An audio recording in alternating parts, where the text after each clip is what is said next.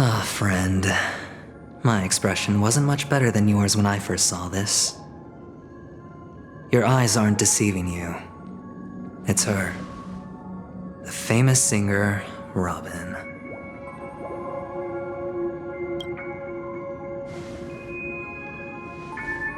Well, first of all, can I just say that this had nothing to do with me?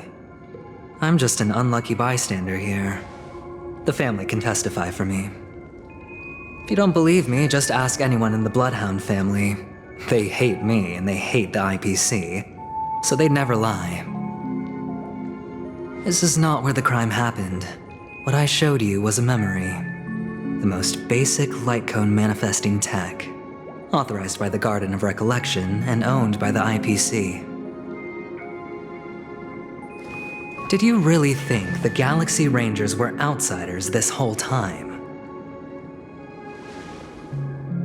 Penacony has made a solemn commitment to protect the safety of anyone inside a family dream. Any person in distress will be forcibly awakened and safely returned to reality. What gives them the confidence to make such conclusive statements? Because behind this promise is the harmony. The family's Dreamweavers link up their minds together to construct an unbreakable defensive line. Breaking through this line of defense to create death in the dreamscape. Not even a memo keeper could do that without the family's permission. Who could have done it, friend? The only one is her. The girl who calls herself a Galaxy Ranger. An imposter. An unsought guest.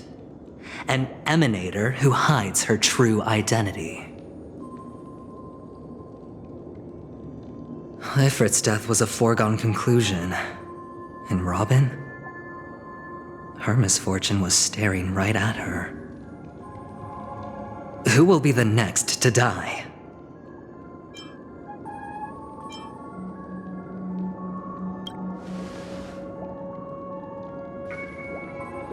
It's fine. Listen to your gut. Building trust always takes time, and I'm willing to wait. I just hope you realize that wherever that legacy is concerned, covert plans are already underway throughout Penacony. Everyone's got their own agenda. Careful you don't get stuck on the wrong side.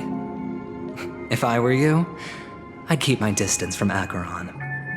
After all, any schemes out in the open are always going to be better than a monster in the shadows, right? Who's to say there isn't an even deeper conspiracy lurking beneath the surface?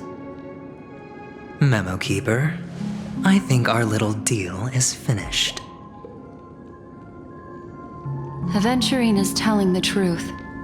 This memory is a real one, and there's no sign of any distortion grafting on. The IPC is not the Garden, and there are real limits to what they can actually do. But you know all this. Friend, let's not beat around the bush here. The thing is, I want to reach out personally to team up with the Astral Express. I told you I'm just not interested in scrambling for the legacy. I just came to Penacony for work. I'm here to retrieve some lost property for the IPC, if you catch my drift. I'm talking ownership of this frontier prison. This has all become a bad debt thanks to the cancer of all worlds. The IPC has tried sitting down for negotiations time and again, but the family wouldn't even take our calls. You have no idea how difficult these people are to deal with. Put it this way, they've hushed up the existence of death before, so they can definitely cover up any news about Robin's death. It'll just quietly float off like a bubble and pop. Nobody ever being the wiser. That's not fair, right? So then, friend, I need your help.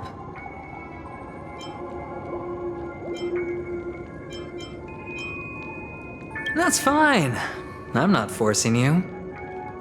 But I'm really not asking for much, so why don't you at least hear me out, okay? I have but only one goal. The family's front door is like a high wall, and to tear the whole thing down, I'll have to dig out a few chunks first. Once I find a weak point, the IPC will have plenty of means. Now we have our chance. So long as we can get to the truth behind her death, we can have justice for Robin. While also gaining a valuable bargaining chip for bringing the family to the table. Truly a once-in-a-blue-moon opportunity. I've been investigating and making lots of friends all over Penacony precisely for this very moment. This tragic news would be extremely bad for the family, so they'll be doing everything they can to stop it leaking, especially to the IPC.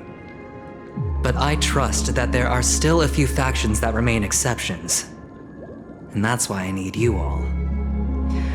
The reputation of the Astral Express precedes you, and the Harmony will give you the fairest of appraisals. You get to find out really what happened and seek justice, and I get to put it toward completing my mission for the IPC. It's what you call a win-win situation.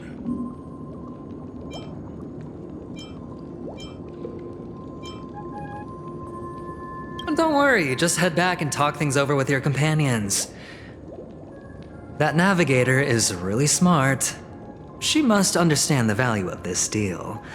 Look, here's my contact details. If you come to any conclusions, call me. Oh, and take this. A thorough investigation can always use a little more funding. Don't mention it. So long, friend. I really am looking forward to uncovering the truth about death with everyone. Aventurine just sauntered off. He really doesn't mean to force it, but something still seems off. What now? What are your plans? Black Swan. What is she thinking?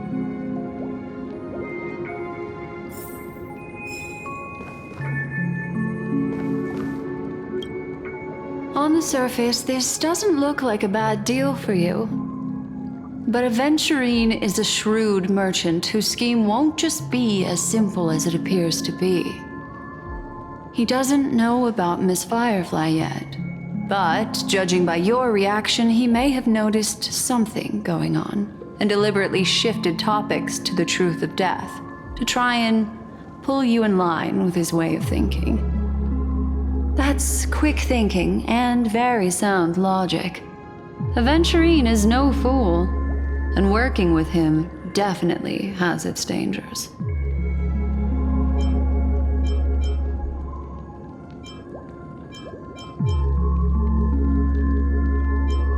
That is something I agree on.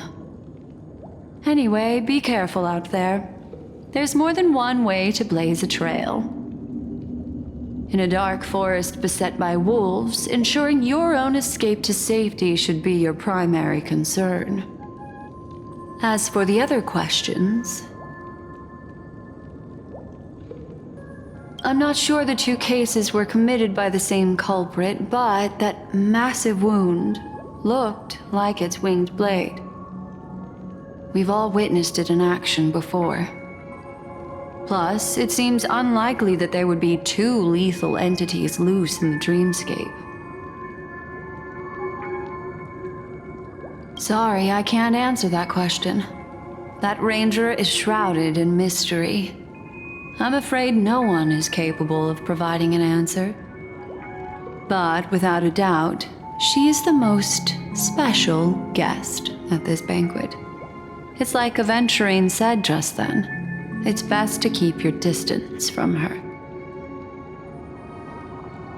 Two victims appearing one after the other in a very short time span, in and of itself, that's very unusual. Two possibilities. The collapse of Penacony's dreamscape has started speeding up, making death extremely agitated and weakening the family's protections. Or everything has been planned out and executed by someone. If someone has chosen these victims deliberately, first a smuggler, then a family celebrity, then this murderer's motives are worth thoroughly chewing over. It's all happened so quickly, I can only make conjecture. After leaving here, go have a chat with your companions. I hope you can clarify the source of this confusion.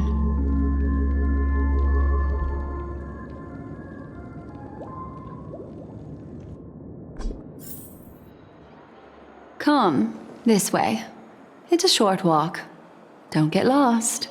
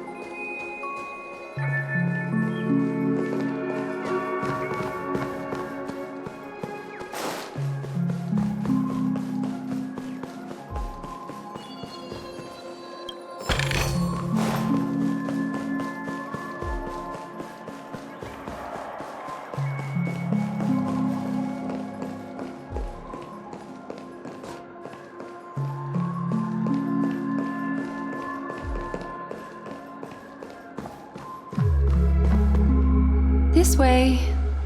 This is where we part ways. All of this is like a nightmare. Unfortunately, the remembrance doesn't lie.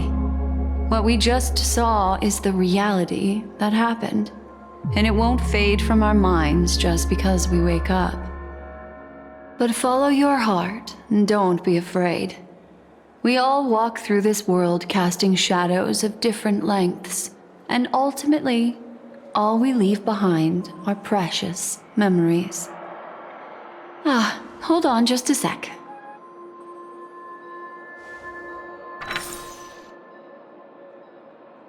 There you go, a small parting gift.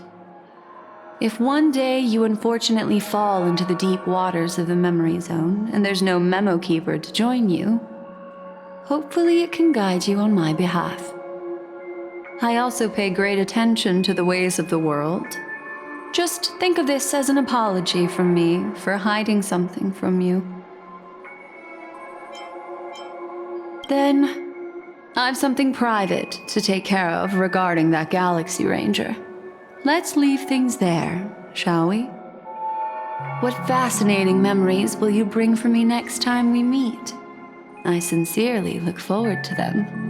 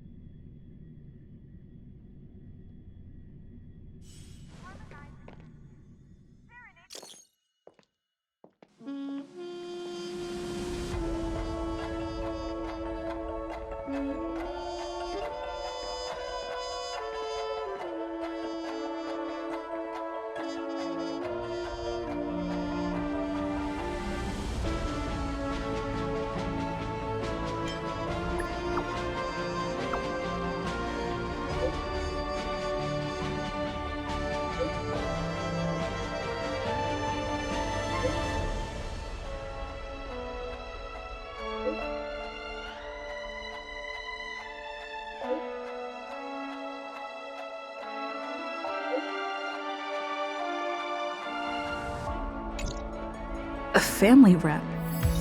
Is Himiko okay?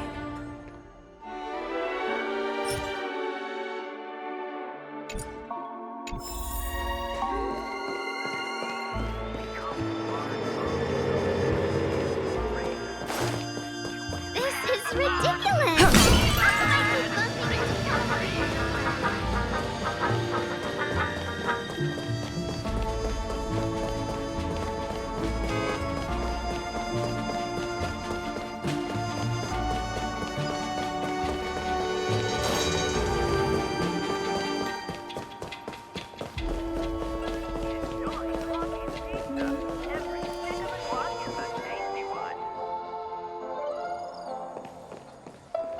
So much has happened. I should take a moment to gather my thoughts and wait for everyone to arrive.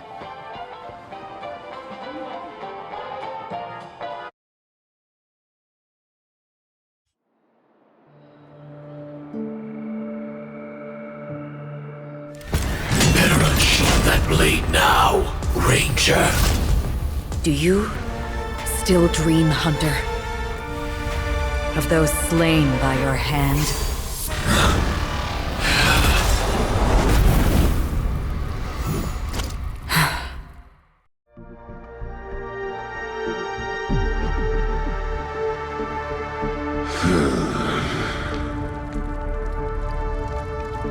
It appears the outcome has already been determined. You're still alive, as are you. You still have room to make a choice. Leave the music box behind, and then go.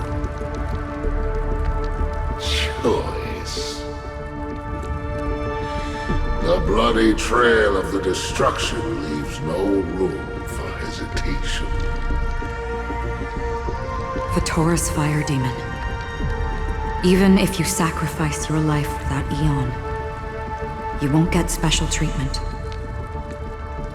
Ranger, you tread the narrow path of the hunt. You could never understand. We come from the fire and are born bathed in fire. We spread, burn, and destroy until all the kindling has burned out and we leave only ashes on the ground. Burning forms the entire life of a fire demon, from the beginning to the end. We are born to die, just to put into practice a profile of another universal truth. All things are created for the destruction. Your companions don't seem to think so. They fight for your chance at survival. They are my children, and just as I was, they are flames that have yet to burn white hot. They're still young, and I don't blame them. But my flames are faint, and time is running out. Can you see the planet of festivities in the distance? I plan to bring Purgatory with me there, and before that, I must surpass you. Why? Because on the path they have forged, you have traveled farther than I have. Emanator.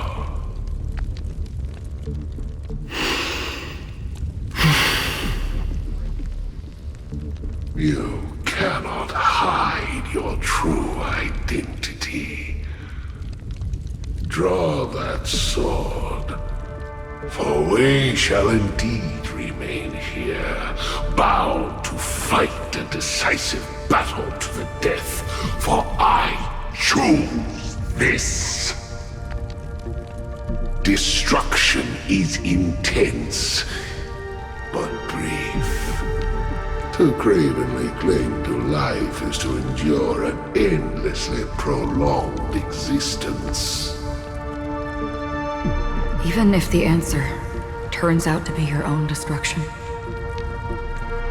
What is important is not the answer, but that it exists, just as you exist. Everything exists to be destroyed. Emanators are no different. Just as even sweet dreams may be born of the void, the so-called impossible is merely something that is yet to happen.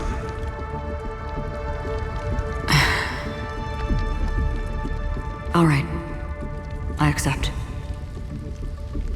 You shall witness the most brilliant and intense fire in existence. May this flame illuminate the farthest reaches of your bottomless dream. A bottomless dream. Yes, that's right. But you've made one small mistake. This blade remains in its scabbard not out of pity or scorn. It's a personal secret that I don't want to disclose, but perhaps out of reciprocity.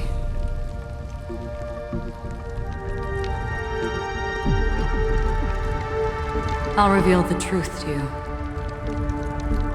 The hunt is not the path I truly follow. May death be the end of your boundless dream, guiding you back to the waking world.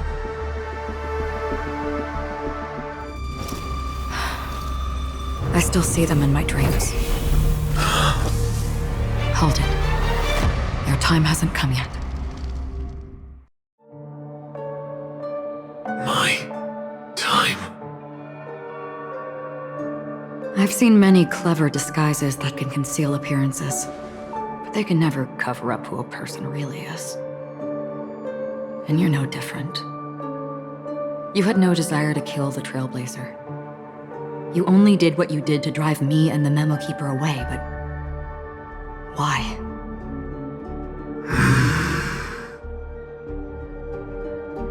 Did Destiny's slave make you do it?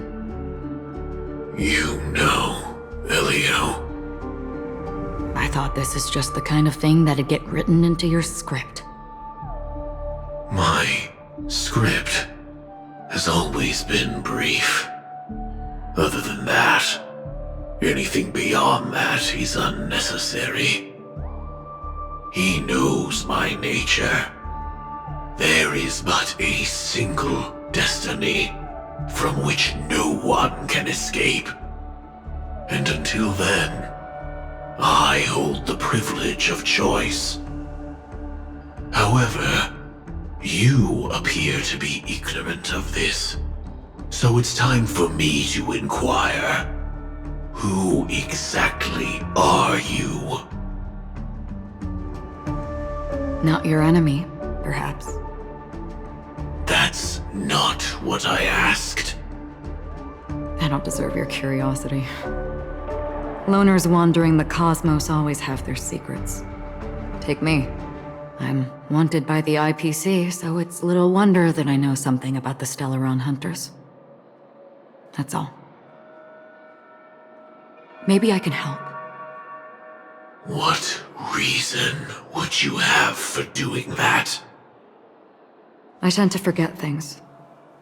Which is why, rather than memories, I'm accustomed to using my emotions to capture what I normally wouldn't otherwise.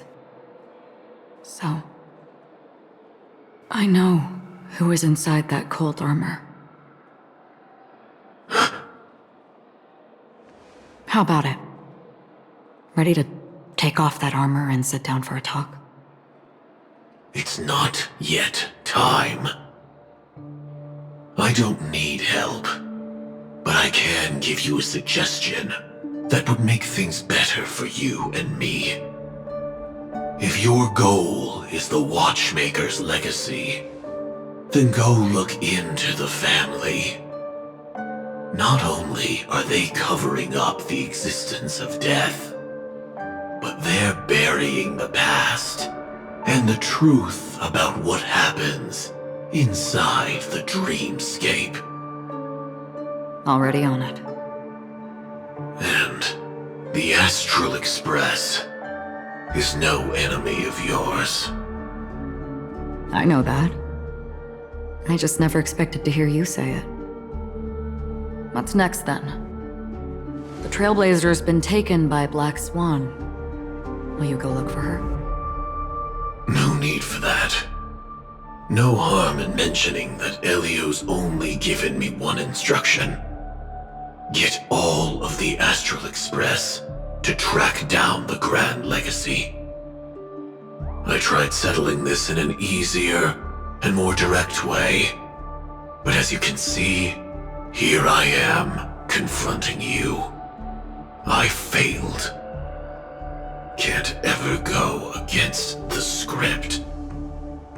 The so-called impossible is merely something that has yet to happen. That's it. Before we split, can I ask you one more thing? Is there anything else in your script about me? I'd like to know what kind of footnote I get to leave in that future foreseen by destiny. Unfortunately, not a thing came up. I knew it.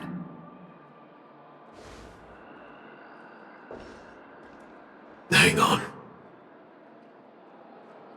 I don't. Don't. What? Your first question was, do you still have dreams about everyone who died because of you? I don't. Never have. I was born without the ability to dream. I live for this cold, harsh reality, for a little light, and to burn, to keep on burning, until I turn to ash. So, I really envy you. Is that so? Then you're already living in the waking world.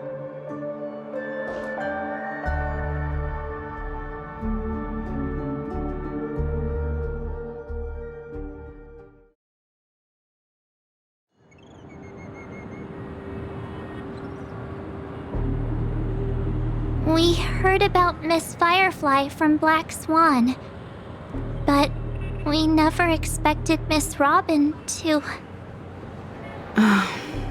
I'm sorry that I couldn't be with you then. Reality cruises on in serenity, while undercurrents bubble up from the dreamscape. Just like that memo keeper said. Stay strong, everyone. We can still do what we can for them. Starting with finding the murderer. Let's recap everything then. The Trailblazer just reminded me of something. March, do you remember what that family rep who negotiated with us said? Indeed, we trust that the Nameless has nothing to do with this, and we also beg each of you to help assist the family in verifying the identity of the deceased. That's how it was put, in reference to Miss Firefly. Looking back, he seemed a little evasive at the time. And he also failed to mention anything about the earlier murder, too. The family's planning on covering up all news about Miss Robin's death. If news gets out, Penacony's going to turn into a bloodbath. But the murder that followed closely after was obviously beyond their anticipation. The family had to try and turn things to their advantage by bringing in reinforcements from outside. The Charmony Festival is nearly here. They must be snowed under. It may also be that Miss Firefly's murder had so many witnesses that it couldn't be covered up. So they went with the flow and let more people on the scene to control the situation. After all, the nature of the two murders is fundamentally different. The family's first protective measure should be against malicious actors among the guests, such as that IPC envoy. Indeed. He was particularly concerned about that Galaxy Ranger. Are we missing the forest for the trees here? I always felt that Aventurine's reasons for accusing Miss Acheron were highly subtle. Can we believe him? At this point, I'm afraid the only ones we can trust are ourselves. Look, let's try to gather intel first and then list all the possible outcomes we can. Then we go through them, eliminating contradictions one by one. The fewer facts remaining, the closer we are to the truth. I've still got this sense of foreboding. It's like we're stuck in a whirlpool, spinning around that legacy even after everything that's happened. This time we're playing the role of a real detective. But before we start, what are we going to say to the family and Aventurine? As I see things, the family harbors no ill will towards the Astral Express. If they didn't trust the crew, they wouldn't have casually commissioned outsiders to investigate a case that's, in all likelihood, a scandal.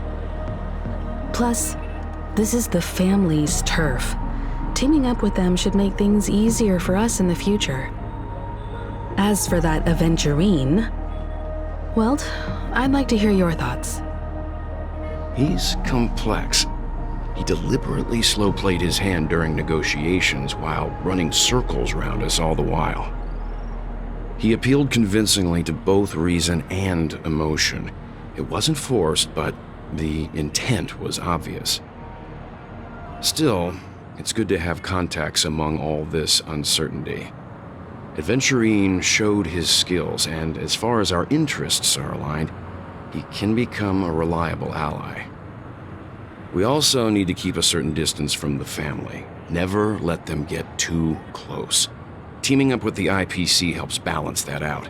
If either side makes a move, we have the option to pull out. So you suggest accepting Aventurine's proposal to team up? Yes. It's risky, but we can only wait until both sides have played their cards before making any further judgments. I get why, but there's a whole lot of bad guys and girls around here, and I'm worried about getting stabbed in the back. She's been bullied a few times now, and I can't stand it anymore.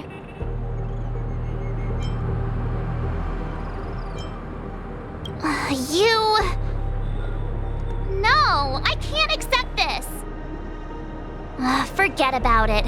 Just let me keep an eye on him. If that doesn't work, we can just turn the tables and use him instead. Then, could you please reply to Aventurine? Everyone, take this time to put together your thoughts.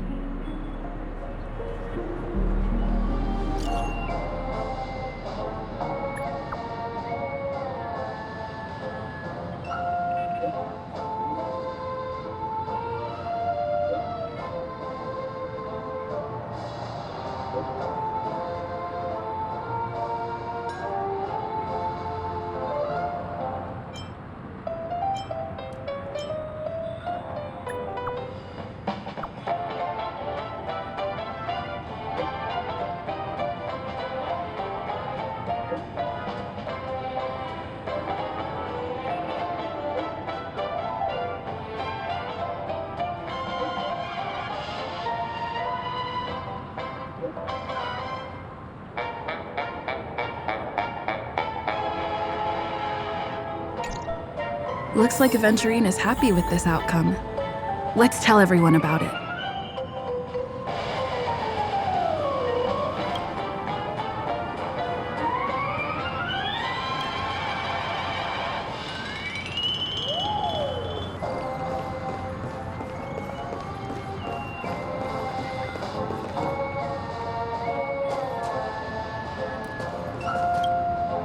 Aventurine's goal is to try and recapture Penacony for IPC.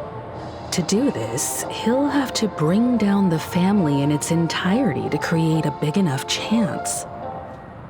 The existence of death will be covered up by the family. So how does he plan on taking them down? It's gotta be something important enough that everyone will notice. But it also can't be anything too out in the open.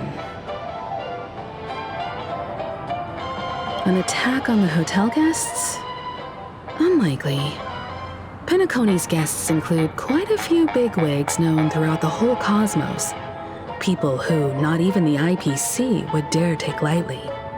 Aventurine is a shrewd merchant, and there's no way he doesn't know that.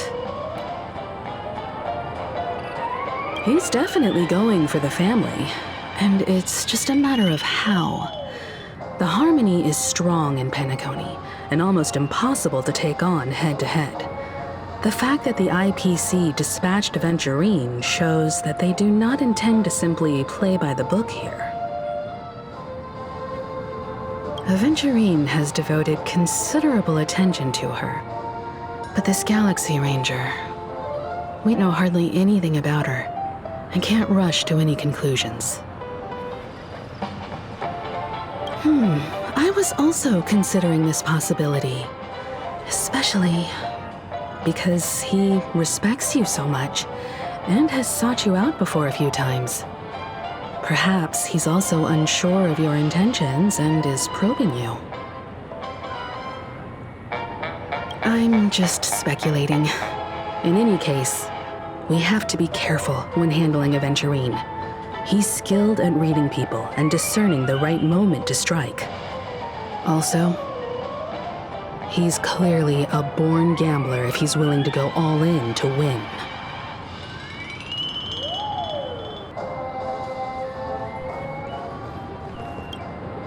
Aventurine said something that concerns me.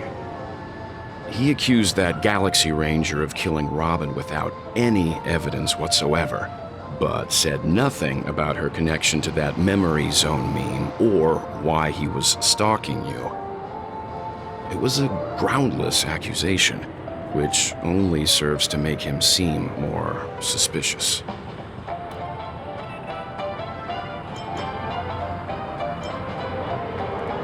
Maybe Aventurine's goal was never to gain our trust. Maybe he wanted to foster a feeling of enmity towards Acheron and make the situation more volatile. Two birds, one stone. However, I asked Don Hung back on the Express to confirm that story about the Annihilation Gang and the lost messages. It wasn't something that Aventurine made up out of thin air. You've met her many times now. What's your impression of Miss Acheron?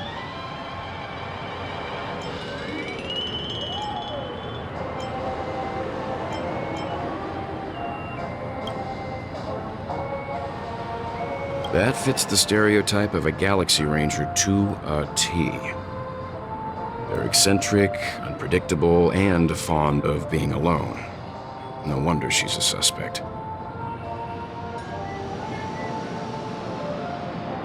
I really love Checked off the hockey. list.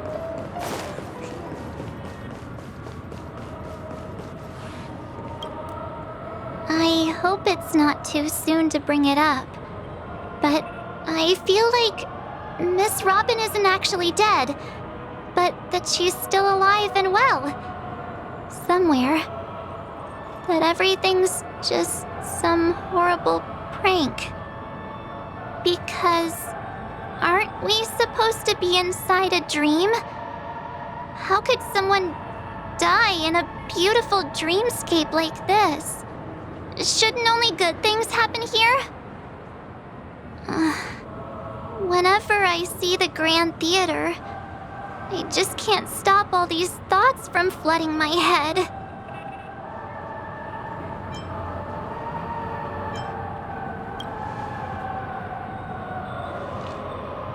No.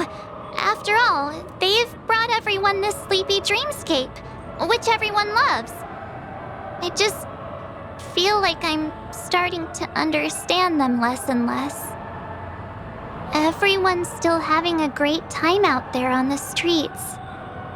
Nobody knows what's happened. It's all so unreal. As if Firefly, Miss Robin, and us were all outsiders from another world. Aw, what a mess.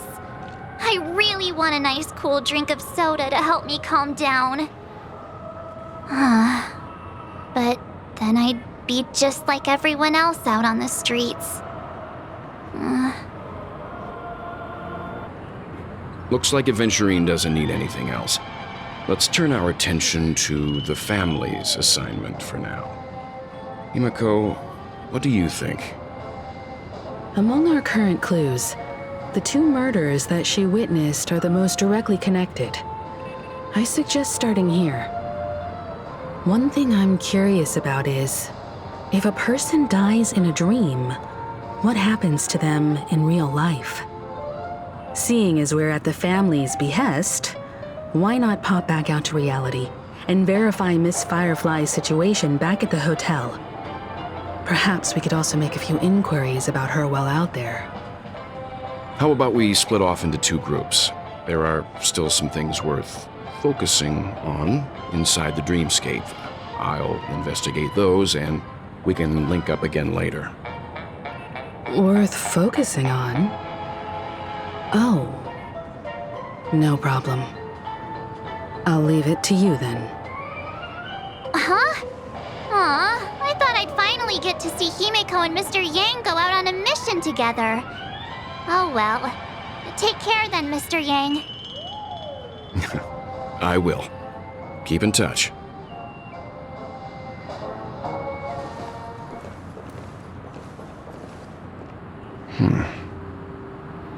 Honored guest, could you come out for a second?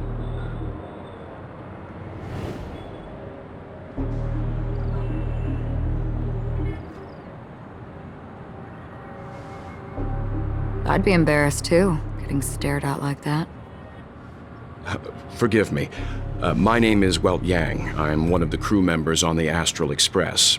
I believe you've met my colleagues. Welt. Is there something about my name? First, don't you want to know my name? I already do, Miss Acheron. You're a prominent figure in Penacony. What are they saying about me?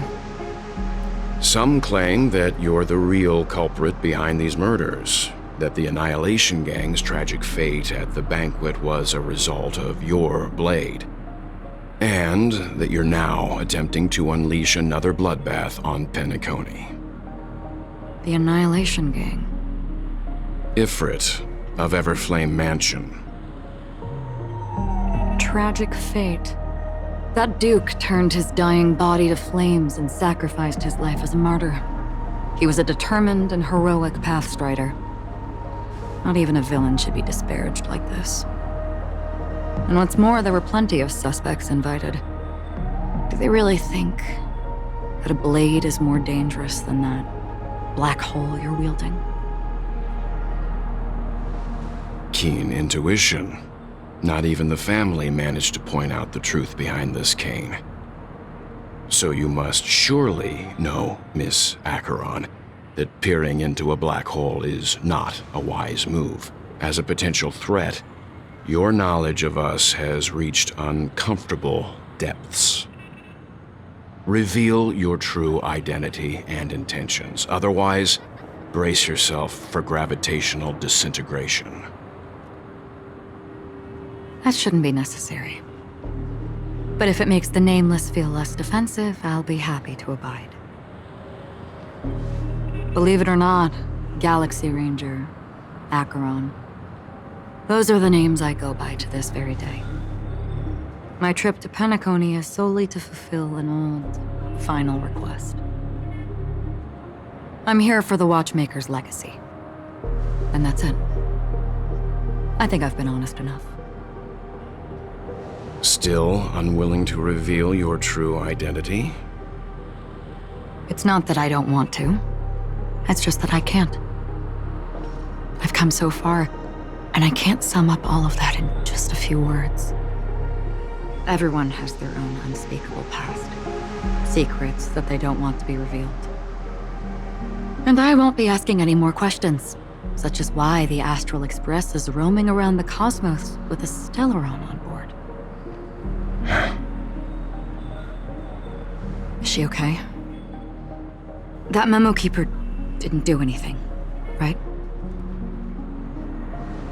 She's fine. Let's just stick with the topic. Gaining my trust depends on how much you're willing to reveal.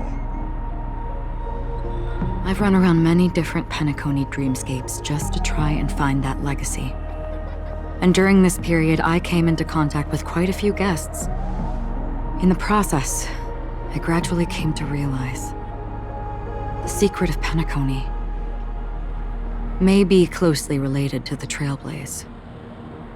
That's why I've come to ask for your help. I don't have enough proof yet, but I'd like to speculate something. The source of all tragedy lies within the family. If you could trust me, we could find the proof to support this claim together. Mr. Yang, I think you've come to the same conclusion, haven't you? Let's leave it at that.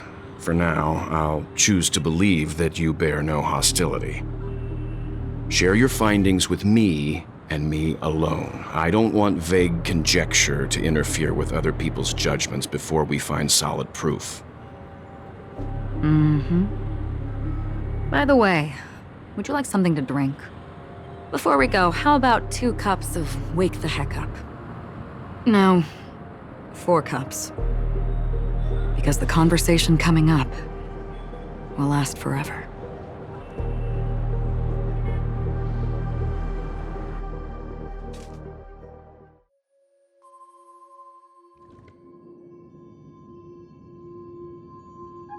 I've been watching her closely for a while now, and the first invitation was in the banquet hall of the hotel. She just sat in one corner, keeping silent, chugging down a couple cups of Wake the Heck Up. I told her it's a pungent, bitter beverage, not the taste of sweet dreams, only for people allergic to Soul Glad. And she said, Really? But I don't taste any difference at all between them.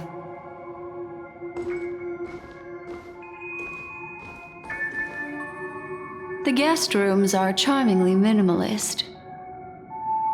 An aesthetic you share, Miss Acheron. It's a cinch, this music box. The invitation received by the Annihilation Gang. There are latent memories that linger on it yet. You see, memories of you are not yours alone. They travel in other people, other things. I know much, and I can predict even more. With some help, the dead can be made to speak. The Annihilation Gang, that band of desperados who all disappeared after meeting you. What exactly happened to them? Well, let me reveal all.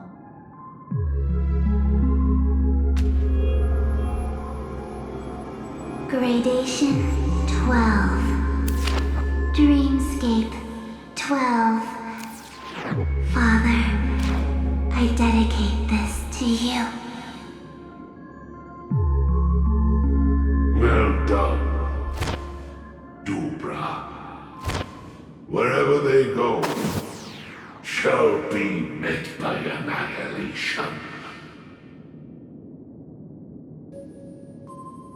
There it is.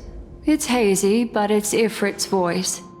The other one is probably his progeny.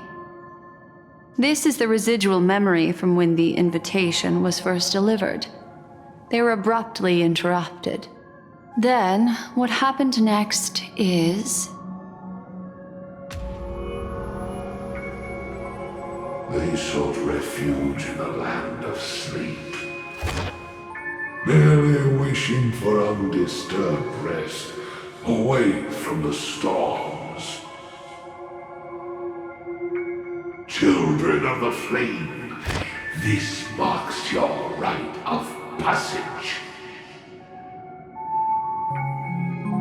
She won't be necessary. I alone am enough.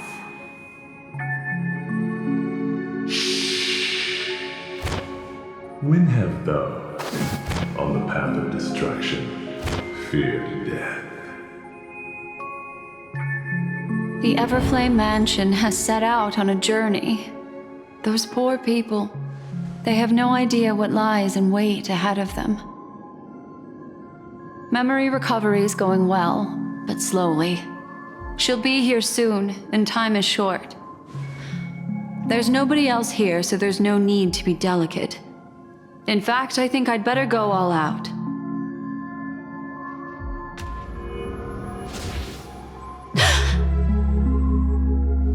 What happened?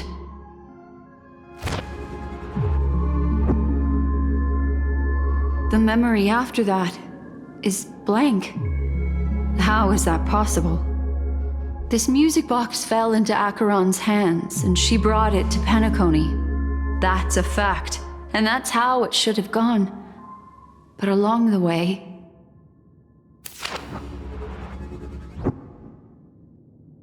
it's like it's been erased. Who's done this?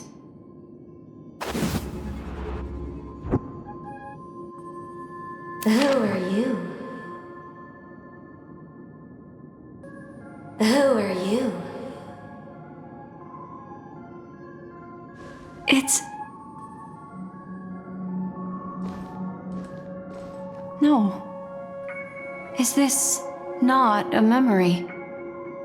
Oh, a memo keeper. Do you serve the Garden of Recollection? Or the Cremators? My name is Constance. A pleasure to meet you. We were supposed to meet in Penacony and spend an unforgettable time together. But that seems unrealistic. Dahlia's not welcome on the banquet star, and I don't need a coming-of-age ceremony.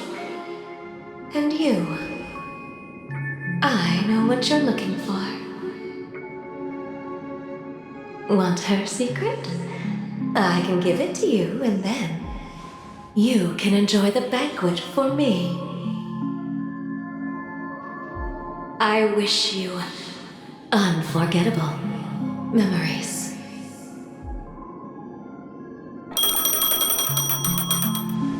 Oh. A phone. Wanna listen in?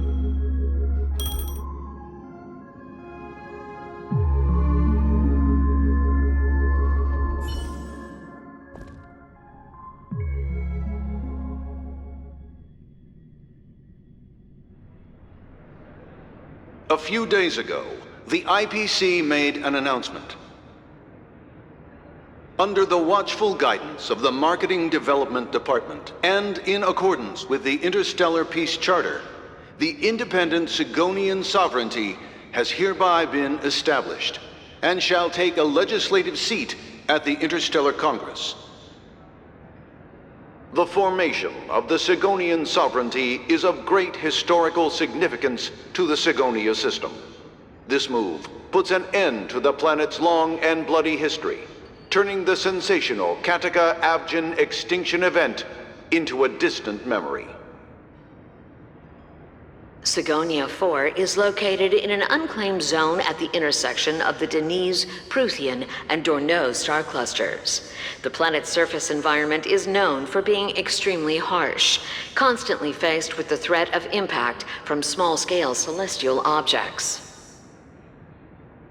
This is why very few intelligent species have made this planet their home, dividing themselves into several tribes to eke out nomad lifestyles as they struggle to survive the arid desert wilderness. They have developed their own folk beliefs that are independent of the Eon belief system. Sigonia. Sigonia. Ravenous eye of the storm, spurned by all the gods. Land of rock, but not water. Lightning, but not rain. Blood, but not tears. You beat us with your falling stars. You lash us with wind and storm. You chew us up with the cracked earth.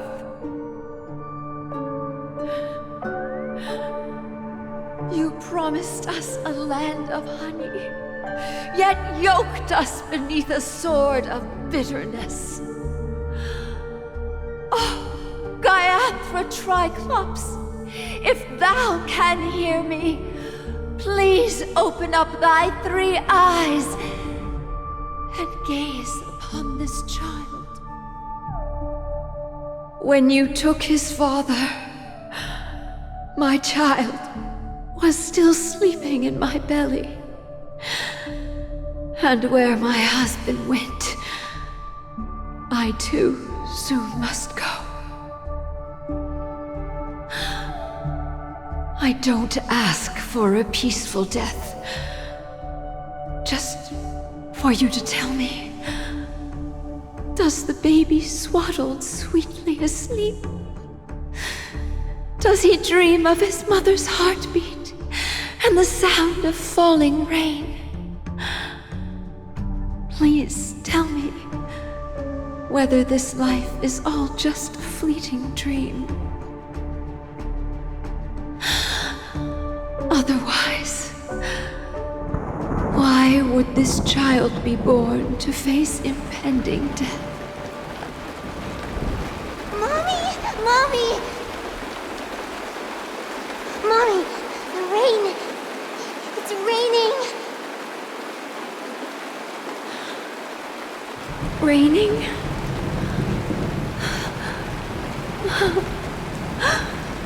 Raining! It is raining! It's true! Those Outworlders weren't lying to us. They really did summon the rain. Mommy, we can leave here. We can go back home.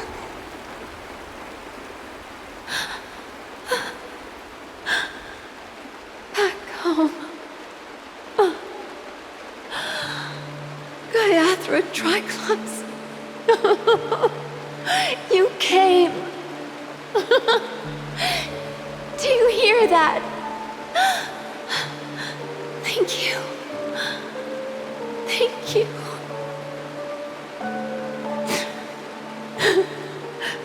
Darling, listen. This is the sound of rain. On the day you were born, the sky also sent down a gift like this from Gaiathra. Such a lucky child. Such a blessed child. Just like your name.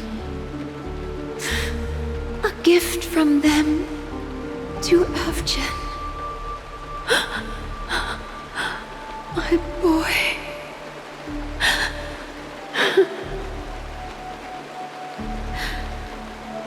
May the goddess Gaiathra close her eyes 3 times. Keep your blood eternally pulsing. Let your journey be forever peaceful. And your schemes forever concealed.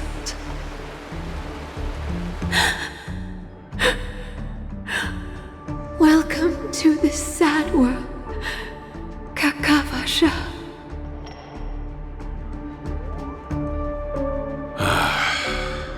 Time to wake up, gambler.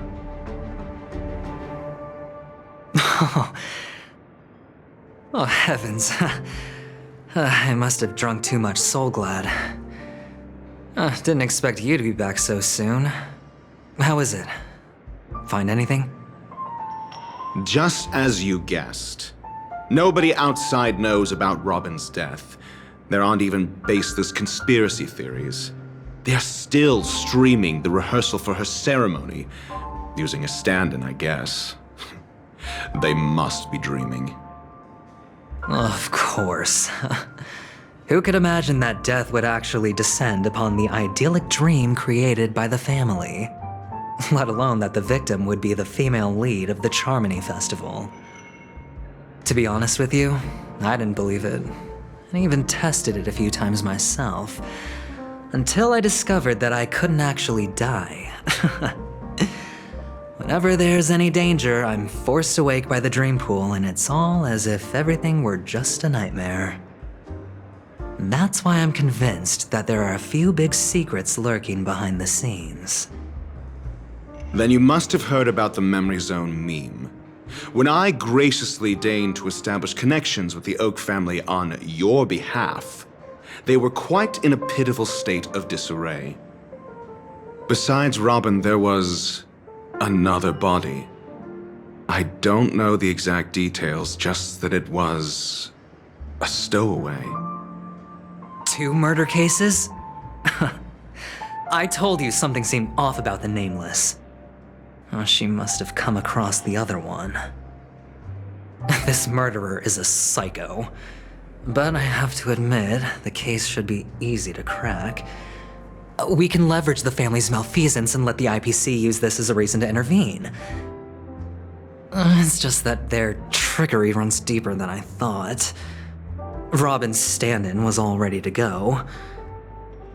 These 2 murders are definitely getting hushed up. What should we do? Let me think. It's too rare an opportunity to miss out on, so I gotta be careful. Incredible, Gambler. Have you already exhausted your limited repertoire of tricks so soon? There are plenty of chips, but it'd be best to choose carefully. The most straightforward has to be Robin. Remember?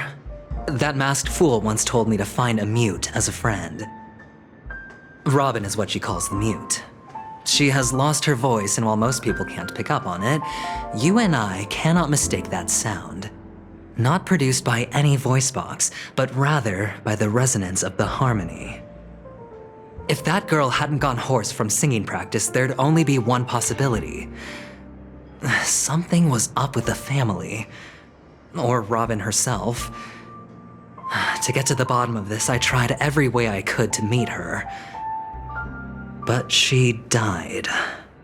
Right before my very eyes. A complete and utter loss. Incidentally, it seems to have resulted in your rather undignified arrival on the interrogation stand. There were eyewitnesses at the scene, and the family, in their graciousness, has tentatively accepted your alibi. However, for the foreseeable future, you shall, regrettably, find yourself under the vigilant watch of the hounds.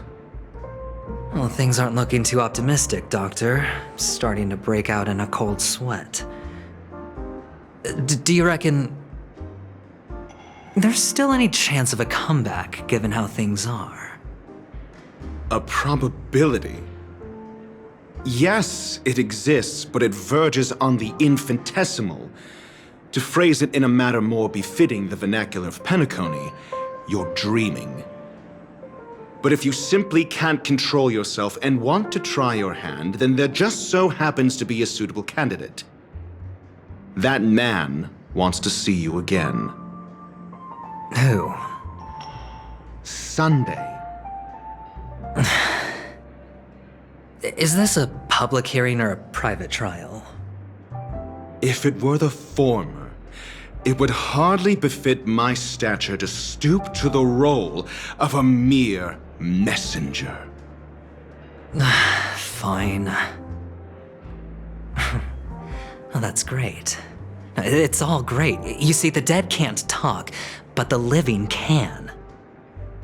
Ratio, I'm convinced now that there must be something wrong inside the family. Oh, just you wait and see. That man's sister has died. He can't sit on his hands. Well, without any further ado, let's set off. Lead the way. The show is about to begin.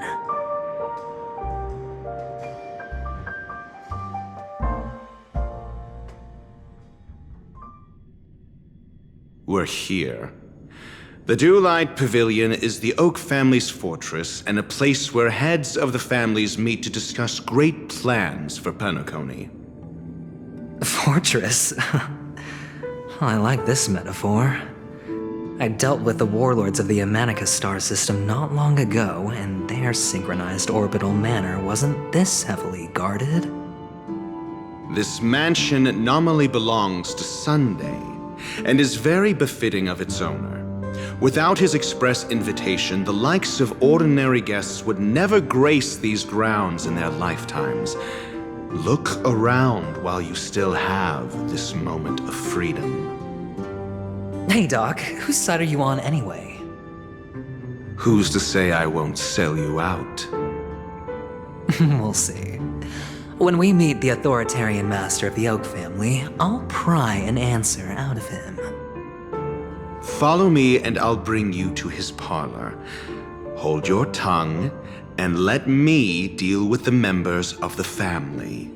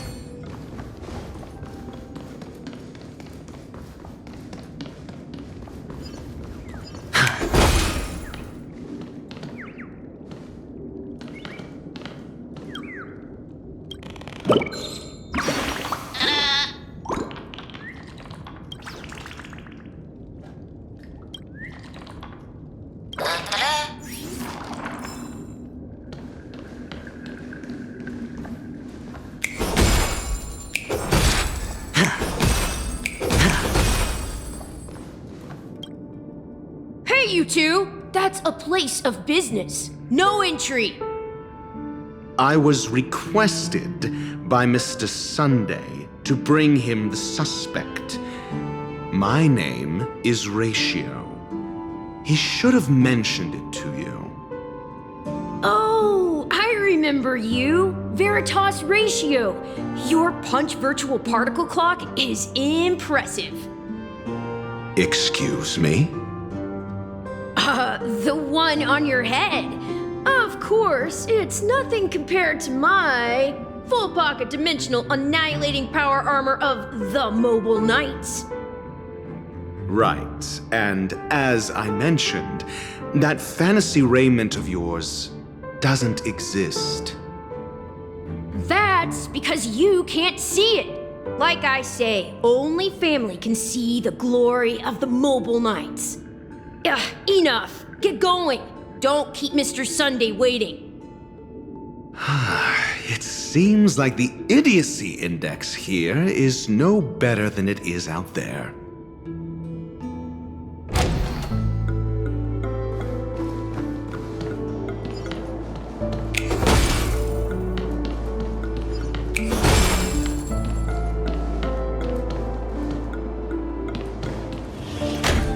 A dead end? The door is shut tight. Looks like we're on our own. I mean, there isn't a door. How did you get in before? For security reasons, the family built the administrative site deep in the dreamscape, with the mechanisms hidden in these nightingale statues. The direction of the statues can be controlled. On the previous occasion, an attendant named Kona had gone to the side room to verify something before setting the statues in the correct positions. Well, maybe we should do the same. Let's go and take a look. Of course, we can also use brute force.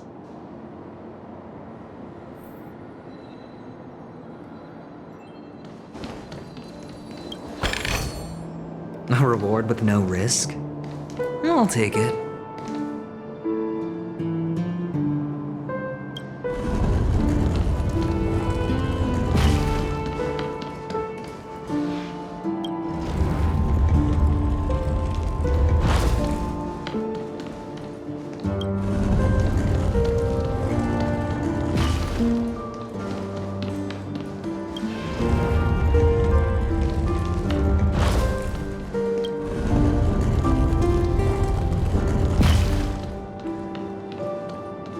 Solving a problem by brute force doesn't prove your intelligence.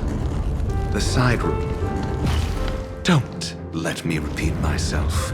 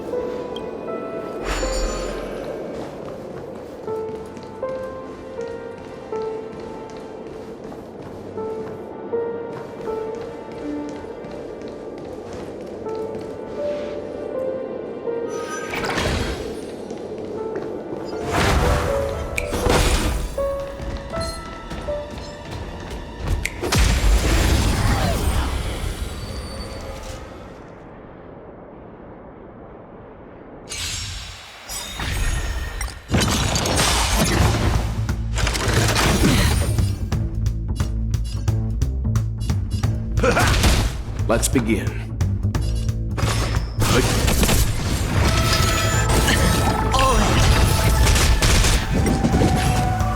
That won't stop me. No dirty tricks, all right. Existence as fleeting as the dawn's dew, destined for oblivion. Looks like I've got a winning hand.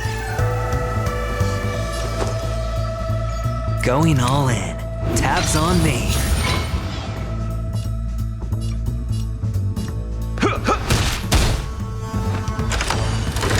Again. All in. Seems you need to experience some hardship. Calm your body and mind. You know nothing of the weight behind this. Witness the stars shatter before you. Survive or be destroyed. There is no other choice.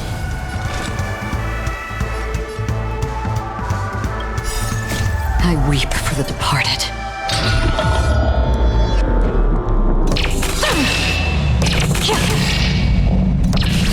Dusk's rays, this too shall fall.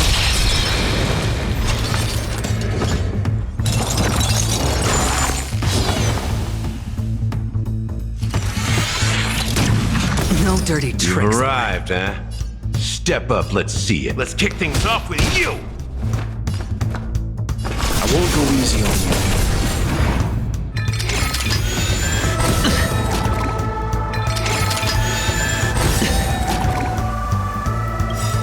Watch your head.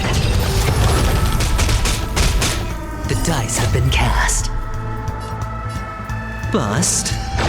Or maybe I'll take it all. Half the work is already done. In the still waters of oblivion, I guide the wandering souls. Looks like I've got a winning hand. Can't lose this one.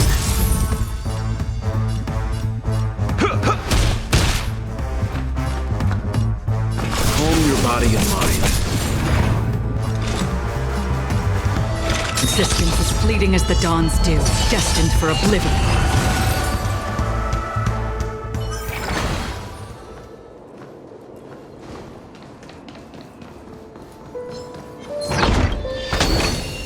A reward with no risk? I'll take it.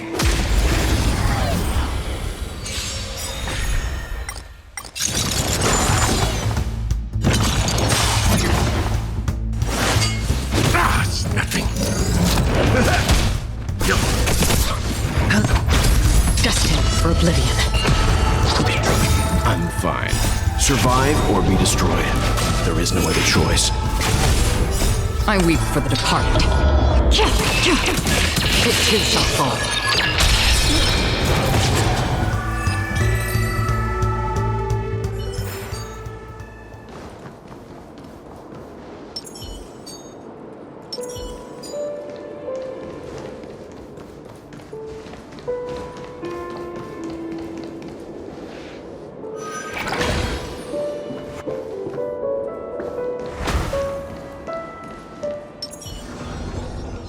Stream 4. Gleam of old blades.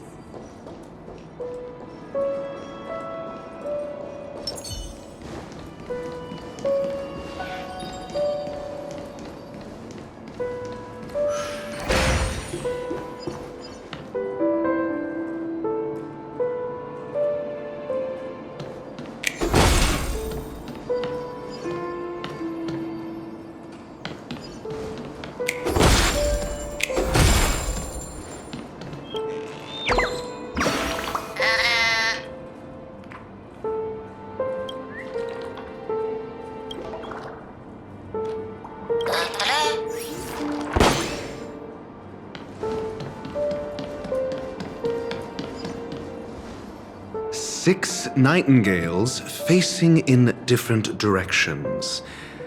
An obvious hint. But are these nightingales? They are. What's wrong? How can nightingales be so huge? They look more like torment eagles to me. There are no eagles in the 5 families, only nightingales. Why am I wasting time with you on this?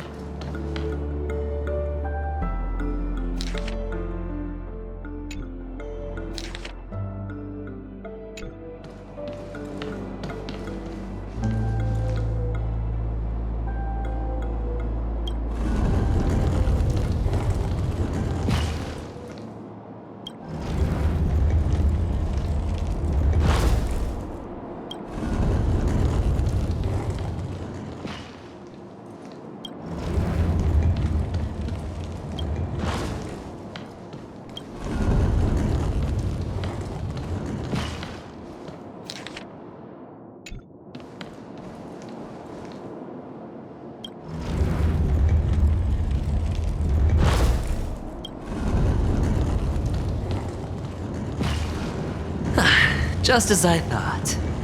Here's the correct answer. A truly miraculous discovery. Perhaps I should offer you the chance to join the Genius Society. Really? Well, I thought you'd given up on that already. I was being sarcastic. Can't you tell?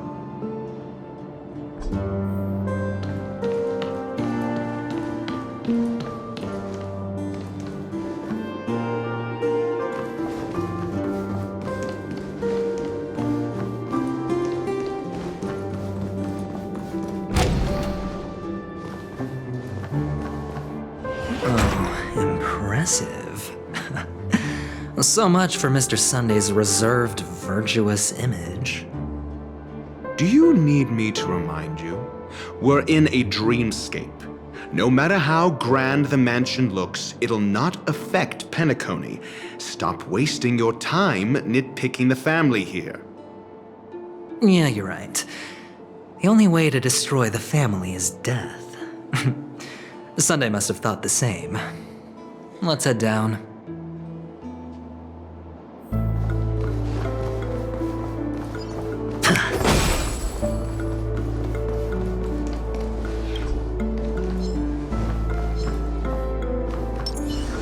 Stream 4. Clean bold blades.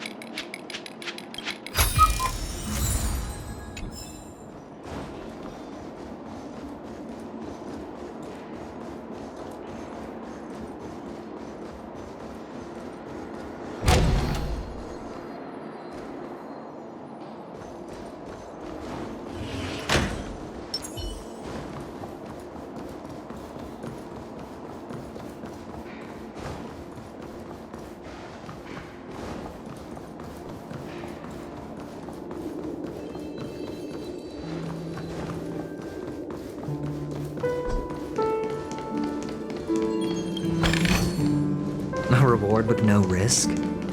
I'll take it.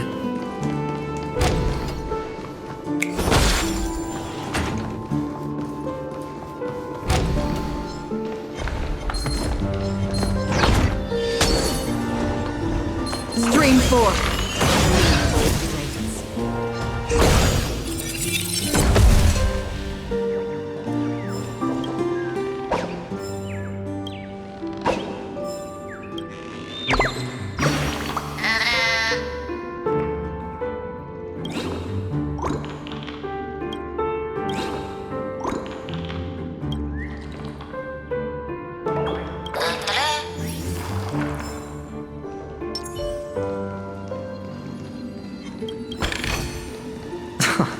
This is hardly enough for a seat at the table.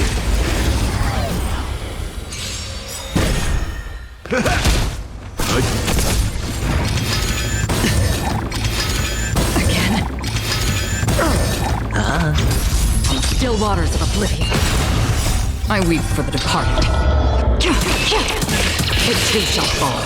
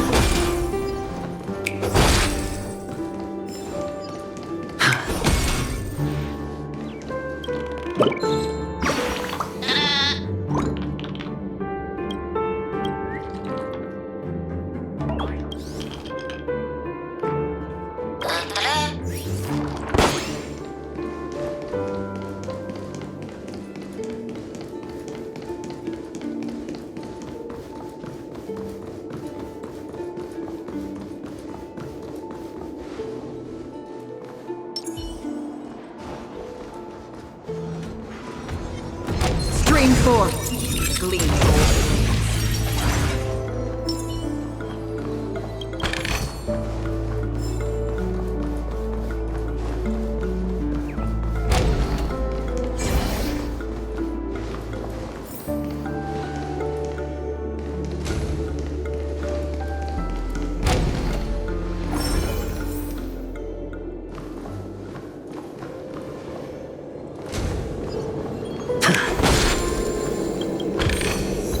A reward with no risk? I'll take it.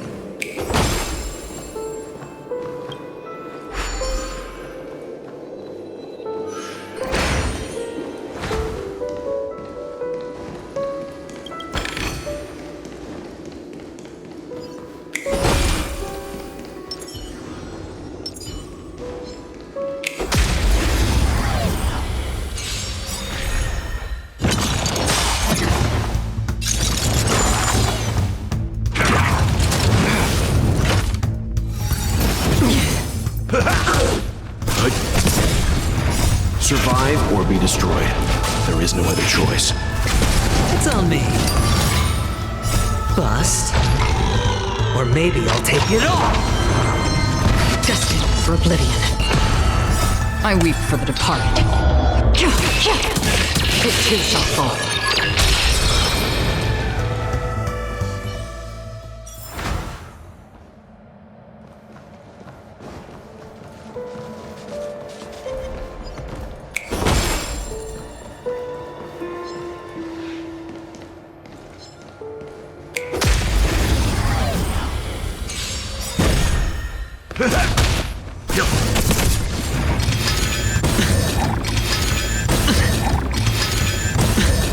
Still waters of oblivion.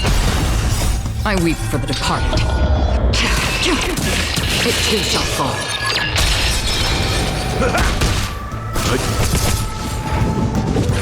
It's nothing.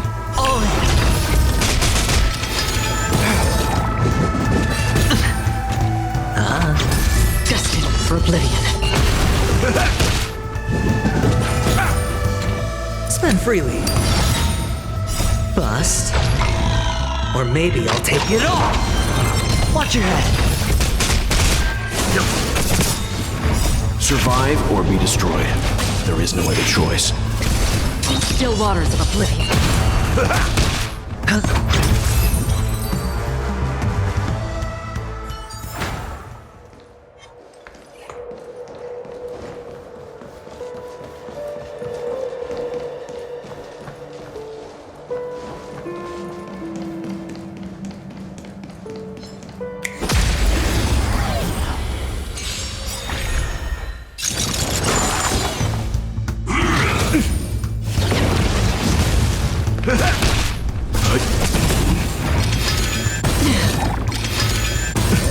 It's on me.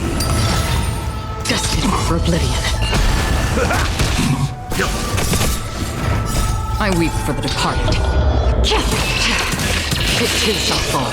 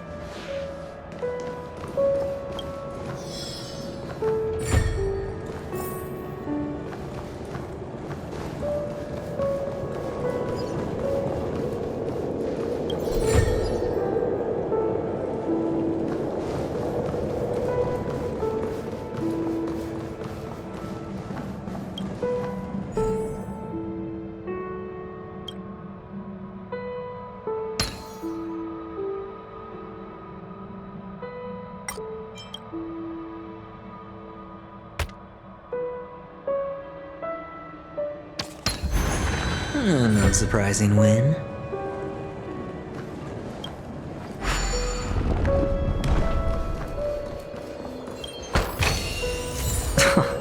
This is hardly enough for a seat at the table.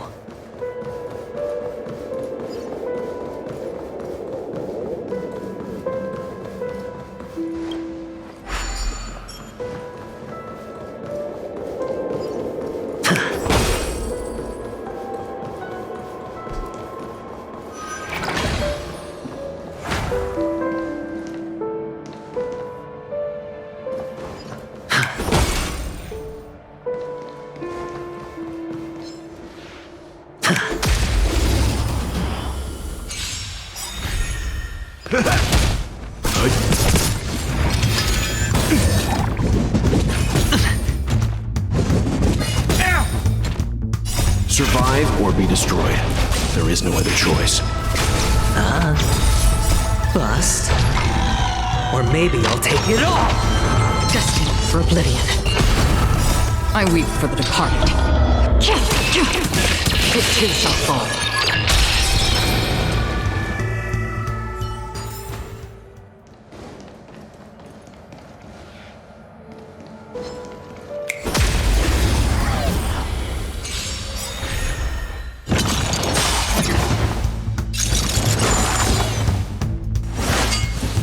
Familiar.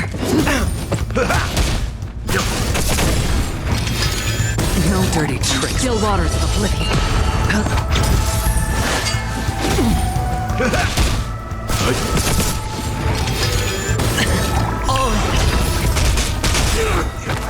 I weep for the departed. It too shall fall.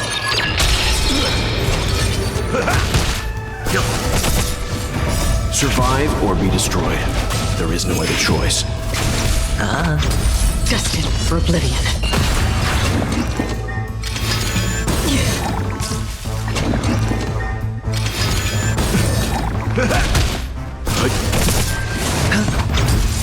Still waters of oblivion.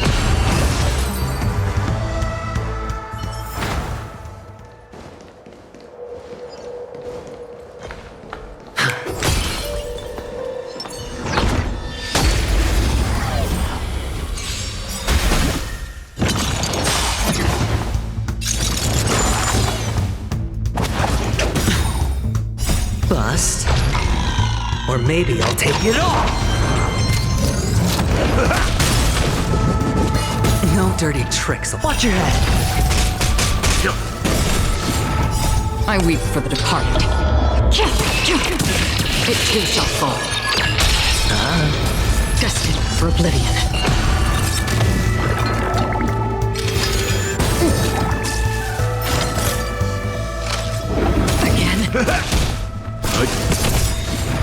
Survive or be destroyed. There is no other choice. Still waters of oblivion.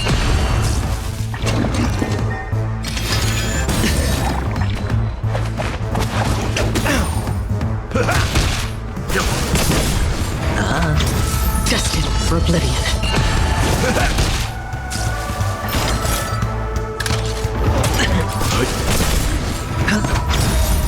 Bust. Or maybe I'll take it all!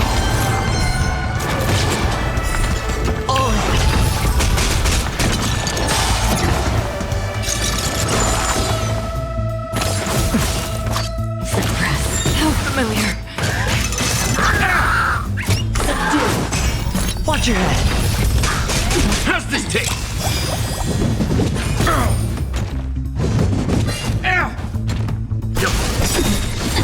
Survive or be destroyed. There is no other choice. It's on me. I weep for the departed. It too shall fall.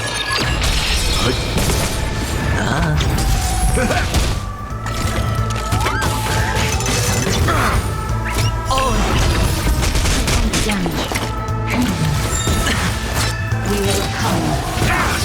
Watch your head! Damage.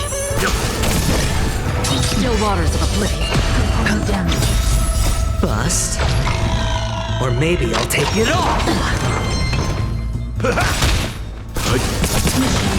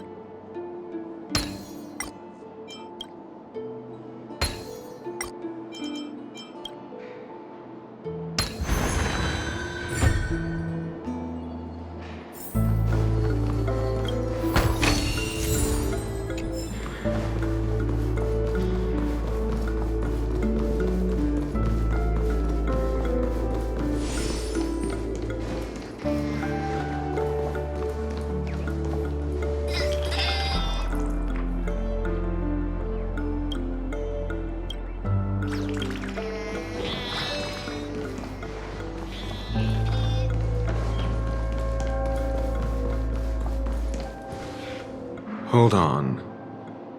Huh? What's wrong? Are we heading the wrong way? No, but this door is locked. My friend? Did you really make an appointment with him? It's a trial. You got to prove your worth to Sunday before you can speak with him. If I'm not wrong, we need to find a way to open this door in the hall, or this place will be our prison. Oh, an escape room. My favorite. Get serious. I've no time for games. Let's head back. The hint is probably in that prominent sandpit. Wow. That's an enormous sandpit. I'd love to build a tall building for myself, once I have enough savings.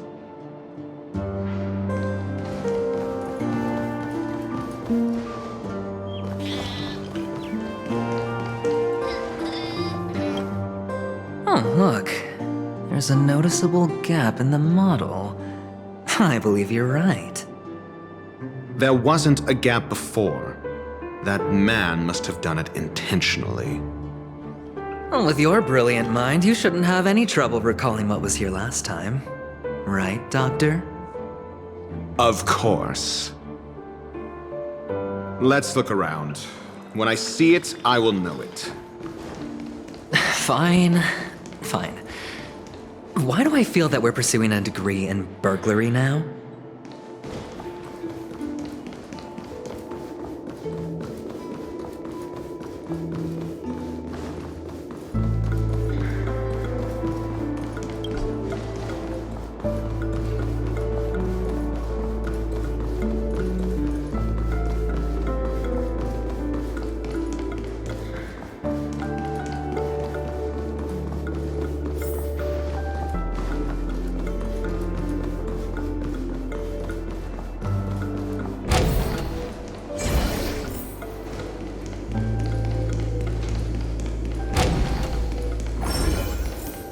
Found it.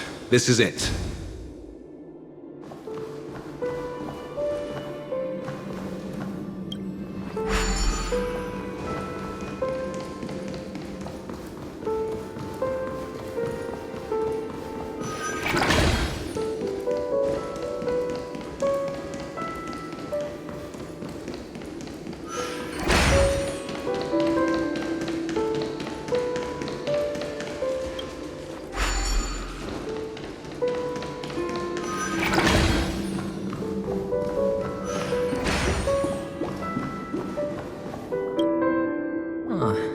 And the nameplate reads Gulliver's Arch.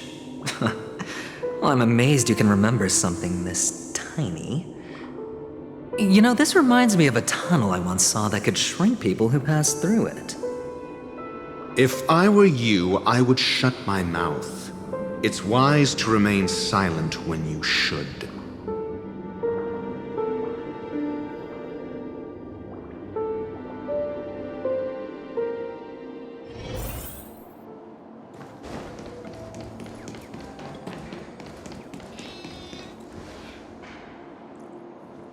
Oh, this reminds me of one of those building toys. You know, with the blocks. I've never played with them before. I wonder if it's more interesting than stacking chips. Oh, look. The gap is closed. And it fits perfectly. So, what's next?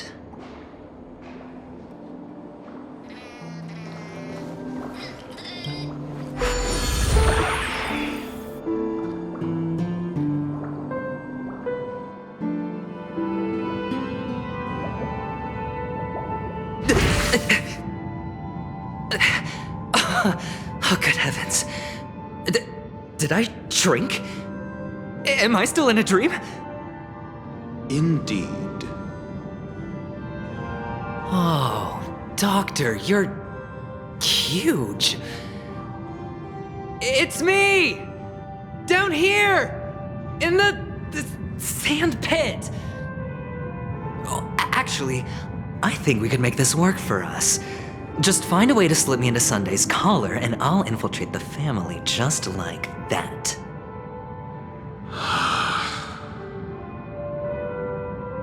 Oh, fine. I was just kidding. Let's find a way to open the door.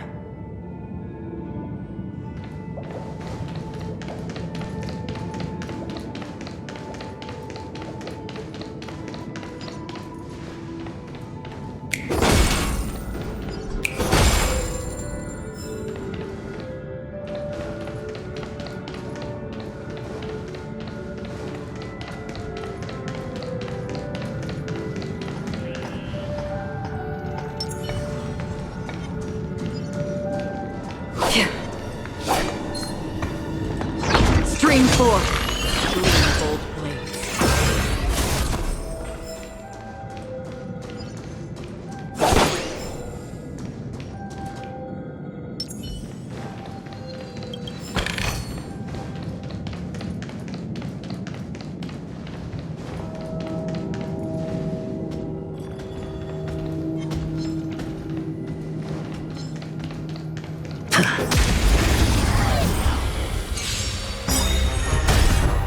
Survive or be destroyed.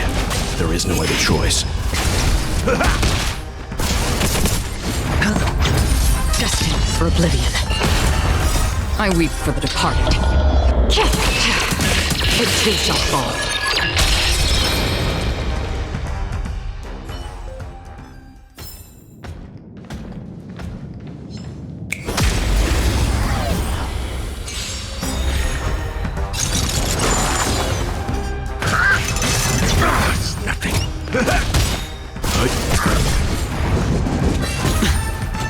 Watch your head.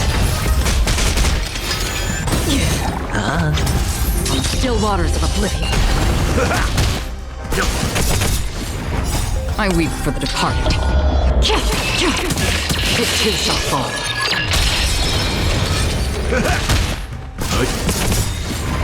Survive or be destroyed. There is no other choice. Destined for oblivion. How familiar.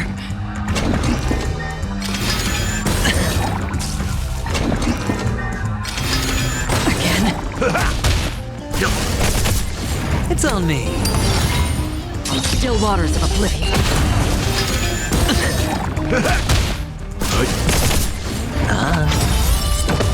Bust. Or maybe I'll take it all.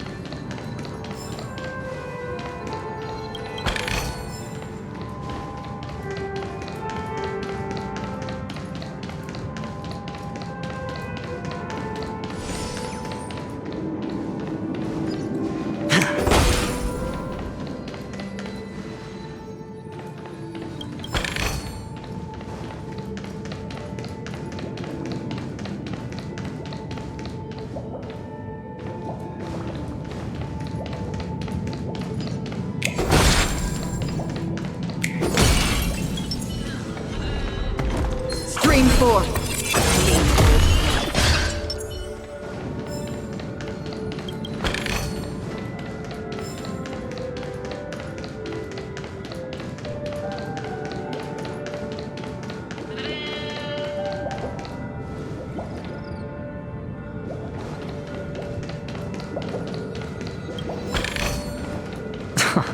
This is hardly enough for a seat at the table.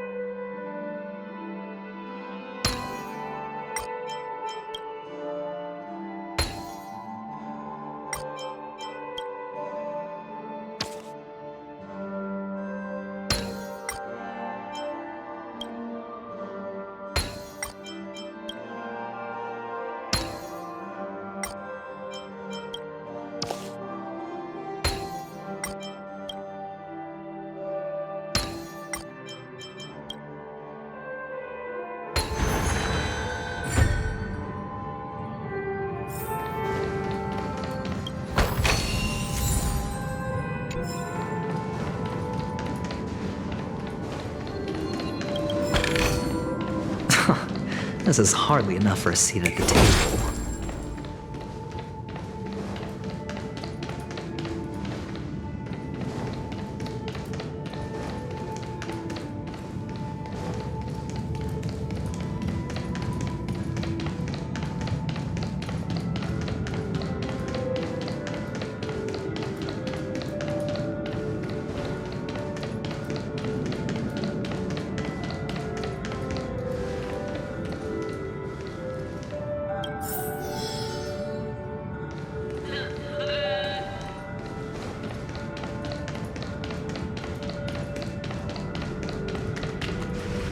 Hello!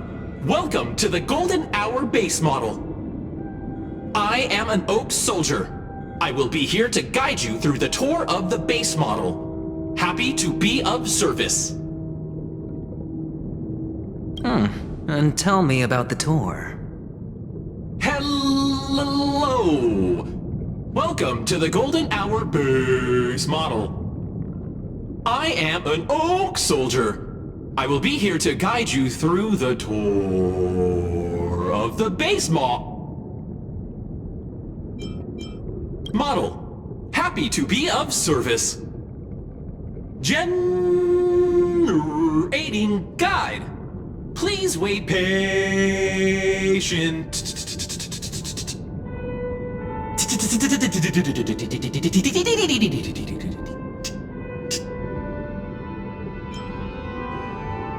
Found the nearest check-in spot. Please look behind me. A capsule machine model.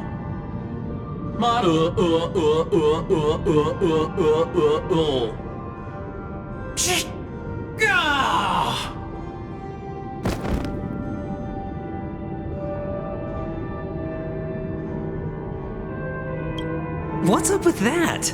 Now the family's toys are trying to frame me? I didn't do a thing to it, Doc. You've got to be my witness. I saw nothing.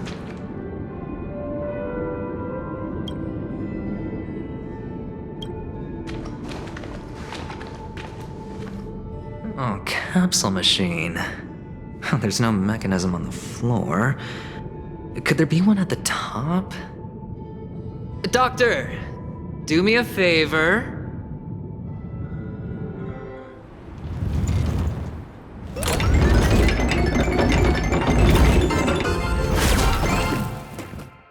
So, I was right. These models have interiors that look exactly like the real buildings. The only difference is that no one lives in them. Funny that Sunday puts a miniature that makes him seem like a giant by comparison right where he can see it first thing in the morning. Insecure much?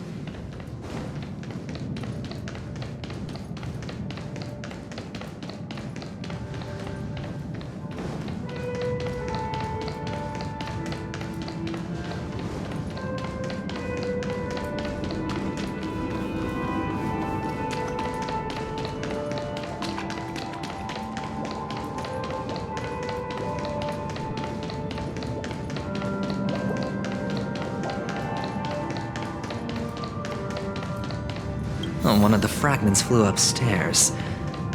I'll need to use the pinball machine to flick myself up there. But it's tough.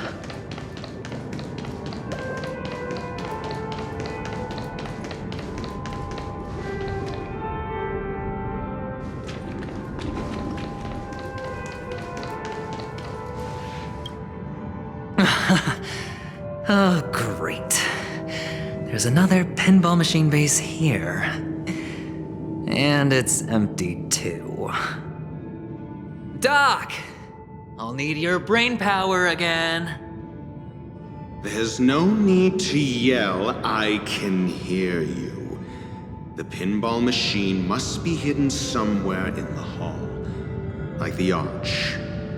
Wait here, and I'll be back in a minute.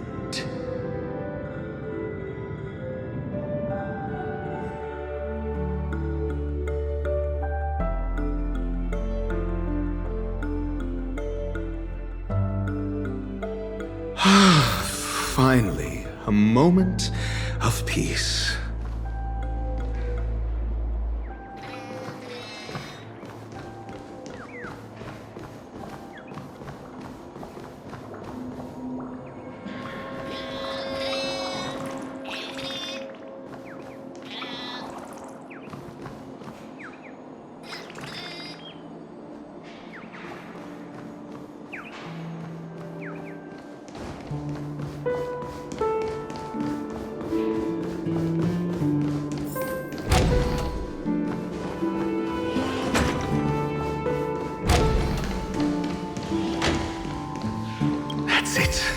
Pleasant moments of solitude are always fleeting.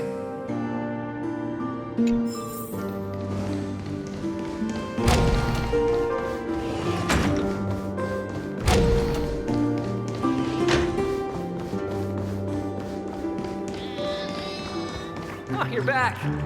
Just place it here. Thank you.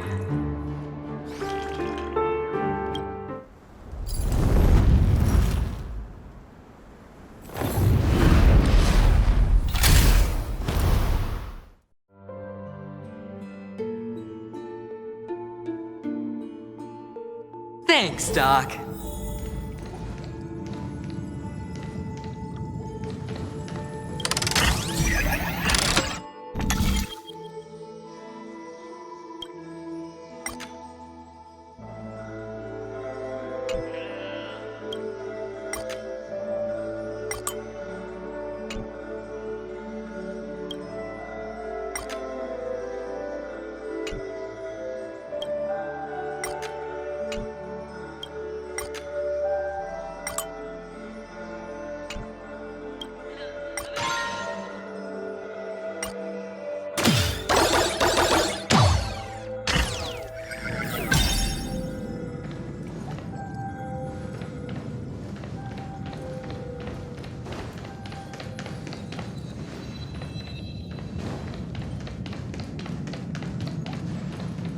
Horatio, you should come in here and take a look. The view here is breathtaking.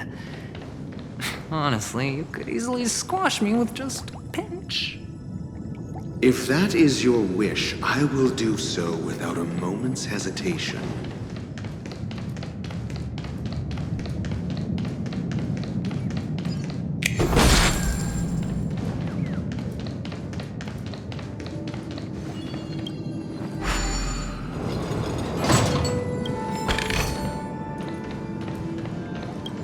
All done. Piece of cake.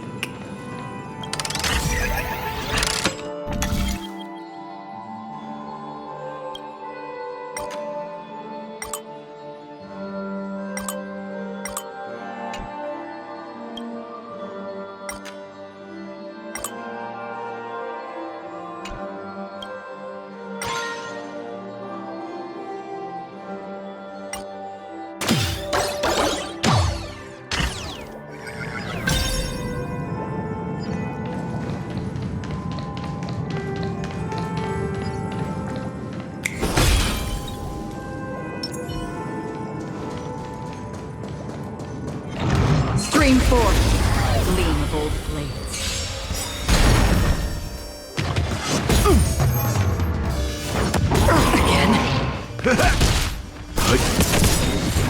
Survive or be destroyed.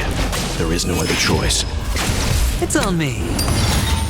On the still waters of oblivion, I weep for the departed. It too shall fall. Destined for oblivion. On the still waters of oblivion.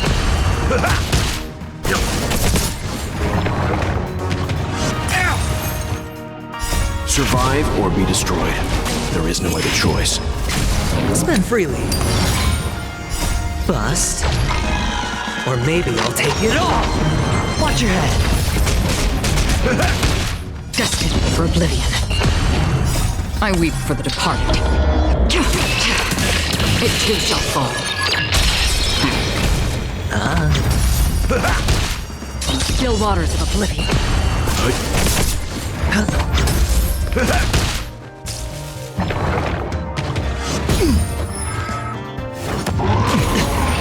Destined for oblivion.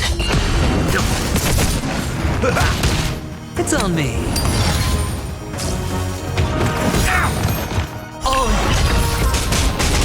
Survive or be destroyed. There is no other choice. Confidence.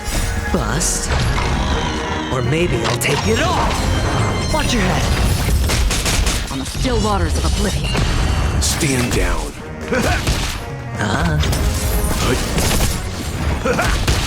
Destined for oblivion. I weep for the departed. It too shall fall. All done. Piece of cake.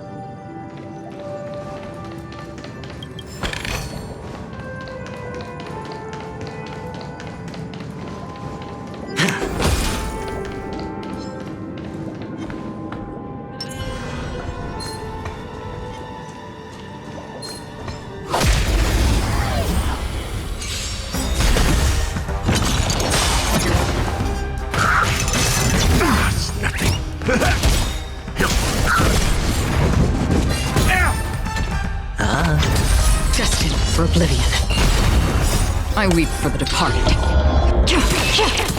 It too shall fall.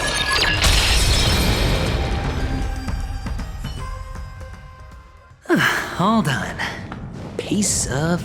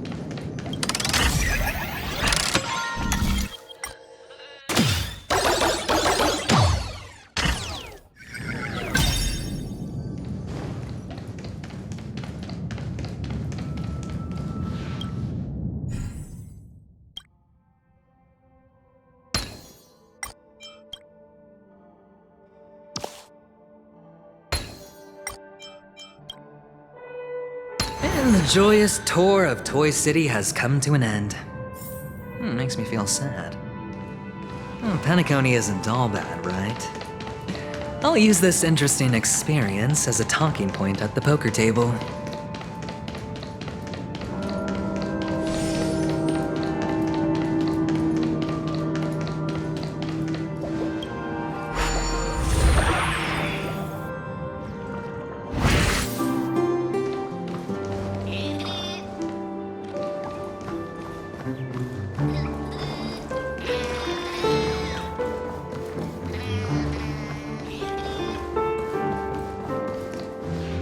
It's a pity you made it out of the sandpit alive. Sunday is just beyond this door. From my limited understanding, he's not someone easily handled. Are you prepared? Yeah, only I believe he's the one who should be prepared to face me. Tell me about your plan. I don't have a plan. I'll just play it by ear. There are only two kinds of bargaining chips when dealing with people: benefit or fear. Looks like sincerity isn't in your dictionary. Am I not sincere enough? There's no need to emphasize it. We've got to make good use of death. That man's sister is dead. He won't be able to turn a blind eye, and that's fear.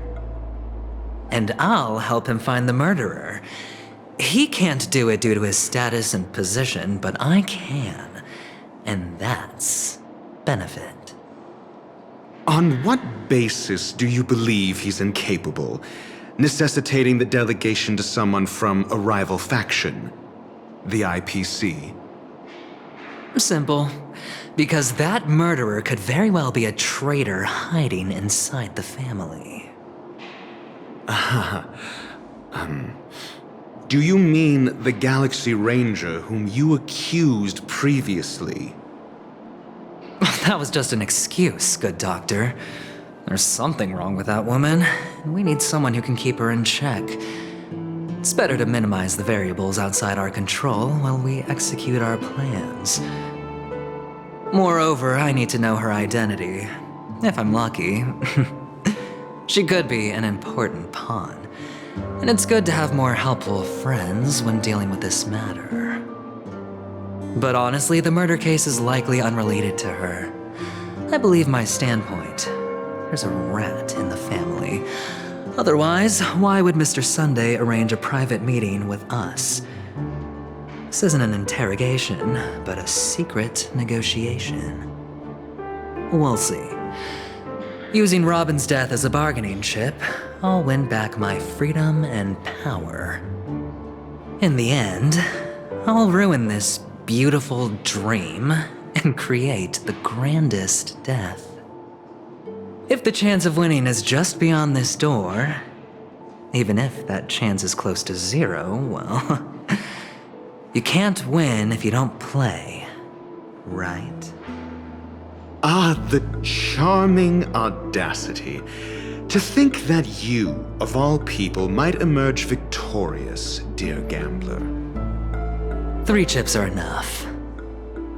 All or nothing.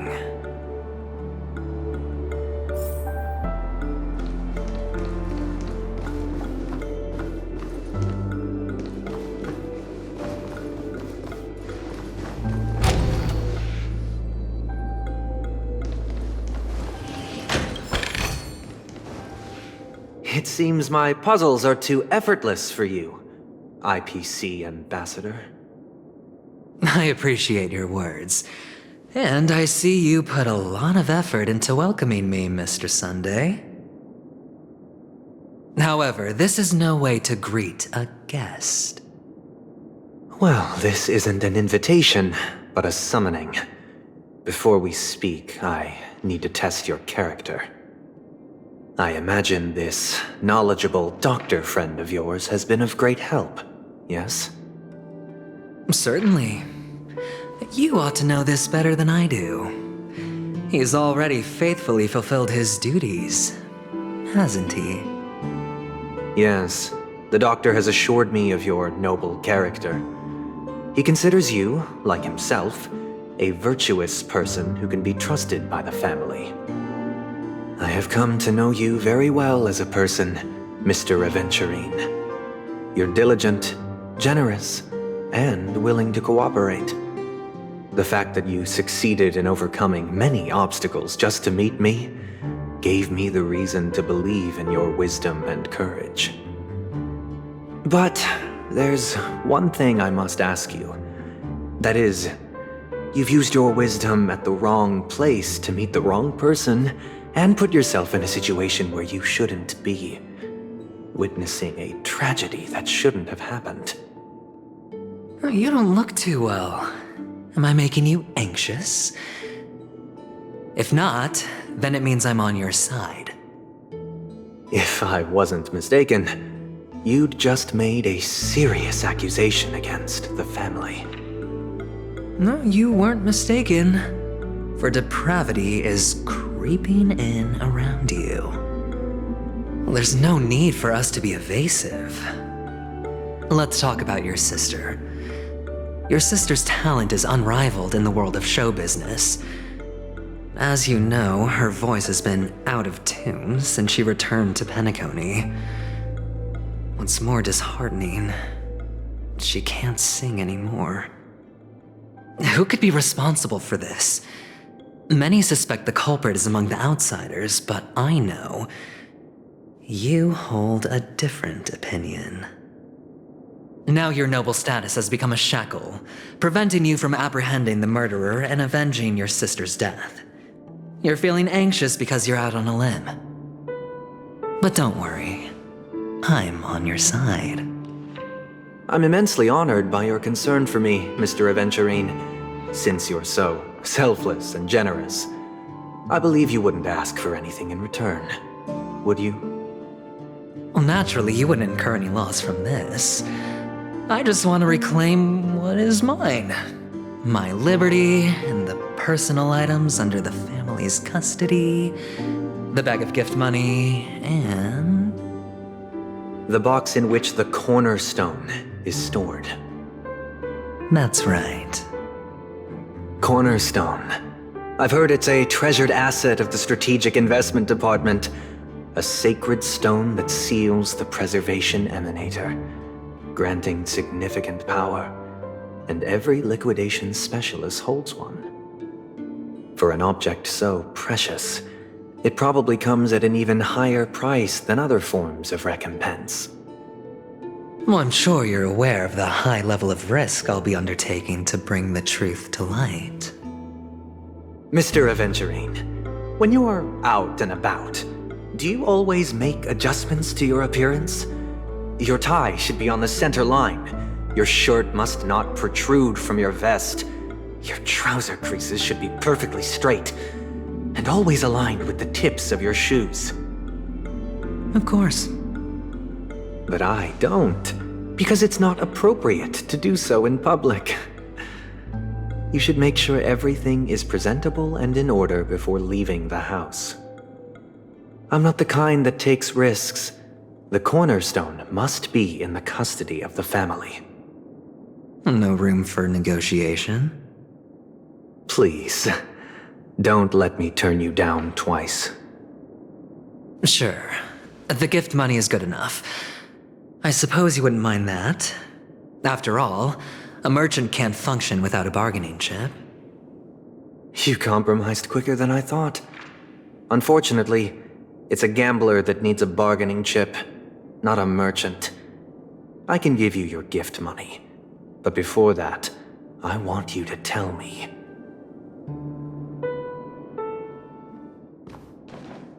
The fact that you can decisively forsake the box you asked for, what exactly is stored in it?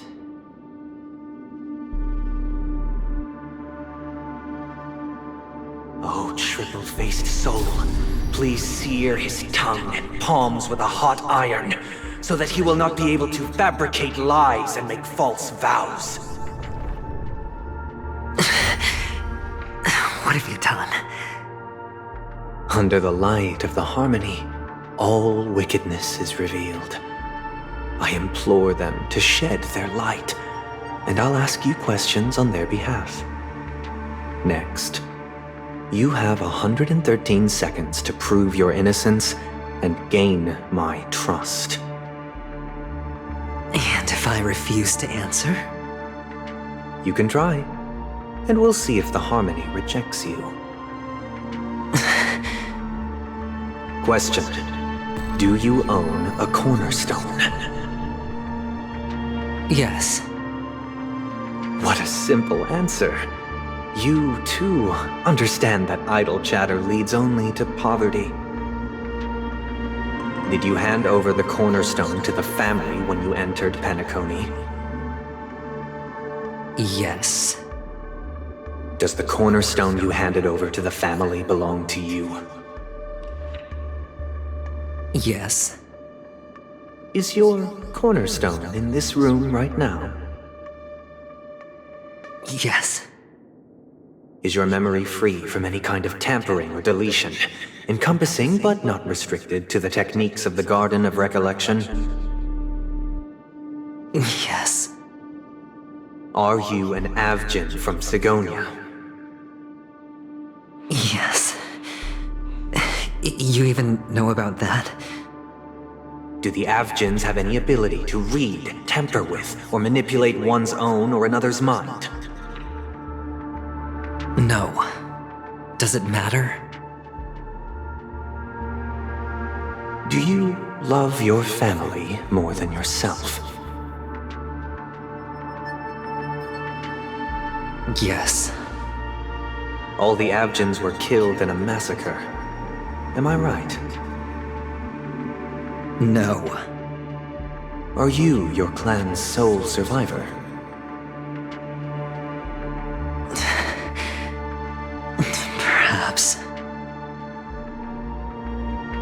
Do you hate and wish to destroy this world with your own hands?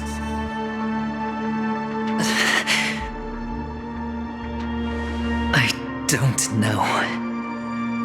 Interesting. Now, the final question. Can you swear that at this very moment, the Aventurine Stone is safe and sound in this box?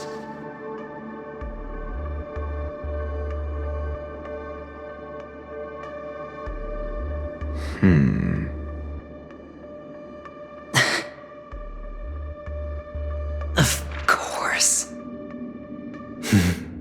Looks like we can get an answer.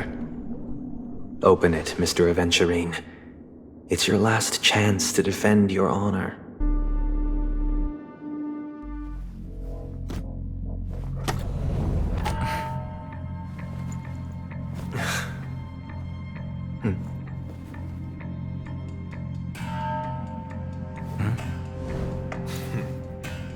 Please.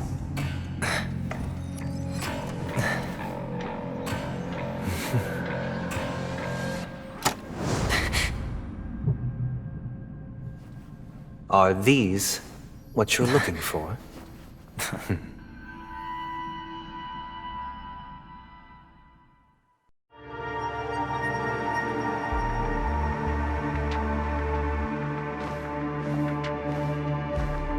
Since you came as promised, learned doctor, does this mean that you are willing to take the side of the family in this farce? What makes you think you can convince me? I've heard you haven't enjoyed Mr. Aventurine's company. I also understand that you're an avid learner who sees the pursuit of knowledge above all. In that case, you ought to realize that a competent scholar knows their position and wouldn't forsake more vital matters for the sake of petty pride. If you agree to assist the family, I'll share our research findings on the Stellaron. You must be quite aware that, besides the family, no other faction is willing to share such information.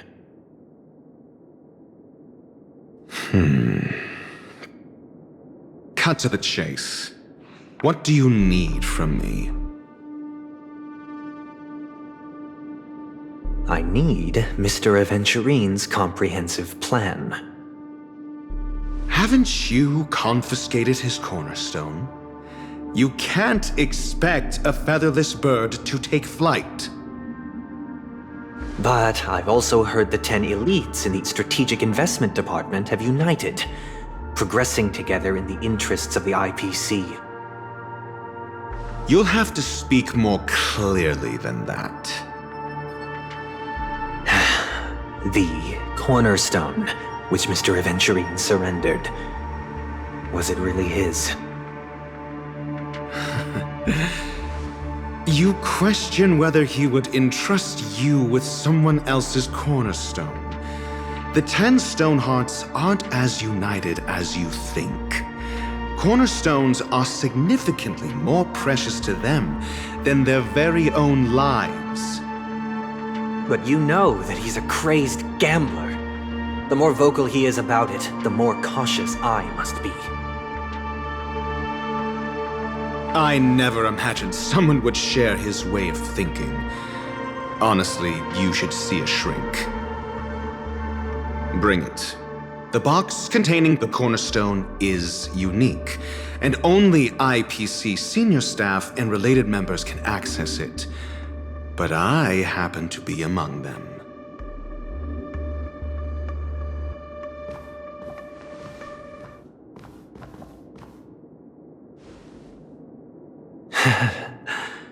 I appreciate it.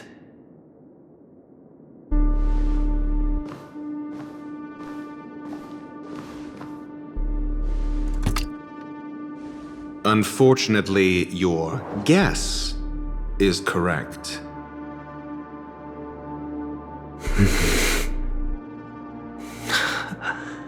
The golden stone.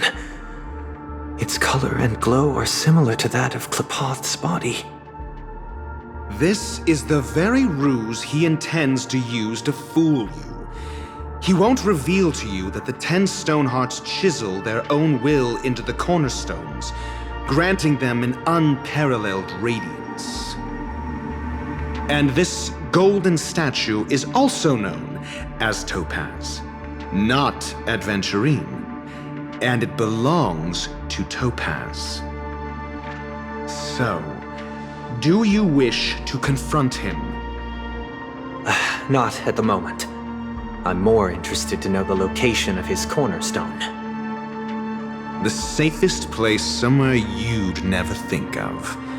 Because he never intended to hide it.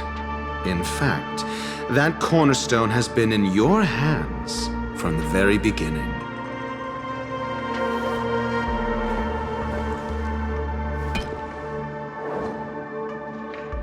I see. This bag.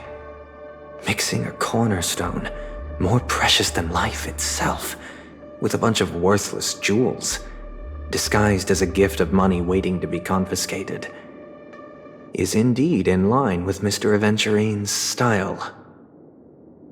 Then he makes up some trivial excuse, downplaying the matter, and requests the gift money. This is a gamble, one he's all too familiar with, betting on your single misstep, leading to a total loss.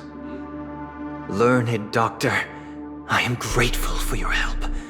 The family will surely reward a righteous person like you. As for the villain, I hope he retreats in humiliation. It was all thanks to your friend with a keen eye that I could add a blot of utter failure to your storied career. Ratio, you wretch. Finally shown your true colors, huh? Oh, and just to remind you, you currently only have 17 system hours left to live. Treasure your remaining time, and savor the delectable aftertaste of defeat. You might as well explain yourself a little more clearly. What I performed on you just now was the Harmony's consecration. You were to show allegiance beneath the illumination of their grace. Yet you acted willfully, uttering nothing but falsehoods, transforming the consecration into a trial. I genuinely see no reason to absolve you from it. Is this what the Harmony represents? But is it built upon constraint and coercion? You misunderstand, Mr. Aventurine. Punishment is meant for the irreverent, but I have seen your resilient spirit, and thus I offer you the possibility of a new beginning. Throughout these 17 system hours, you will be unable to escape the dreamscape or contact any of your companions. You only have 2 paths before you, and it all depends on whether you can complete my test within the time limit. Should you succeed, you will be able to coalesce into the Harmony and be with your family. If you fail, you will suffer the wrath of the eternal Centurion and fall into an abyss of doom. Sounds like I'm gonna end up the same either way. I indeed do need a servant to help me uncover the evil hidden in the family from an external perspective. I will purge the evil from the inside and bring the real culprits to justice within 17 system hours. When the time comes, compare your findings with mine. If both our findings align, or if you can provide me more insights, then they will truly be able to grant you mercy and honesty. Shameless hypocrites. You took everything from me and still demand the truth? That isn't fair. Your carnival reeks with the stench of cash. Nothing is achievable without it. This is meant to be an act of personal virtue, not requiring the family's support. Your bag is over there. Do as you please. I believe you can trade this bag of worthless jewels for everything you need. That's what gamblers excel at, isn't it? Off you go, Mr. Aventurine. You are free. I will wait here for your good news.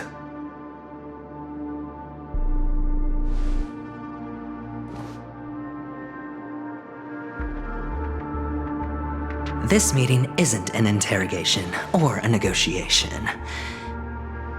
It's an outright execution. Why would I do that, Mr. Aventurine?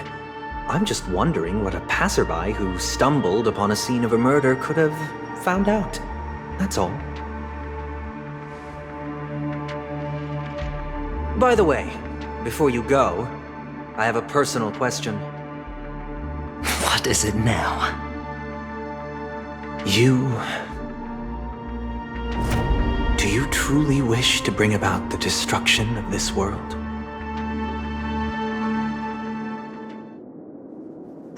Kakavasha!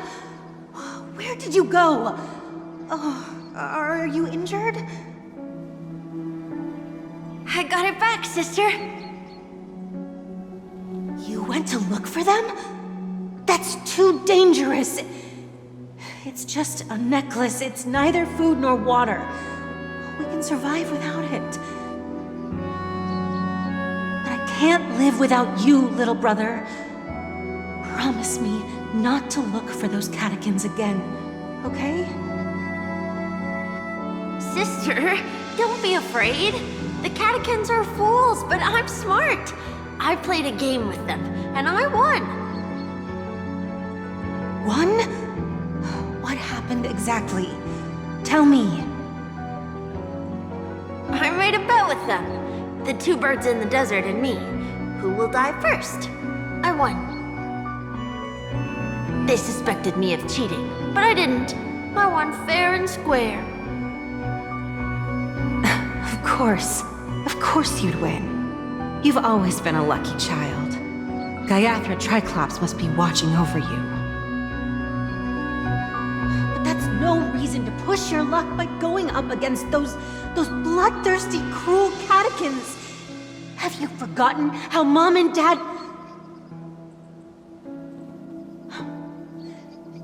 Look, this is just a necklace.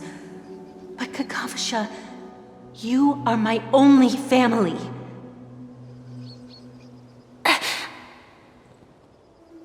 I'm sorry, sister. I thought you'd be happy. Because Mom left you this necklace. There'll be no next time. It is important. But not as important as you, my dearest brother. I don't blame you, but you must remember what Mom said. Pain and poverty are the trials of Gaiathra Triclops. She has also granted us a chance. And that's your good luck, Kakavasha. Your good luck is the most precious wealth we, all Avgin, have. You're a child blessed by Gaiathra Triclops and can lead the clan to happiness. So always remember to protect yourself and never resent the pain and poverty you're going through, all right?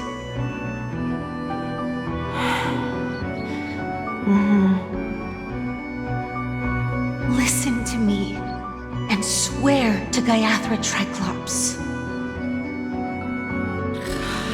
Okay. We'll swear to Gaiathra Triclops to protect this wealth. But sister, if Gaiathra Triclops was really watching over us, then why did she not protect Dad when he was swept away by the quicksand? After all, Dad went to the Catechins' land only to prepare for Gaiathra Triclops' offerings. And where was Gaiathra Triclops when Mom was shivering in our arms? Mom was still pleading for Gaiathra Triclops' forgiveness under her breath until the moment she closed her eyes.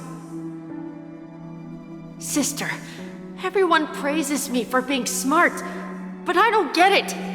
If If every rain pour was Gaiathra Triclops' forgiveness and grace, then how bad were our sins? So much so that we were born in this world of death?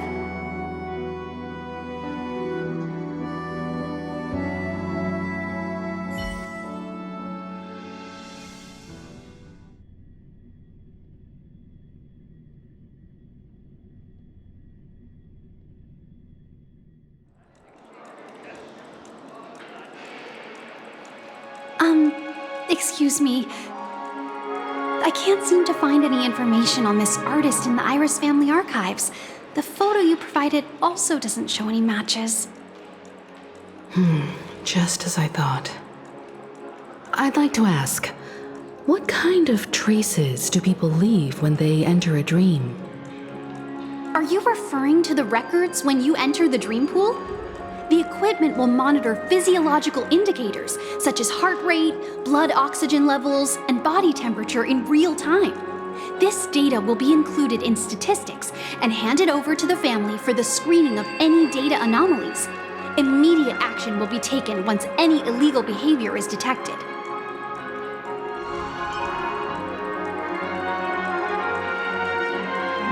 I apologize.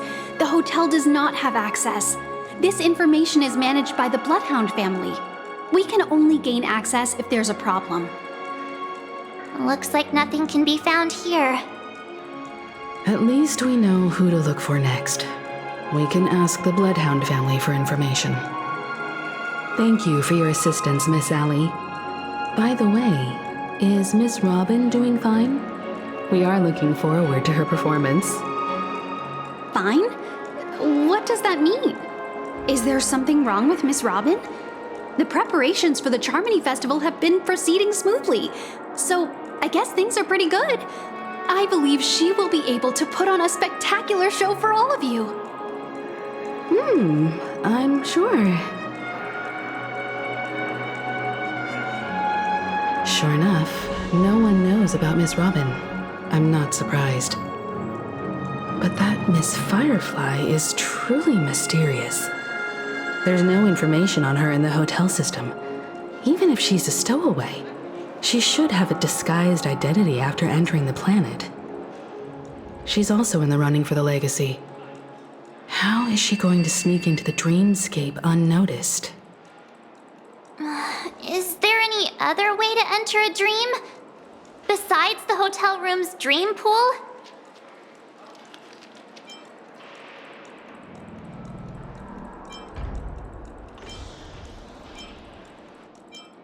The Memo Keepers have abilities that are difficult for normal people to comprehend. In the memory zone of Penacony, they thrive effortlessly, a fact proven to us by Black Swan. The hacker girl from the Stellaron Hunters used extraordinary means to unlock the Dreamscape Hotel's seal.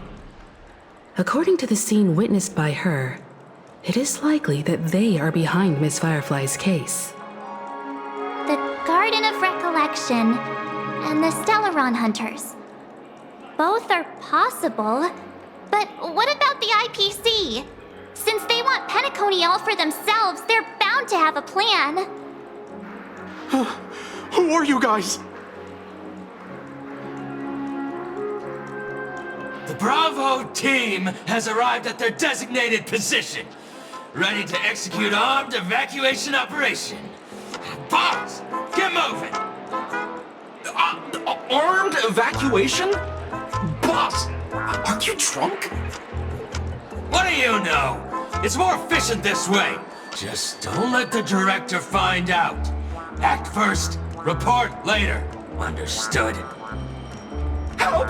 Help me! I spent all my year-end bonus on the snowball! I don't want my name on the department's major disciplinary notice! Hey, check it out! That voice. Could it be the IPC workers from Bellabog?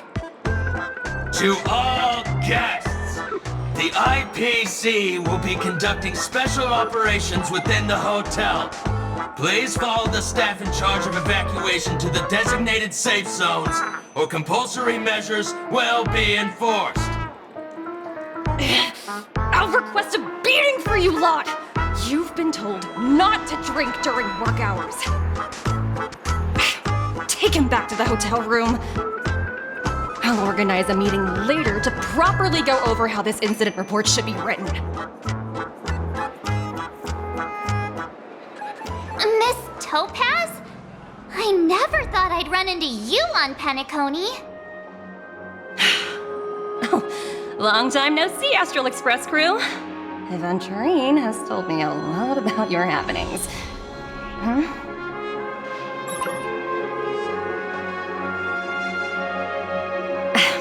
It's fine. Do as they ask and try to avoid any conflicts with the family. Report to me before taking any action.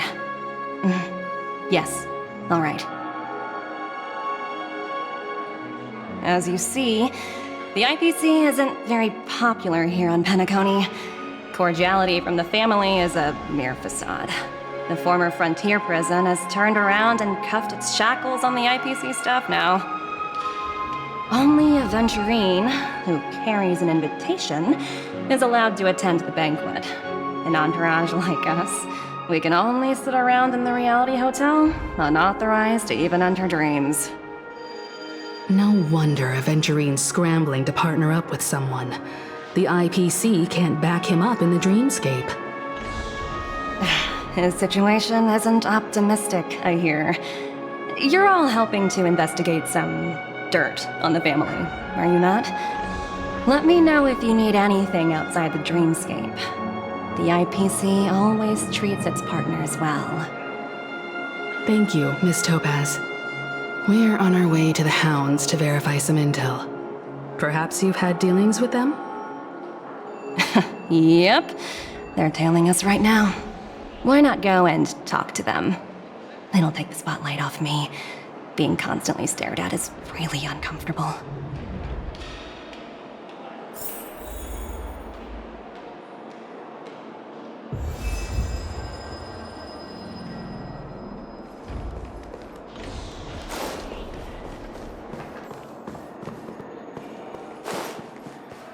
Running late again? Why is it just I heard big stars. Even if we stood on each Flammable other's heads, goods? this statue would still be taller than us. How does it feel to be in business with Aventurine? I bet you're not used to it. That's just his style. All or nothing is his mantra. He's always cozying up to his clients while egging them on to undertake some dangerous assignment with him. But everyone has their merits, so I won't comment further. But Aventurine's luck has always been good. He's always closed all his cases without a hitch and basically never lost a gamble. Which is why, on the issue of retaking Penacony, I'm watching with keen interest.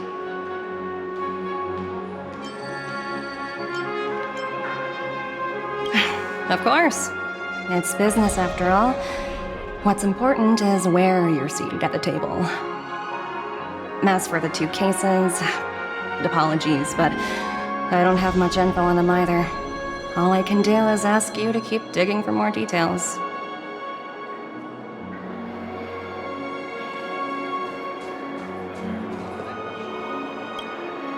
We're carrying out our captain's orders. What do you want? We made a mistake last time, and we're working hard to rectify it now. We don't have time for anything else. Surveilling the IPC executive Topaz, ensuring that she stays put at the Reverie Hotel during her time on Penacony. We've got the right one this time. So that's it.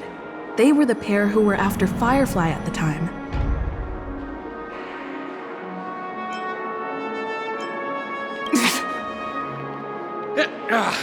It's you again. Back for more trouble? We're not afraid of you this time. Well, spit it out. Stop bothering us if you've nothing important. So you know each other. Why do you keep running into people you've beaten up before?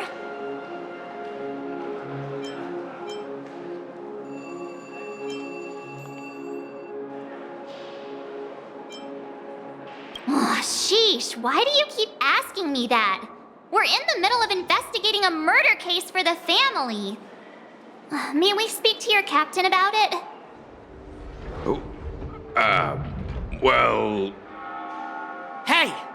The security officer instructed everyone to shut their traps before he returned from Dream's Edge. What murder? You'd better stop spouting nonsense. Yeah, that's right. We have nothing to report. Please leave. Looks like they're not going to cooperate. But they did at least tell us that the captain is at Dream's Edge. Why don't we just look for the security officer then? It's probably Gallagher, the one she mentioned, right?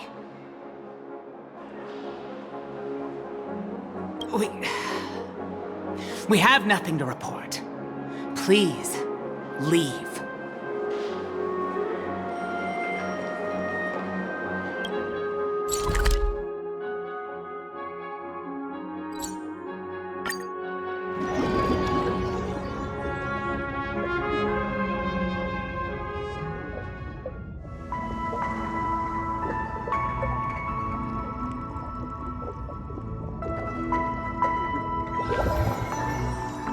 Such tight security. I bet they're stumped by the case as well. Gallagher. Gallagher. Where could he be?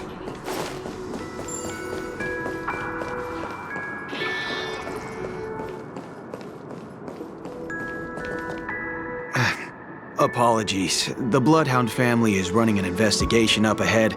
No unauthorized personnel allowed. Hold on a minute. I think I've seen you before. The gray-haired one. How much trouble have you stirred up exactly on Penacony?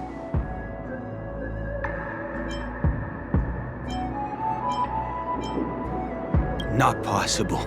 It was you the last time, yelling about some clockwork friendship while beating me up with that silver-haired girl.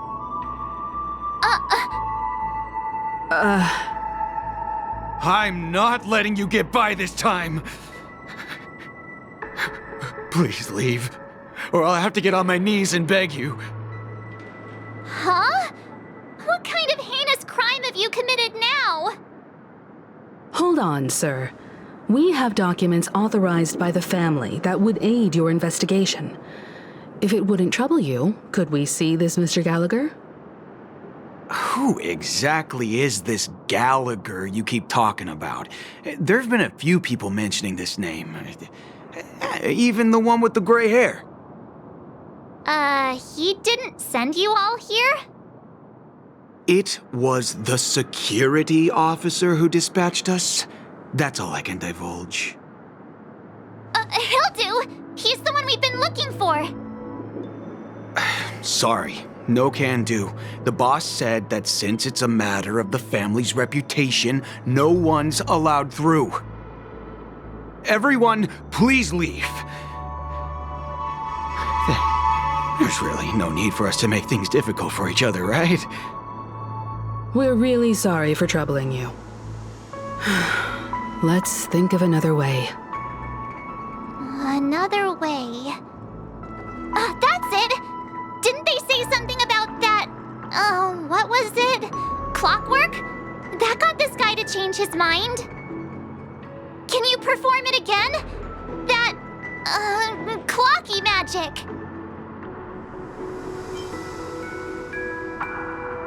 It's not bad if we're resolving a misunderstanding. Please?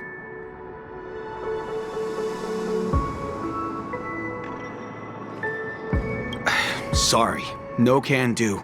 The boss said that since it's a matter of the family's reputation, no one's allowed through. Everyone, please leave.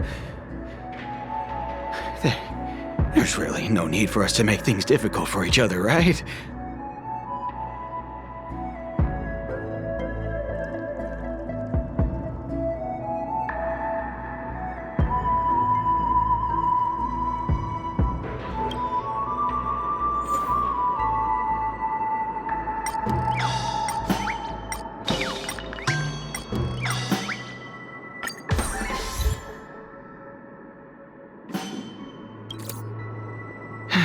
Let me see what time it is now. Whoa! It's this time already! What? Time to clock out! And no one's gonna stop me.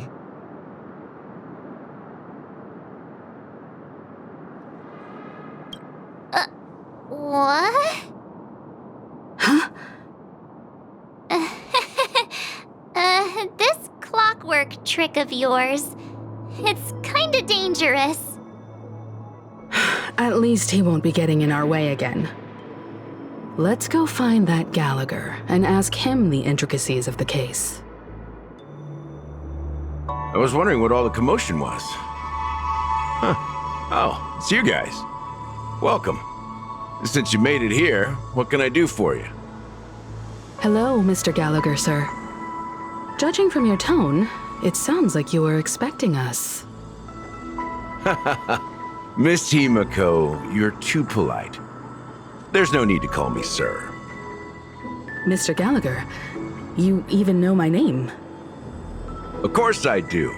You folks are from the legendary Astral Express and honorable guests of the Watchmaker. I had an encounter with this lady in the golden hour. I remember that little silver-haired girl was there too.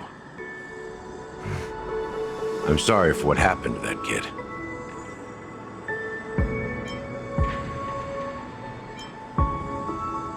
This is also the reason why we've come to visit you, Mr. Gallagher. The Express can't just overlook the death of that child. So we've decided to help the family get to the bottom of it, in the hopes of getting justice for her. The Nameless involved with the family. What an unpredictable twist of fate. Why? What's wrong with the family? It's nothing. On Penacony, everyone loves the family. No matter how much one resists the beautiful dream, when the time comes, they too will find it hard to let go. Who wants to leave a warm nest?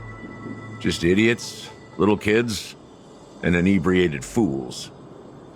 Mr. Gallagher seems to be getting at something. Well, you got it wrong. I'm not. You want to discuss the case? Sure, come with me. This is not a good place to talk. Let's go elsewhere.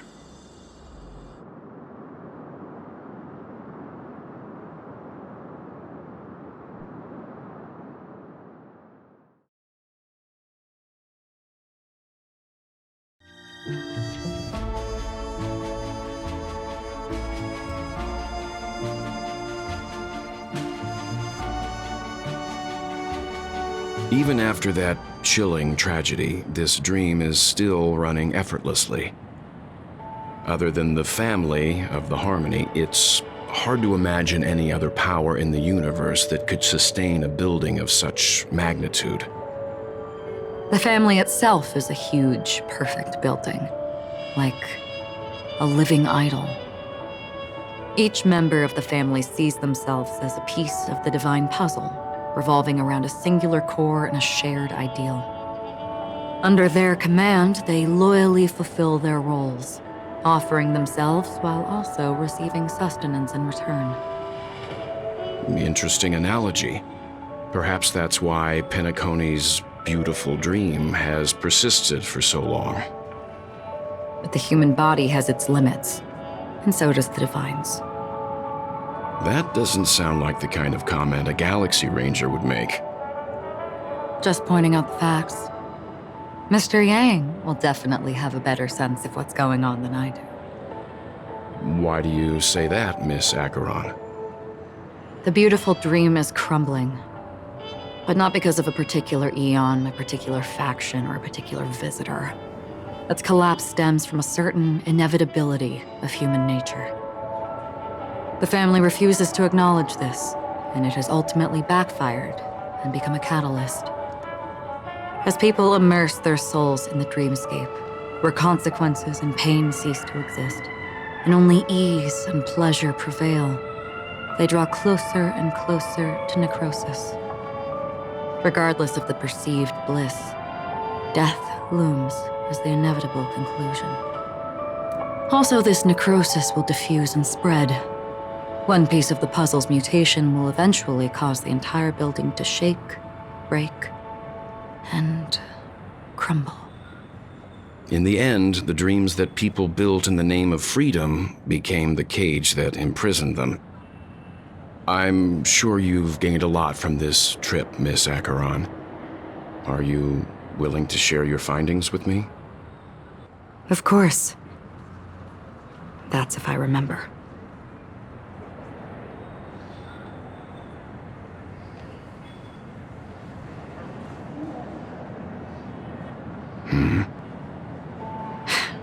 Don't mind me, it's just a habit. Owing to events in the past, I've become easily forgetful. It's only when this sword is unsheathed that those hazy memories start to become clearer. Take your time. That should do it. I vividly remember everything that occurred on Penacony. Ask away. The moment of daybreak. I've heard that's where the Dawn Factory, which processes the foundation of the dreamscape, is located. Behind the dreamscape's song and dance stand many imagination factories. Workers create all kinds of whimsical works day in and day out in their dreams. Then they return to reality and sleep on a narrow bed in a room. A far cry from luxury. They say it will suffice. Experiencing the bizarre and motley dreamscape is the best reward. There I encountered a young woman who had just come of age, the perfect time to indulge in beautiful dreams. Her greatest wish was to one day move to the golden hour and see the magnificent garments she had woven with her own hands. For certain reasons, her wish was difficult to fulfill. But I managed to bring her a garment. Gilded Hour. It's said to be Penacony's currency center. Yes. It is a fortress-like financial city, the economic heart of the dreamscape. The Pepeshi people of the Alfalfa family are there to keep it running, sending blood that is made from money everywhere on Penacony. Everyone there is exquisitely dressed and always in a hurry. The greatest wish of the local Pepeshi people is for their future generations to work in the Gilded Hour. I've never met anyone who is willing to talk. I could only stand at the crossroads, watching crowds of people hurrying like the wind through the jungle of steel, only to deposit the alfalfa credits that they'd earned into the bank's vault. I don't know if they would open the vault door, but before I left, I witnessed a well-dressed Pepeshi person plummet from the sky, while those around him continued on their way, unfazed.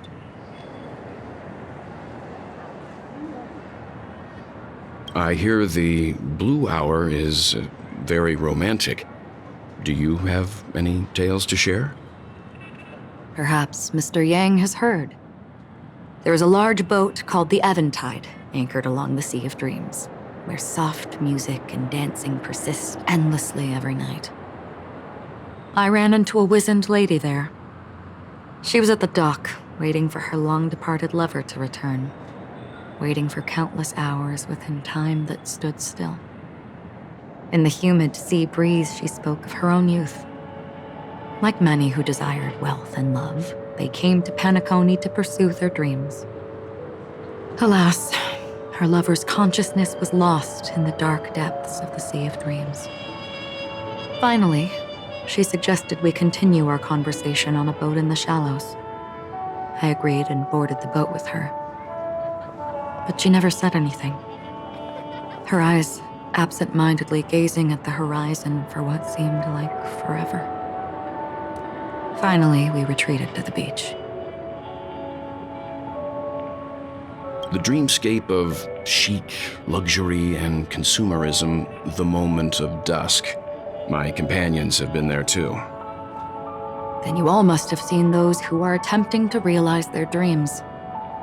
Or have realized them, scattering money as if it were dust and betting it on all or nothing. Everything has a price, and everything can be bought or sold. Even dreams themselves. I saw an Intellitron there who was preparing to auction himself. When someone wins a bid under stipulated periods and rules, he would do the buyer's every bidding, becoming that person's very possession. That Intellitron had been auctioned off 12 times, and I participated in his 13th. That was the grandest banquet I had ever attended. But never again did anyone cast another glance at him. This time around, there were no successful bids for him. This is what I've seen and heard along the way. Someone once said to me, Penacony wasn't like this a long time ago, nor should it be. I've traveled through the reality and dreamscape of the planet of festivities, watched the tides of night rise and fall when time stopped for people, where the spirits of the rich and impoverished remain forever fixed on their own scales. This is why I think the collapse of the beautiful dream is inevitable. There might be a way to change everything. Perhaps. But if this is indeed the world that people desire, if this is precisely why life chooses to slumber, should we still seek to change it?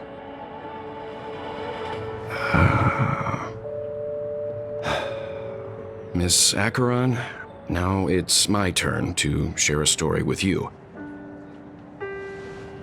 There was a man from my homeland who, at a time when the world was grappling with deep, unhealable pain, made a choice. He wove together the dreams of everyone in the world, linking people's dreamscapes, and shouldered this burden himself. From this, he created a giant, a spiritual atom. And since that moment, the giant stood between heaven and earth, becoming the pillar of the world's existence. As a price, those who found it hard to move forward, who could not advance, forever lost their future. They slumbered in a dream, devoid of disaster and pain, living out their days peacefully in the man's created utopia. And it is because of the wishes of those people who wished not to awaken that this spiritual atom became unbreakable. And yet, you stand here right now, which also means that man failed. Because people must always move towards the future. Even if human weaknesses make them pause when they truly cannot move forward, humanity will eventually seek a way to save itself. And that man, he was never a failure. Like everyone in that world, he etched the possibilities of human nature into his heart. He was the sun chaser of legend, soaring towards the sky and embracing his final victory with his fall. He ascended to heights uncharted, only to come face to face with the sun, a place not visited by anyone before. His wings would melt because of it, only for him to fall into the sea. And after that, countless others would surpass him, soaring to even greater heights. A fitting metaphor for the Nameless's trailblazing spirit. Thank you, Mr. Yang. I know what you wish to confirm. The universe has innumerable similar, yet different worlds. In these worlds, there are innumerable people who look alike, yet don't. I, too, have embarked on journeys, encountering old friends with familiar faces on different worlds, witnessing their destinies follow paths similar to mine. So I will tell you, even if not completely similar, the story you just told, it overlaps with my past, and within that abyssal dream, I ended that man's life.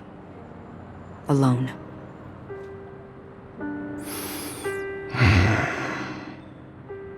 I am not who you think I am. Nor will my home be as fortunate as your world. I am sorry. It's fine.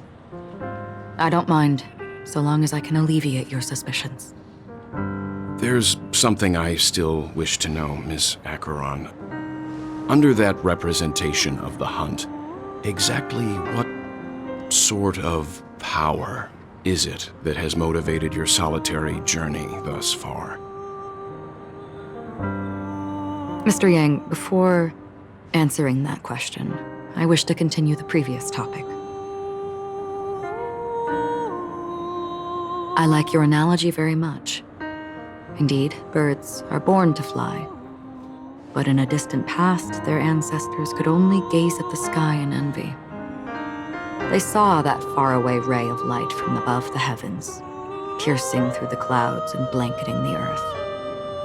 And so, time and time again, generation after generation, the birds spread their wings and took to the sky, attempting to touch its ceiling, all because the sun was there. Then, what if the last bird finally soars into the sky, only to realize that the end of the light is not the sun, but darkness? Then why, exactly, do we even walk towards the light?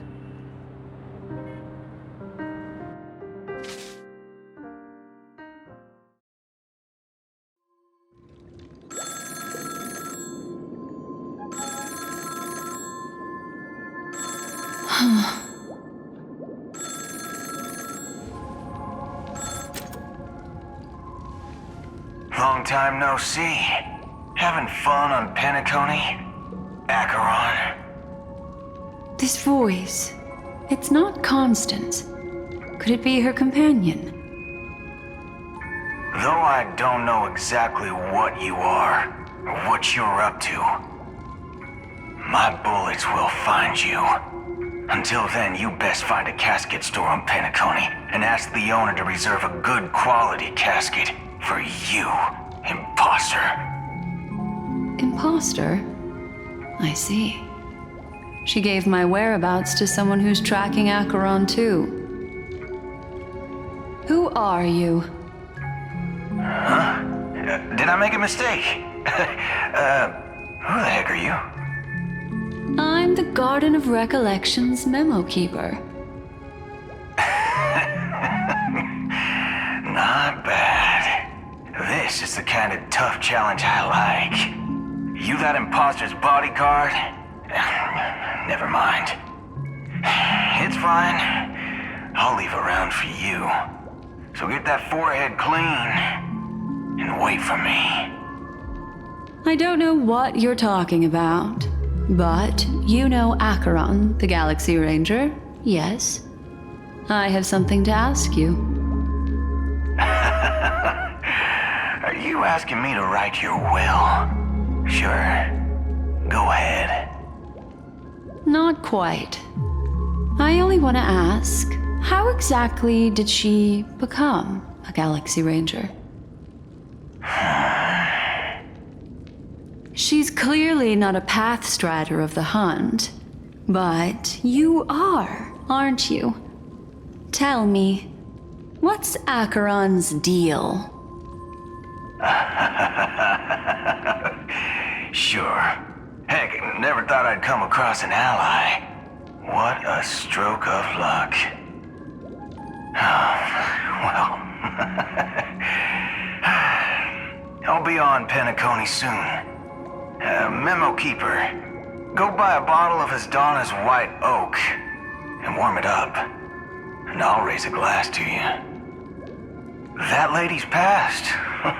Well, nobody knows. But if all you want is a simple answer, sure, you best get a chair and take a seat. That woman, named Acheron, is an emanator who should not exist.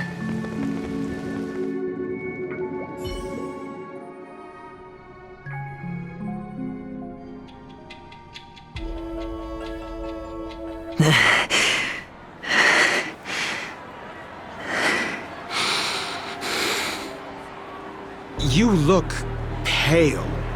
Or is that also part of your act? I didn't think you'd have the nerve to show yourself. I thought this was exactly what you wanted. After all, I faithfully fulfilled my duties as you instructed. Just tell me if you can't hold on any longer. So, the genius of the Council of Mundanites wants to be my Undertaker now. What an honor. Yes, and I'm pretty sure the people at the Strategic Investment Department would love to be notified of your death in due time. But let's not forget, you won't be seeing them, because I'm the manager of this task. Great.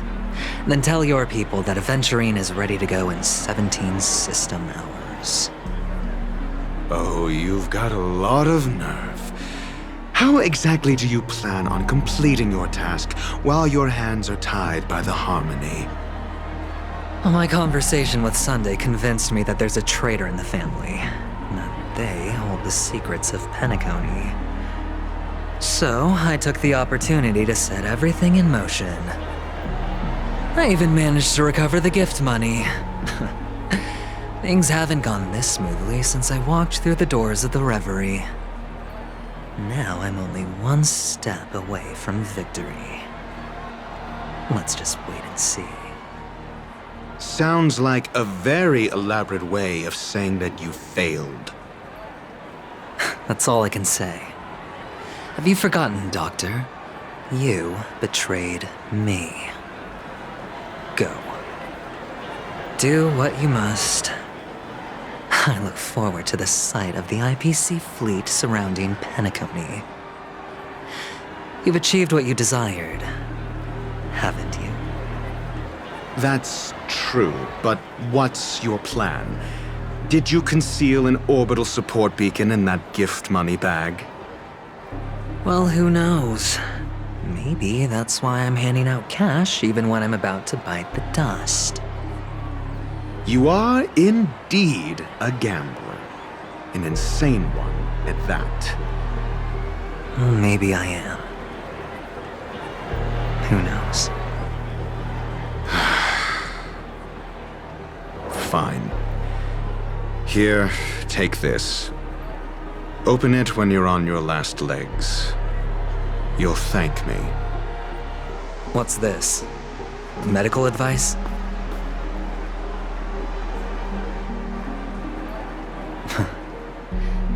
You catch on pretty fast, Doctor. Asking me to solve a case without giving a single clue. How typical of you, you wing-headed scoundrel. But the way you're all on edge about that stowaway, it's just as I guessed it would be. As for now, let the rain of wealth from the IPC fall evenly on everyone.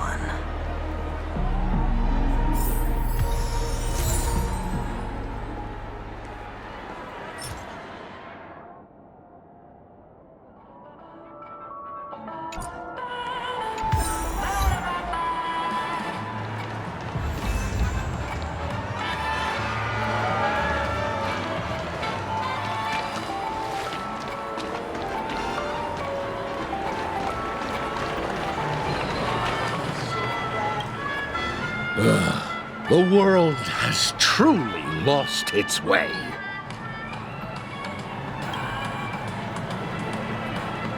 You... Wait. I get it now.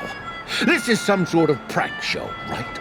You must have some cameras set up around here to film yourself doing good deeds, right? You youngsters are always looking for a quick way to get an audience. But you know what?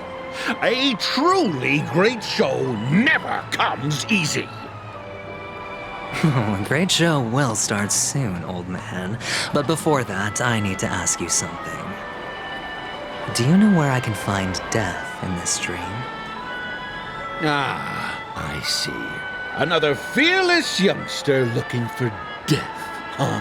Well, let me give you a piece of advice. Don't think you're the first one who's ever thought of that idea. Death? Not even remotely innovative.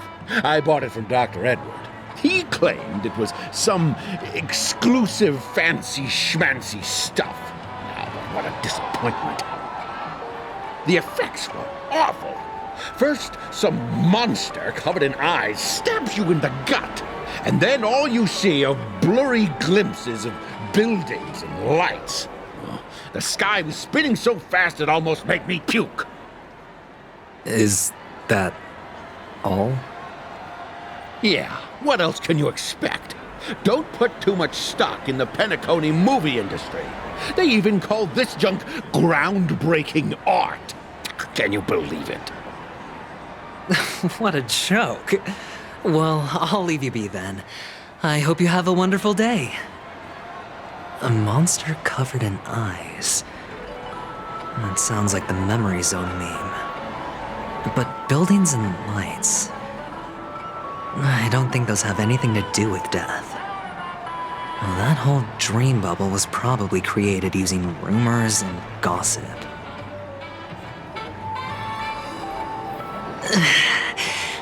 I can feel something inside my head. Is the harmony starting to kick in?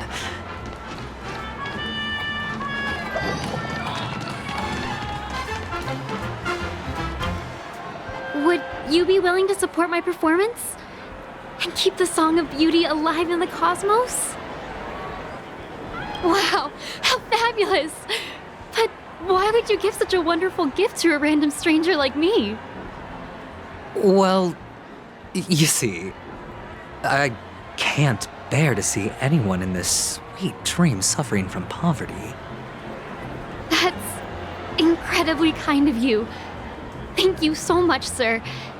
If you ever get the chance, please, feel free to come by and indulge in my singing. Sure thing. Oh, by the way, do you happen to know anything interesting about death? Death? That's a pretty scary topic, and it doesn't really match the mood of this sweet dream. Oh, you see, I'm a tabloid reporter collecting ghost stories in Penacony. As you know, the more chilling the stories, the more attention they get. Maybe you could help me out. Well, if you're up for some gossip, it's not about death, but there have been some rumors about a guest at the reality hotel who fell into a deep sleep and didn't wake up. It was like they were in some sort of coma. Nobody knows what caused it, but luckily the customer eventually regained consciousness. Well, all customers are under the protection of the family, after all. Thank you. This will make for a very juicy headline. May Shibe protect us. Unexplained coma. That's actually what happens to your body if your brain dies in a dream. But unfortunately, the customer ended up waking up in the end.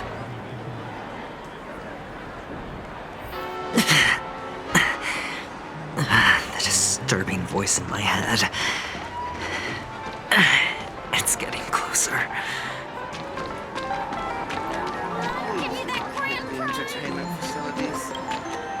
Take care, my friend. If you ever find yourself in danger, remember that the hounds are always ready to help.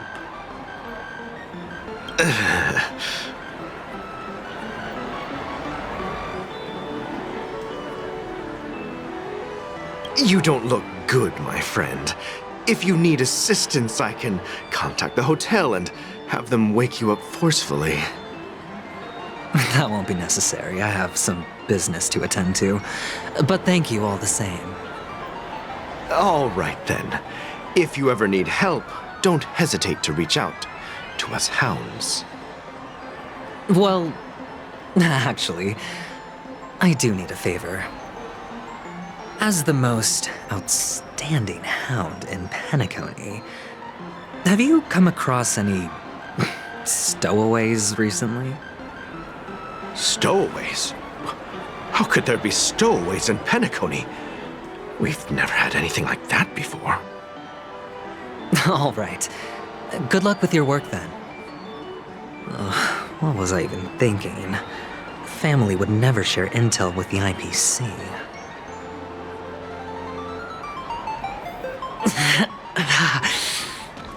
Does everyone have to go through so much torment before joining the family?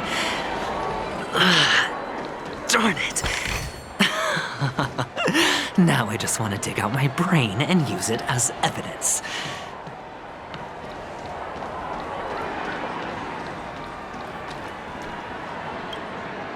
A sip of liquor, a blissful reprieve, to drown 1,000 sorrows, let worries leave. I know I have what it takes to become a poet. Oh? You're giving these gems to me? Didn't expect to meet such a generous soul in this place. Or are you just pitying me? Well, it really doesn't matter. As long as I have Soul Glad, that's enough. This is just a dream after all. You really shouldn't drink so much Soul Glad, my friend. It's not good for your health. Oh. Maybe I really should quit. But not before meeting the Devil of Soul Glad. The Devil of Soul Glad? Care to elaborate? Yeah. It's a seahorse with a long neck. They say it loves to appear to drunk people, especially the ones who are passed out on the side of the road. How funny. Yeah. Very funny indeed. Thank you.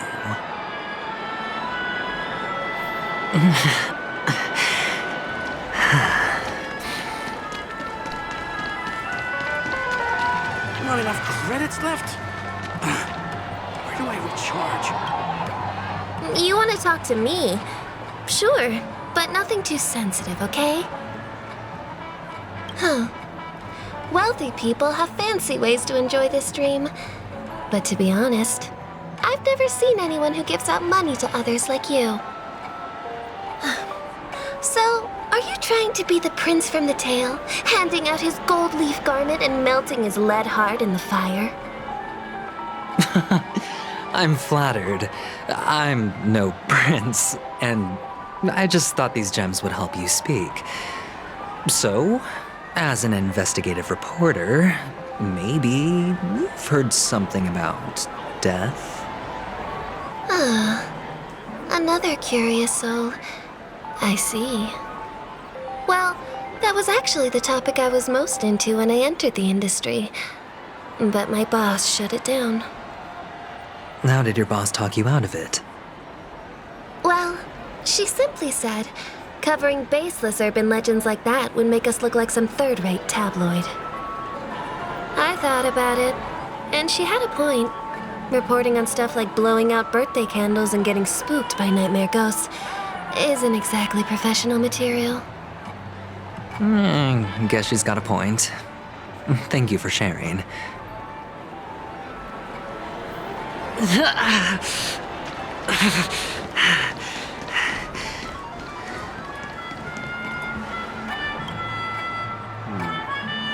Were you wanting to talk to me? Sorry, I thought you were checking out something behind me. Is this a gift? For me? Are you sure this isn't some kind of mistake? Yes, it's for you. Just take it. Is this for real? Someone is actually giving me a gift. Not for my parents, but for me. Thank you. Thank you so much. No, it's not much. I just want to ask you something. I knew it. What's on your mind? Are you trying to ask about my father or my mother? Neither. I just wanted to know if you've ever heard about death in the dreamscape. Oh, you sound just like my father. Always warning me about danger, even in dreams. He's an Intellitron, so his dream entry methods are different from us organics. Can't count on him to protect me if something does go haywire. Funny, right now I'm still under his protection. How ironic. Hey, stay positive. Gold will always shine one day, right? The Devil of Soulglad, Dangers in the Dream, and Nightmare Ghosts. Well, surely death is a popular topic in this sweet dream granted by the family. Well, I've collected a bunch of rumors, but no useful clues. The gems in my bag are running low. Well, let's see if my last lucky interviewee brings some surprises. Please do not hit.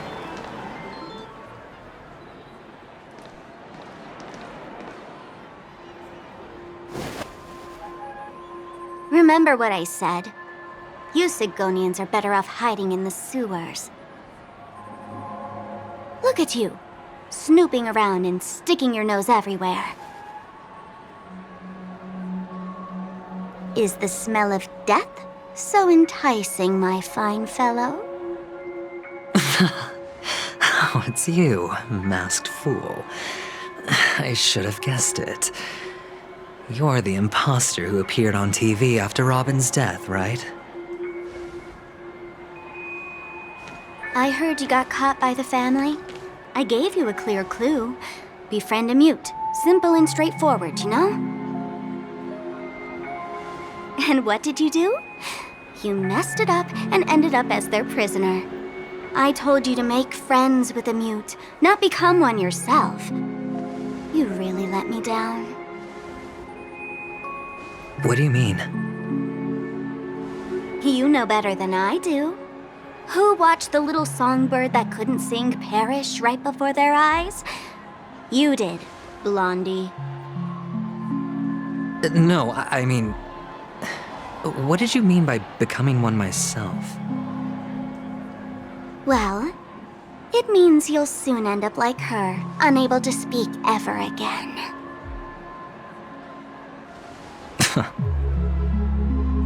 But it's a good thing if you ask me, because... Because I'm getting closer to the truth, right? Oh? Why else do you think I'm handing out cheap trinkets all over the streets, fool? All part of the act. Fool's bait. The more pathetic I seem, the more likely you'll come sniffing around. So, now that I've drawn you out, will you reward me with an answer for my efforts? Why should I help you? Don't you want to see Penacony descend into... chaos? Well, I can make that happen. I just need an answer to one question. Back then, when you asked me to find a mute, did you really mean Robin?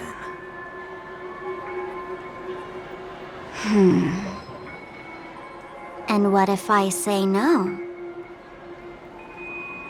Then I'll thank you. Oh, the word no has never sounded so pleasing. Well done. I admit I underestimated you, but what difference would it make?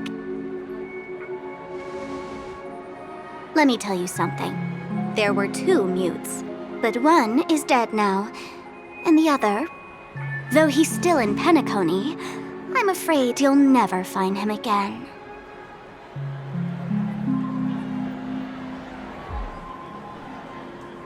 Now I'm completely sure that I was on the right track from the beginning and never strayed, fool. Right now, there are only two things missing from my grasp: the meaning behind the truth and the means to expose it. How impressive. That's quite a fancy way of saying I haven't learned anything so far. Not exactly. I've gathered enough clues to prove its existence, and that's enough for me. As for the answers to my questions, I'll find them within 16 system hours.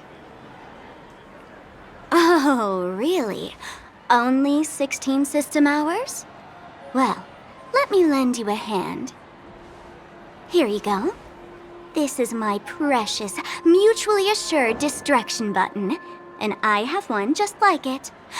When either of us presses it, the other and the whole of Penacony will go up in smoke. If you're really so desperate for the IPC to take over Penacony, blowing up the chessboard isn't a bad idea. Start from scratch. That's where the IPC excels, right?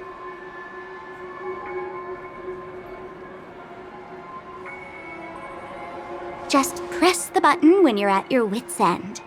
And of course, feel free to reach out to me for my hospice care, too. Oh, a deadly button, huh? Well, I guess the family didn't take your threat seriously at all. Otherwise, how on earth did you manage to bring it in here? I have my own ways. That's all you need to know. Well, I'm afraid I'll have to decline your offer. Who knows if your little gadget will actually work. By the way, I have no plans to search for the other mute friend you speak of, but it's good to hear that he's still here in Penacony. I'll handle the rest myself. I'll orchestrate a grand finale for the downfall of the family. And at the climax, the walls will crumble, people will wake up, and those who couldn't speak will find their voices again. When that time comes, go ahead, press the button, light up the sky with a magnificent fireworks display for me. Catch you later, fool. You're still talking big, but sure, if that happens, I'll stay true to my word. Just don't let me down now, okay?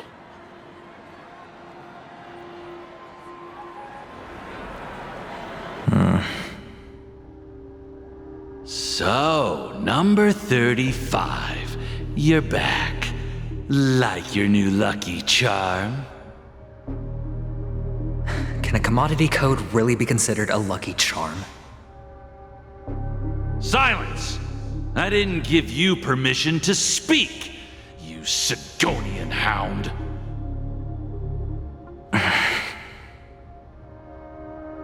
The guys in black didn't say much, so I've no idea what you did to save your skin in that massacre back in the day. But I figured you must have had good luck, so I bought you. From now on, you and your good luck are my assets. Are we clear? Your first task is simple. In addition to you, I've purchased 34 other slaves. Go and play a game with them. You came out alive after 2 days. It proves that you are the real deal. You're insane. Testing out if you're a good product. Aren't you worried that the money you spent on me will go to waste? I've got stacks on stacks, Blondie. The slave market is never short of self-righteous brats like you. But you look good, And that's why many customers are betting their fortunes on a scrawny brat like you. So go along now and don't let your master down.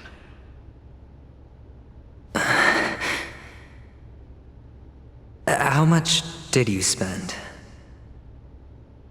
What? My price. How much did you pay for me?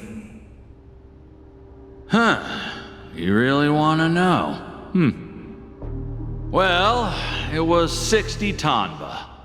No more, no less. I'll take my chances. 30 tanba. If I come back alive, you'll give me 30 tanba. Deal? Are you trying to strike a bet with me? Oh, you've got some guts. Yeah, sorry, but that won't do. Don't forget your place, slave. You're not qualified to be at the table. You're just a chip. A life thrown away in someone else's hands. Either you come back with more chips for your master, or you never come back. It's all or nothing.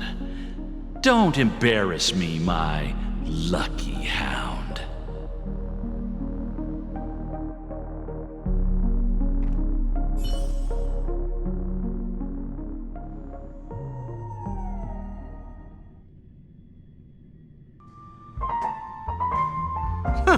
What brings you here, Gallagher?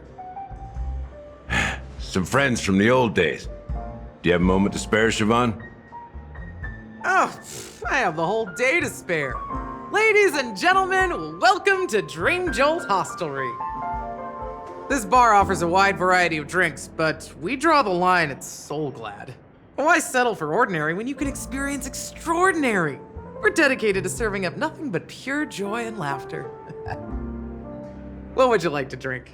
I'll whip it up for you. Oh, look! A lady as cool as Serval! Who's Serval? Will you, introduce me to her? Huh? Oops. She's heard us. Just spare them, my esteemed bartender. I'll take over the bar today. I'm getting up there in age, and I need some practice before I forget the skills that used to put food on my table. Where did you stash the ingredients? They're all under the counter. Since our guests have traveled from afar, shouldn't you whip up some special drinks? That's exactly what I had in mind. Hey, my friends, do me a favor. Go around the bar and bring me any ingredients you fancy. The discussion might take quite some time, so I'll prepare some customized, non-alcoholic drinks for you. In the bar? But aren't all the ingredients right there on the counter? Why, we're in a dream, my lovely lady. You can help yourself to anything if you wish for it. Comfort, hunger, confusion, or even boredom. It's all within reach, right at your fingertips. Oh, did you hear that? She just called me my lovely lady. Even in reality, mixing drinks is more than just throwing ingredients together. A bartender needs to capture the bar's atmosphere, master technique, and spin a tale of mystery and anticipation. Only then can a perfect drink crafted with a customer's life story be created. In other words, what you get from your drink is down to luck, so don't overthink it. Indecisiveness has no place when it comes to enjoyment.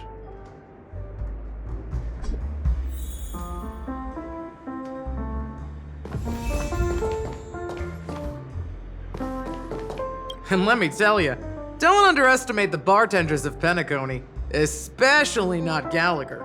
This guy is pure magic. He can satisfy even the pickiest of customers. Don't go easy on this old man. Give him a real challenge. That being said, mixing a drink is way simpler than you'd imagine. Just pick your favorite ingredients, toss them in a glass, mix it up, and it's done. So go ahead, explore the bar and bring me any ingredients you prefer. Go ahead, my friend. I'm sure you'll find splendid ingredients.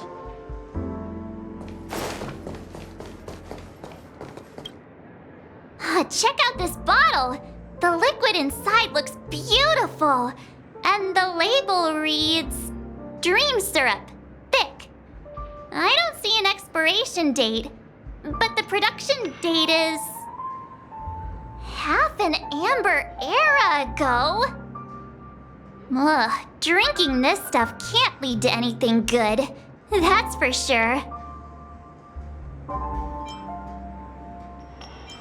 Ugh, the syrup is turned clumpy. I definitely don't want to drink this, even if it's not expired. Did you find the bottle of syrup I've been hoarding? Don't worry, it's all just a dream and it won't upset your stomach. It's been aging for years and should have a refined taste by now. Feel free to have some. It's perfect for entertaining lovely guests like you. Then we'll keep it for now.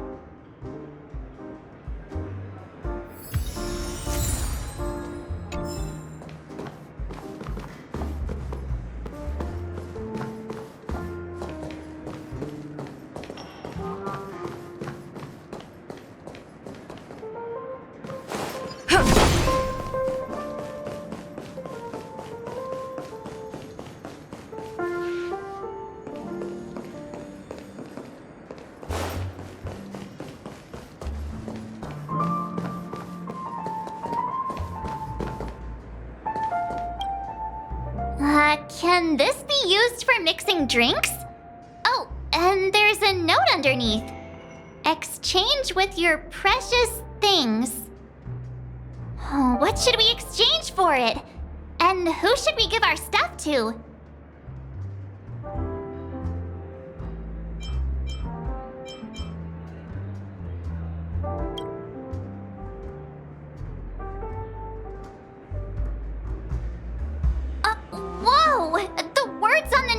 Changing. Happiness belongs to the noble. Does this mean we can take it? Doing good deeds does pay off. Thank you. Oh, that's quite a stash. Not sure if it's enough. Stay out of my way. I'm looking for Siobhan. Uh-huh?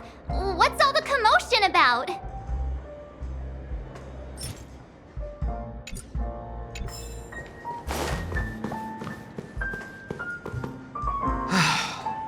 Haven't I made myself clear enough, Miss Amiki? The Dream Jolt hostelry only welcomes guests who want to enjoy a drink to their heart's content. I'm sorry, but I'm not interested in your proposal. But you have the talent. You'll attract a huge audience. You're destined for the Iris' stage, not for this rundown shack. Come with me. We'll become the talk of Penacony, is shining light into every corner of the dreamscape. Please, Siobhan, I really need you. As you see, I'm entertaining my guests. Don't make me repeat myself. Fine. If you don't come along, I'll just sit here and not go anywhere else. Give me a sparkling drink. Sweet. With extra ice. Just one moment. What's her deal? We can't discuss the case with other people hanging around the bar. Hey, can you do that clockwork trick of yours again? Time is running out. We need to hurry. Yeah, I'm counting on you.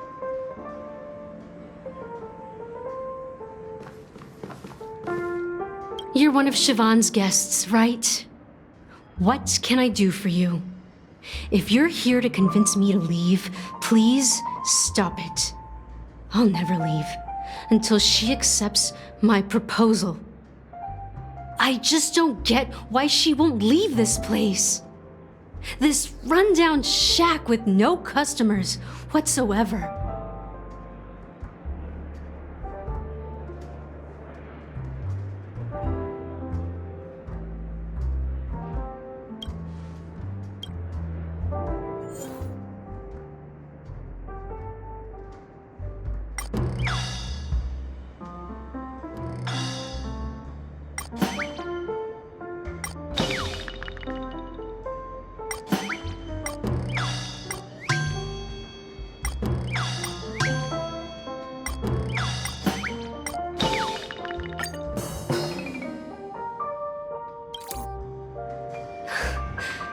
It's ridiculous, right? Our paths were never meant to cross, yet I'm still holding on to her. I'm too timid and shy, longing to shine but afraid of stepping into the spotlight. I need her guidance because I'll never be able to do anything alone. You don't know Siobhan's past, and you have no clue how radiant she used to be. Even among the talented Iris family, her skill was unmatched. I know she probably thinks I'm just trying to ride her fame to get ahead. But all I want is for her to reclaim her place.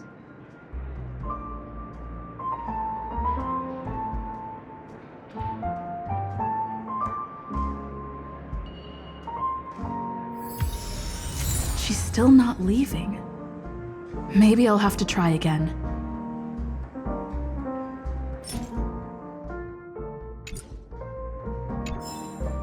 I just don't get why she won't leave this.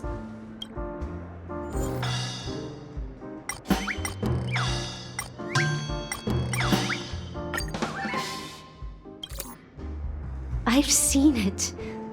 The moment when Siobhan and I share the stage. The crowd is going wild, applause crashing like waves, the aroma of irises fills the air. A beautiful melody playing, ribbons dancing around us, and the taste is sweeter than honey. I've seen that scene countless times in my dreams, and every time it mesmerizes me. That's why I have to bring her back to that world, no matter what it takes. Want to raise a glass, my attentive listener? Let's consider it a toast to my far-fetched dream.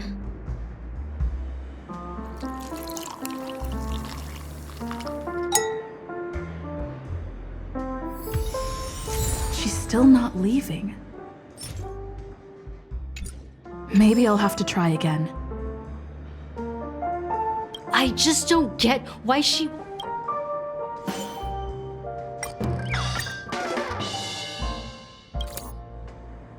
Those darn Iris jerks! They're the ones who forced Siobhan into hiding here, running this pesky bar. It's all their dirty scheming. I get it now. She's not leaving because she doesn't want to run into them again. I can help clear the way for her. I can do her a favor. I'll go back and write a letter to the Dream Master exposing the crimes committed by the Iris family. Siobhan will definitely appreciate it. Well, talking to you has got me feeling a bit down. My thoughts are swirling, making my mind clear, and bringing tears to my eyes. Maybe I should find a place to reflect on what Siobhan truly means to me. Here's the payment for the drinks. Please, pass it on to her. I'm leaving now. Amaki has left? That's good for her. Radiant dreams may be enticing, but they're nothing more than dreams. Her drink is on the house. Please keep the money. When you're ready, go to Gallagher. I can tell he's itching to show off his skills.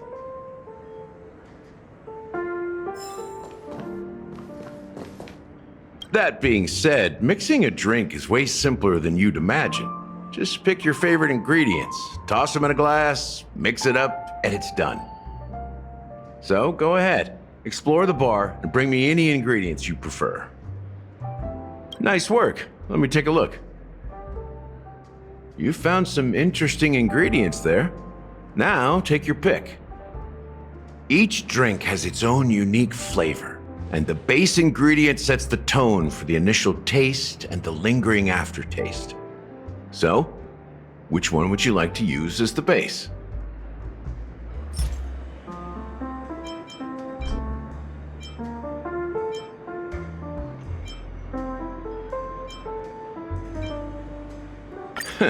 You won't find a sweeter drink anywhere in Penacony, and that's what today's dream seekers crave. Now that you've chosen the base, it's time to pick the adjunct. The ingredient that'll create a marvelous chemical reaction with the base. It should give an unforgettable taste without overpowering the main tone. So, what's your choice for the adjunct?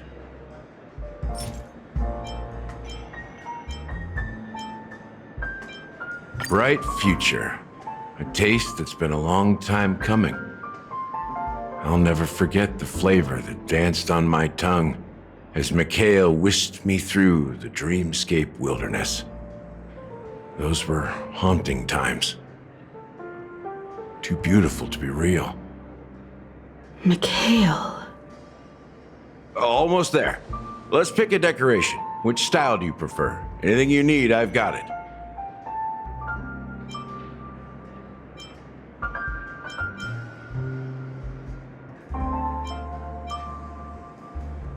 A symbol of bravery and dauntlessness. May you break free from your shackles just like he did. Well, it's done. Here's to you, Dream Seeker, with this glass of El Dorado. To golden dreams. Well done, Gallagher. You're not over the hill yet. So are you satisfied? Oh, the flavors! They're way more sophisticated than Soulglad. The richness and layers of these flavors are a masterpiece, especially with the adjuncts. I can taste the spicy and sour notes with a hint of sweetness. I'm not entirely sure what it all means. Maybe Mr. Gallagher can shed some light on it. Well, if you're expecting a profound answer, I'm afraid I'll disappoint you. The imagery it implies is pretty straightforward. It's just a glimpse of what this dream truly tastes like. Nothing more. Does this true taste have anything to do with that Mikhail? Yeah, that name does sound familiar. When you got knocked out by that masked fool girl, I think I heard someone calling that name. Do you remember? I was right about you. You guys seem to know quite a bit, and now there's no reason to hide anything from you anymore. Let's dig deeper into the case, and of course, I'll tell you a story about Mikhail. All right, let's start with what we know based on the clues the family has. It seems that Firefly isn't a local or an invited guest. In other words, she's a stowaway. She managed to fool me at first. My age must be getting the best of me. But here on the planet of festivities, stowaways are a common sight. You're bound to run into one sooner or later. After the incident, the hounds wasted no time searching for that girl in both the dreamscape and reality. But here's the thing. We only received bad news, and the trickiest kind at that. She simply vanished, leaving no trace in the dreamscape or reality, as if she had never come to Penacony at all. Huh? Does that mean...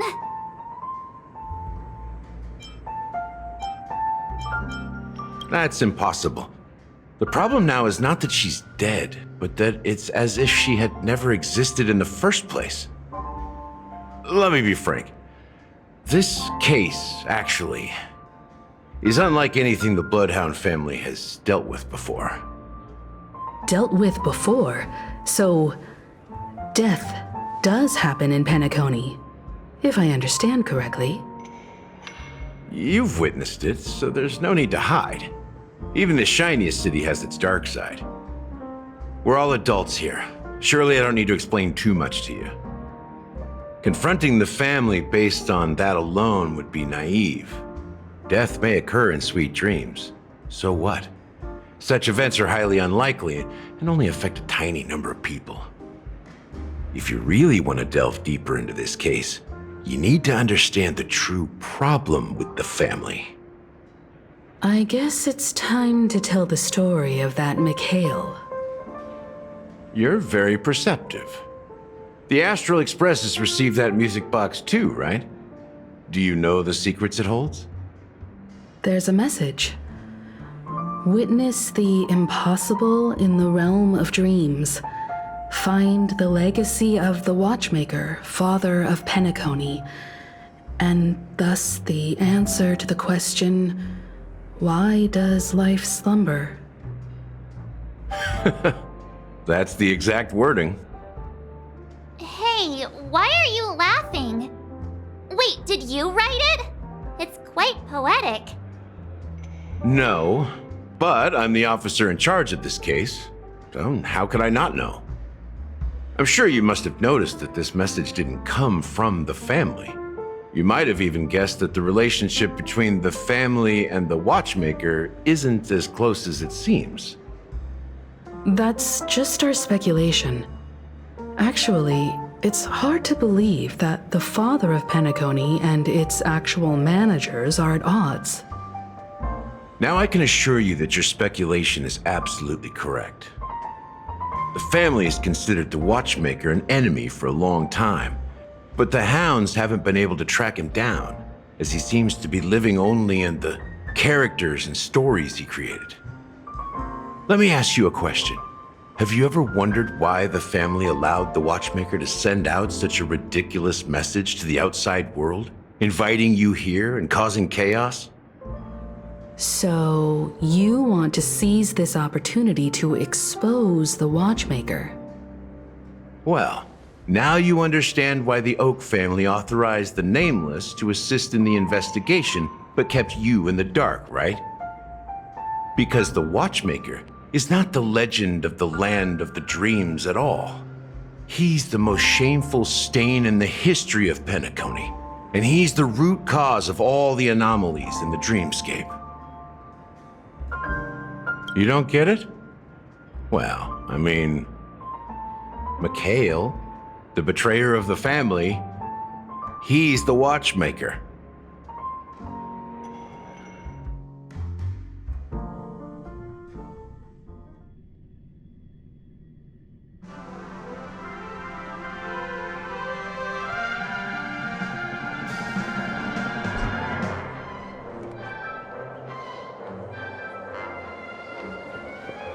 Here we are, Clock Studios Theme Park, the most popular entertainment center in Penacony. Wait, aren't we supposed to be discussing the Watchmaker? I would have expected you to take us to maybe a library or an archive room of sorts, but an amusement park? The culture of a city reflects its history in the most authentic way. To you, it's a fun place, but to me, it's a prison for the planet's past. You know that Penacony used to be the IPC's prison planet, right? All the prisoners were brought here, helping the Garden of Recollection salvage the leaking memoria from the macrovoid. The prolonged exposure to high concentrations of memoria caused a unique phenomenon. The dreams of countless prisoners intersected and overlapped, and people started meeting each other in their dreams, living lives that were almost identical to reality. But everything has a price, and sweet dreams are no exception. In the end, the dream world was unable to alleviate the suffering of prisoners in reality. One of the prisoners broke free from the IPC's shackles and fought for freedom. He is Hanu, the great leader of Dreamville, the great peacemaker, and the faithful companion of the underdogs.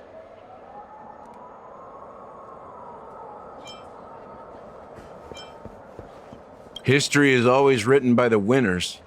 However, it's undeniable that Clocky is an animation that draws from Penacony's actual history. These characters not only exist in Dreamville, but also in the distant past. Once you realize this, you'll understand why we're here. There are so many members of the Bloodhound family around here. They just received a lockdown order, supposedly from Sunday himself. Who knows what it's for?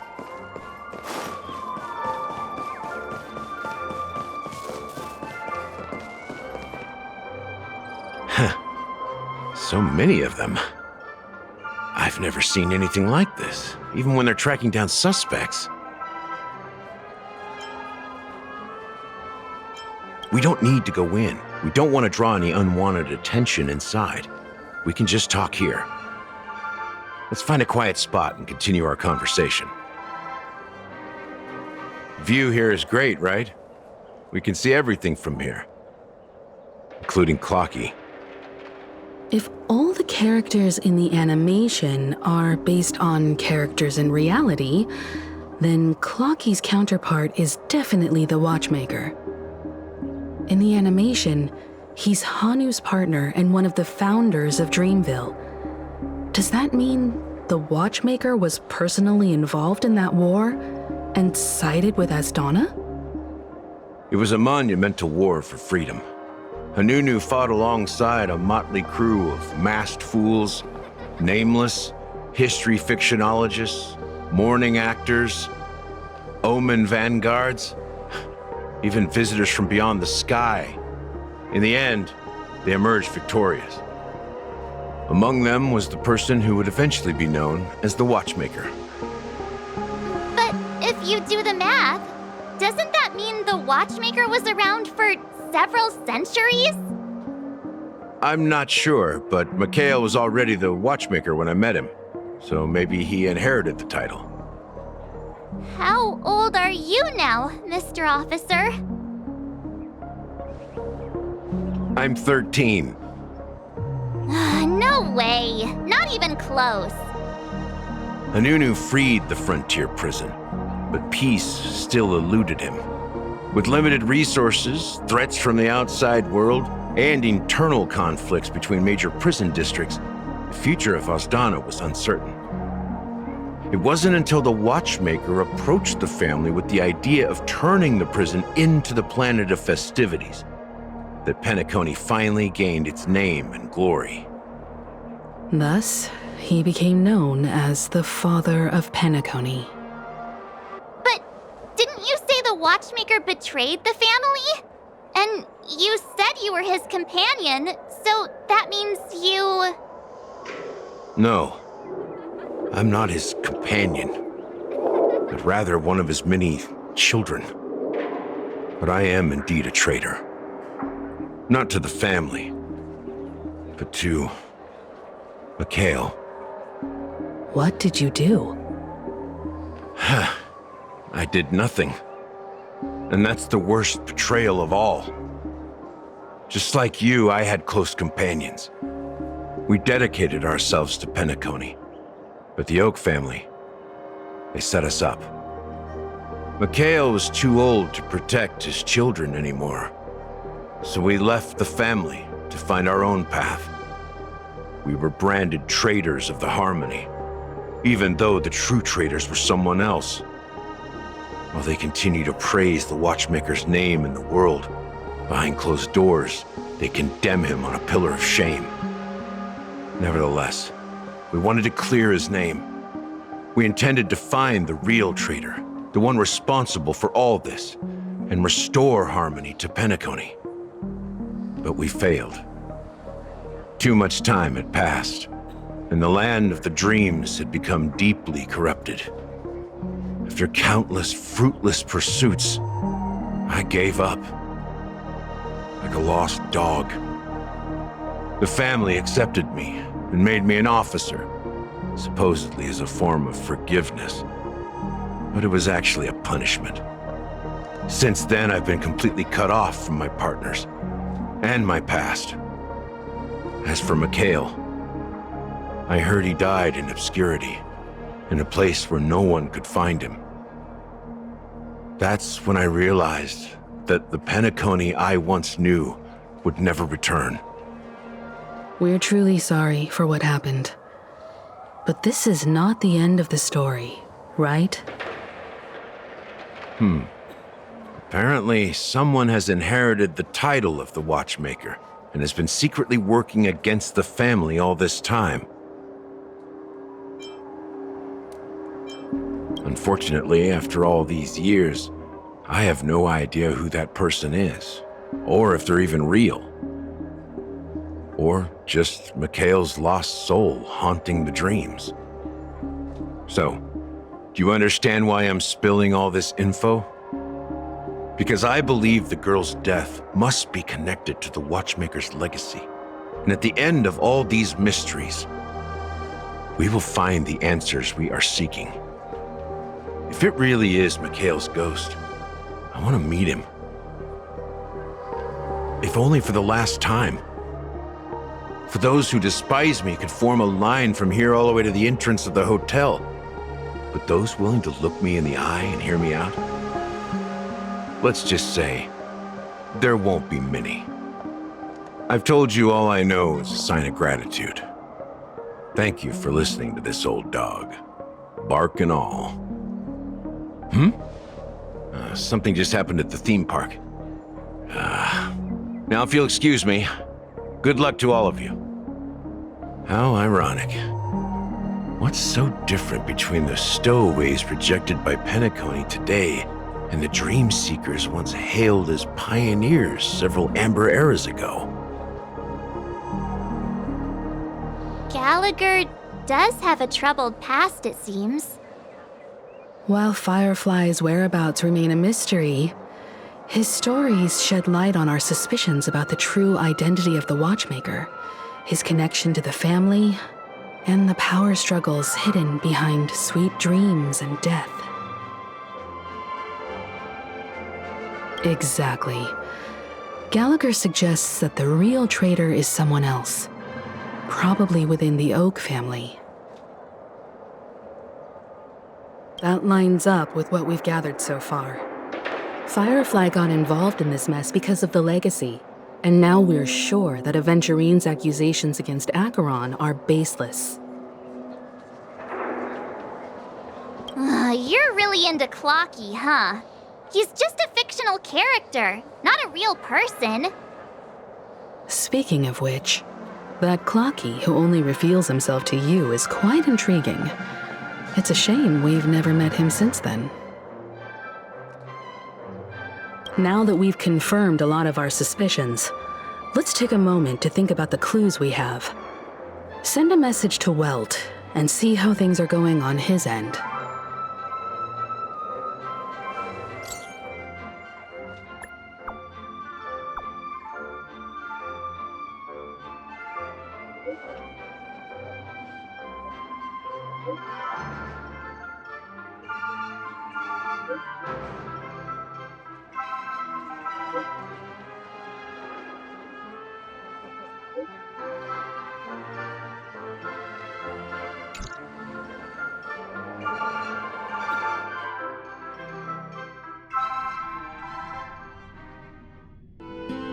Are your companions worried about you? They're just checking up on me. Let's get in and get out. Seems they've made some progress. Looks like we're about to enter the depths of Dewlight Pavilion. It's been a smooth ride. Almost too smooth for a heavily guarded mansion. Let's see if there's anyone waiting to greet us.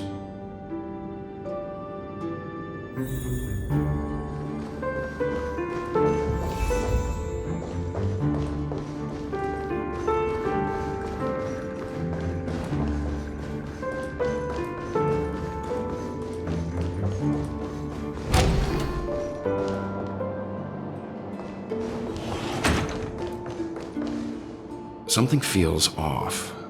A grand mansion like this and not a butler or servant in sight. Could it be due to the disruption caused by the emergency? Well, this door is open. Looks like we'll have to investigate ourselves. Let's proceed with caution. Just one moment.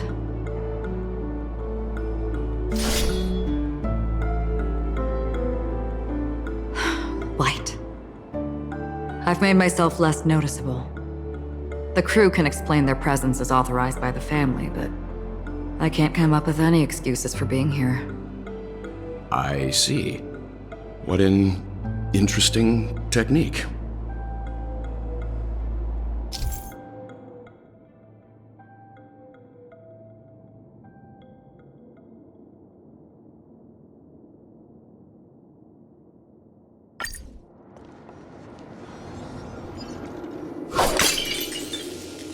Stream forth, gleam of gold blades.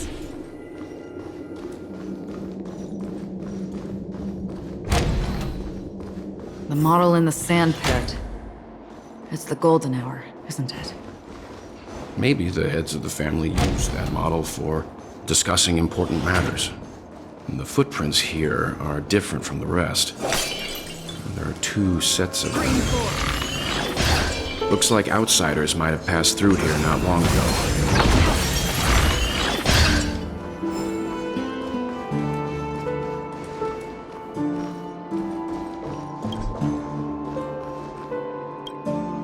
Can you identify the people who left these footprints? Well, there's a unique pattern here. Flamboyant, even. And judging by the size, I'd say these were men's shoes. If I'm right, it could be the IPC ambassador, Aventurine. Aventurine. What about the other set? It looks like they were walking side by side as opposed to one behind the other, so the second individual is likely equal in status to Aventurine. The IPC is eager to reclaim Penacony, so their presence here is not unexpected.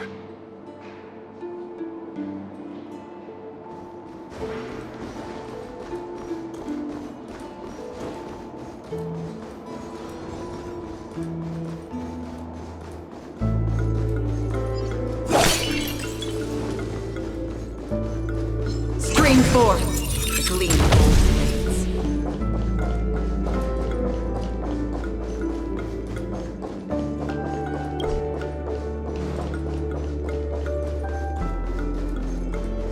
While there aren't any people in this mansion, they've set up quite a few mimetic guards to patrol this place.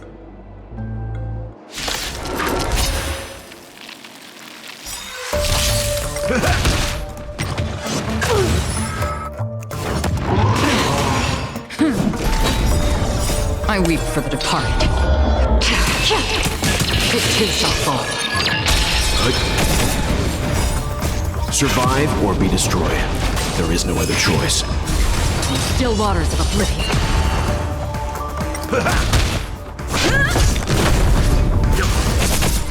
Destined for oblivion. Lance forward!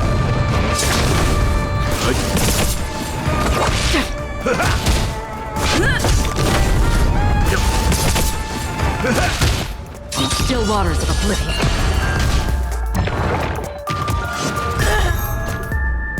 I weep for the departed. It too shall fall. I'm fine. friends? Indulge yourselves! Survive or be destroyed. There is no other choice.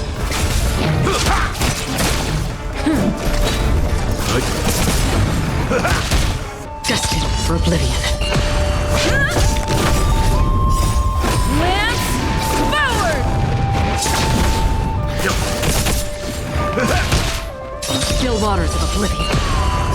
I weep for the departed. It too shall fall. Look, it dropped something. A note. Looks like instructions from the butler for the other servants. Seems like the mansion's entire workforce were assigned other tasks before Robin's death. It must have been a big project to require that much manpower. The Charmony Festival, perhaps. But no matter what their main priorities are, there should always be someone left at the mansion, right? So you're saying someone deliberately cleared the place out? Yeah, but I don't know why.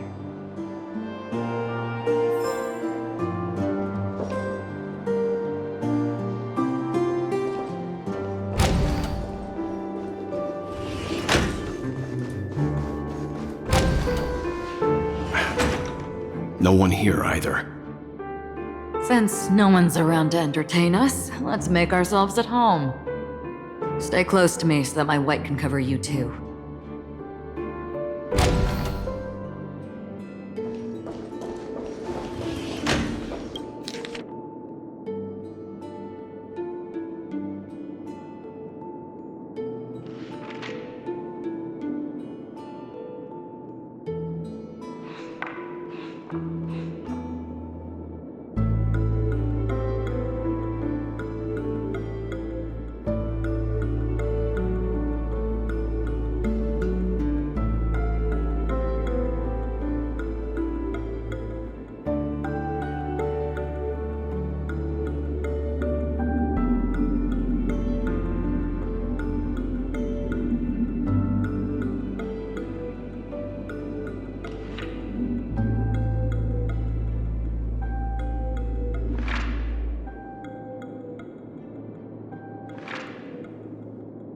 As soon as I and the rest of the crew arrived in Penacony, Mr. Sunday and Robin showed up to greet us. I remember hearing something unusual in her voice, and now it seems I was right.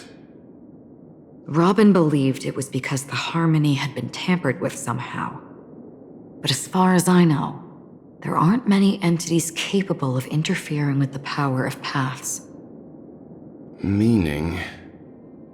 If there really is a traitor within the family, that person must hold a high position or possess unimaginable strength. That would explain why Mr. Sunday has been having such difficulty in catching the traitor.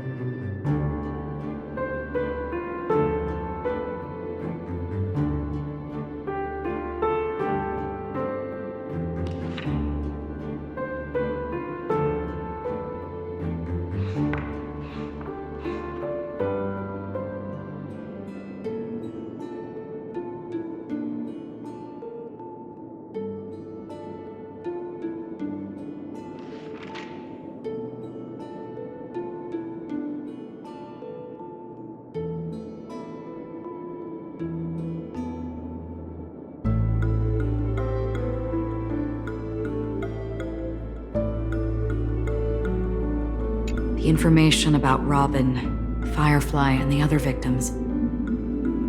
I don't see any commonalities among them. Looks like the rumors were right. Death does seem to be targeting random victims. And based on Sunday's notes, he's no stranger to death. He's just surprised that it has resurfaced.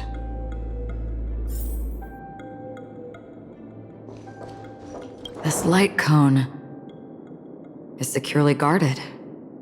It must hold some important memories. According to Robin's interview, despite having performed on so many grand stages, her favorite performance was a pretend show she put on with her brother when they were just kids. I wonder how their relationship is now. Growing up brings gains, but also losses. Yeah, time has a way of smoothing things out. The beautiful dreams of youth will eventually fade away.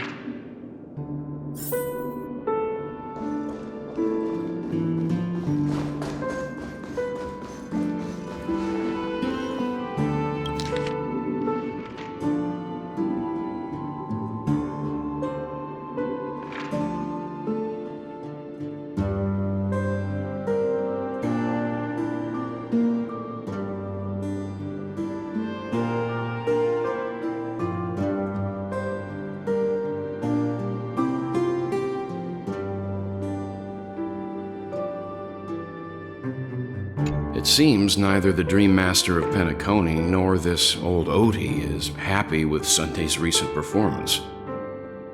They don't seem to care much about death. Instead, they're more concerned about the Charmony Festival and the Watchmaker. Maybe the other family heads don't think death is a big deal. One thing's for sure, there's a lot of internal conflict within the family, and everybody has their own agenda.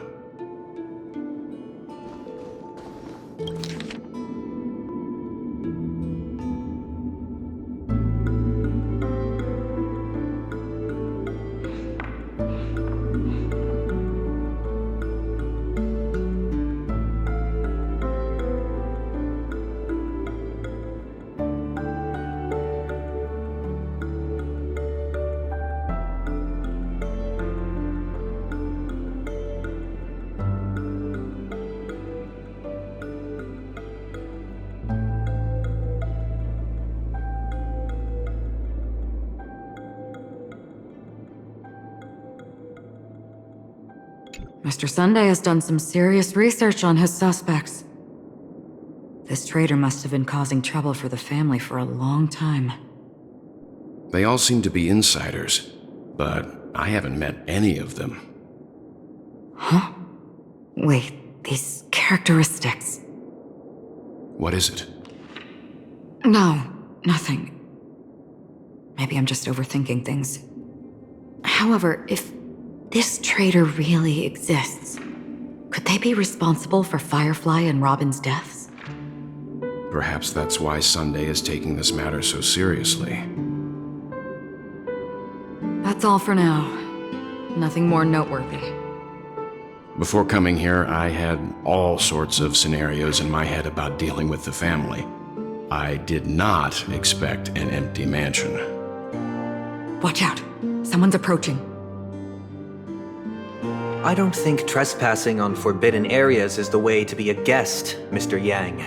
And Acheron? The Galaxy Ranger? Our apologies, Mr. Sunday. Nobody came to greet us, so we entered without permission. I hope you can forgive us. But even if there's no one to greet you, you should wait for the host. Don't you agree? Even without the famous Galaxy Ranger. As far as I know, the crew has officially accepted the family's commission, so coming here will be unnecessary for you. On the contrary, that's exactly why we're here, to ask you about the case and gather more information. We don't want any loose ends. Well, since you've come with goodwill, I have no reason to show you the door. Rest assured, he hasn't figured out that we went through those documents. While the truth remains a mystery, I'm getting close to it. I assure you that the traitor will soon pay the price. Let's hope justice will prevail soon. I have a question for you, if you don't mind. How did the family come to the conclusion that the murderer was within the family? With all due respect, it's in the IPC's interest to wreak havoc before the Charmony Festival, and the family has every reason to suspect the IPC's involvement. Well, other family heads share the same suspicions as you, but in my opinion, the true murderer would never have drawn as much attention as that ambassador did. Not to mention, I personally shackled him a while ago. However, I'll give you a suggestion regarding your suspicions, Mr. Yang.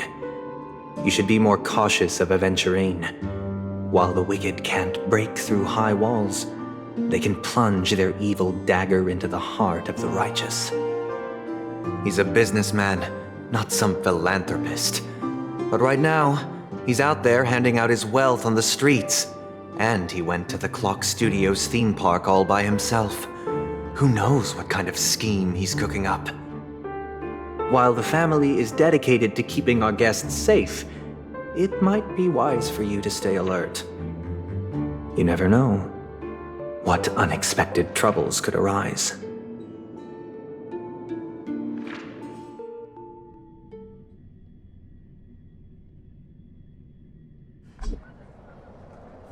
According to a Pierpoint hotline tip, there was a major breakthrough in the shocking Ejhazio Aventurine case. The suspect has been arrested. This fraud case has been linked to many departments within the Interastral Peace Corporation and the Intelligentsia Guild, causing a large drain in manpower and resources, resulting in the IPC taking a massive loss. The case's main suspect originates from Sigonia 4 and is one of the survivors of the second Kataka Avgin extinction event, who does not carry an interstellar refugee travel permit.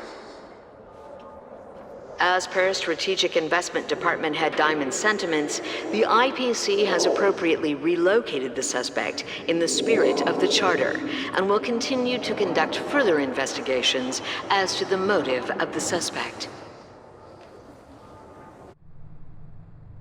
What pretty eyes. Tell me, do they shine in the dark? Well, if they did, I'd sell them in a heartbeat. You don't know how many people long for your eyes to be closed forever. As a servant, you should not resist your master. Yet, you went and killed that man anyway. No lawyer has the audacity to defend you. Perhaps you ought to represent yourself. Not difficult, but definitely pointless. You're pretty confident on your eloquence. Did you also think that when you lied to the Intelligentsia Guild? Ask and you shall receive. You wanted the perfect construction material. All I did was offer a possibility. It was just a small wager. If your luck holds out, the IPC will dig something up from the golden sands of Ejhazio. Maybe even the Sand King's remains. Pity your luck has run out. I'll admit that. What I'm more curious about, though, is why such a grand scheme failed to benefit anyone in the end, including the perpetrator himself. Madam, I already have what I want. To be brought before you for the next high-stakes gamble. Then let's talk about the second gamble. Tell me, what are you prepared to wager this time? My life. I bet you won't send me to the gallows. What do you want, then? I want your Lenore to meet with me. I have something to say. And then what? I want cash. It can't be that simple, can it? It is that simple. 30 tanbas. The remainder of my Market value. 30 tanbas. No more, no less. With this money, I'll climb to even greater heights than you. Grasp even more riches than you. I wager you won't give me this chance. Which is why you should call him here. Interesting. A pity Diamond won't see you. No one gets to see him. From here on out, I am Diamond's representative, and I will decide on his behalf. You're wrong. 30 tanbas. He'll give you that. And much more than that. Wealth, status, power. The IPC will give you whatever you want, even what you don't want. Kakavasha. A good name, but unfortunately destined to be buried in the dirt. You, though, you deserve to live, to create even more wealth for us. Go, pick the clothes you like, then choose your desired identity. And then, use them well, child. May your plans never suffer failure. Life is like a long-term investment. Those who choose correctly, do the correct things, reach the correct outcomes, and show the world their value. People can't always make the right choices in their lives. But luck has always been on my side. I've never lost. Is it because Gayatri blesses me? Well, if that's the case, she must also be looking upon me right now. My success is inevitable. But what then? Even if I overcome this difficult trial, what would come next? What awaits me after this glorious gamble?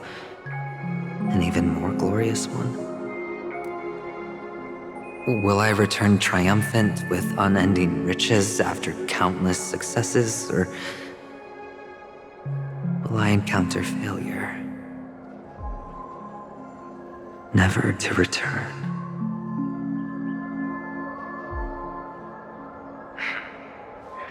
I'm pretty sure you already have some ideas. Lowly gambler.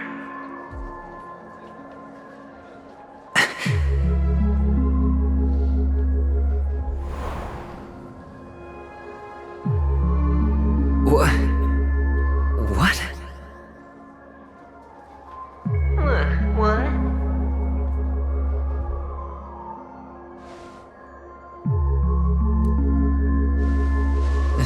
Am I dreaming, or have I gone completely insane? Perhaps both. Forgotten me already? When you were strapped to that electric chair by a mannequin warlords, who was it that gave you the idea? Fine. I may be crazy, but I'm not stupid. Get out of my head, newborn of the Harmony. The Harmony? Oh, don't play the fool. It's not the first time we've met. No need to be so polite. I'm you, and perhaps even more aware of yourself than you. Of what exactly you want. You're dying. And you still want to drag a bunch of unfortunate fools with you through death's door. That's why you're here, isn't it? A grand unveiling. You really think you can pull it off?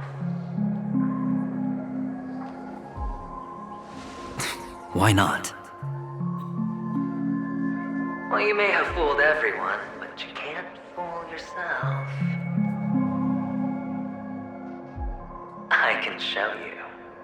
Before you're entirely gone, I'll be with you for the last stretch of your road. Let's have a heart-to-heart while we walk.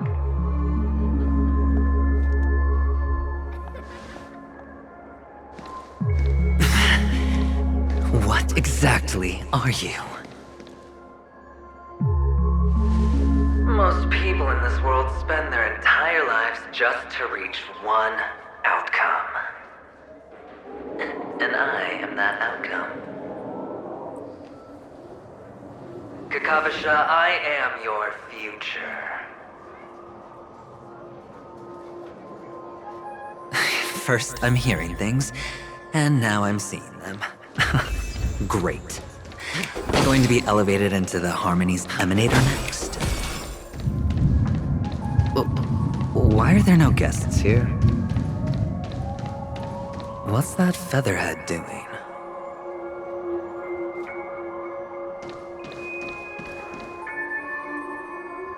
Just a Pepeshi? No.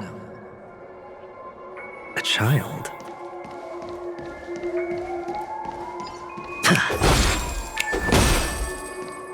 I thought minors weren't allowed in Golden Hour. Hey kid, you okay? Are you lost?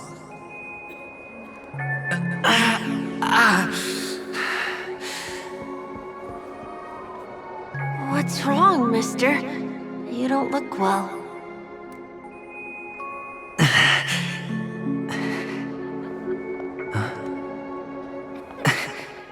Your eyes. Impossible. Who are you? They're pretty, aren't they? Sis said they're a gift from Mama Funga. Colorful eyes are said to bring good luck. Mister, you have pretty eyes too. Beautiful.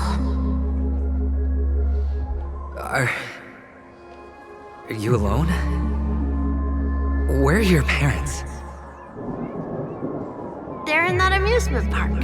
Papa and Mama went in first. I'm just about to go look for them. I have to go. Goodbye, mister.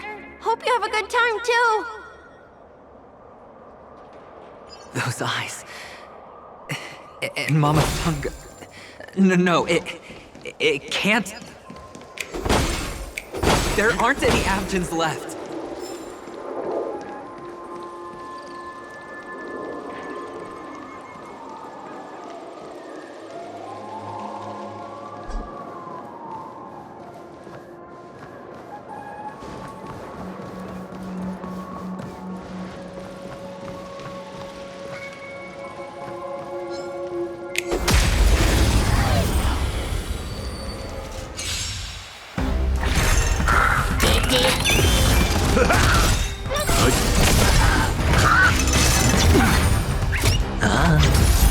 Still waters of oblivion.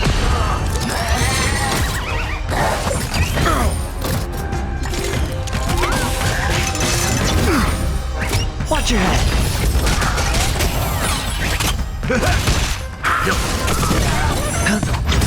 Destiny for oblivion. I weep for the departed. It too shall fall.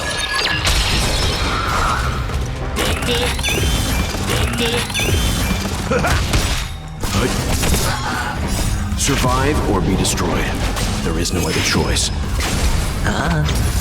Still waters of oblivion. Bust. Or maybe I'll take it all.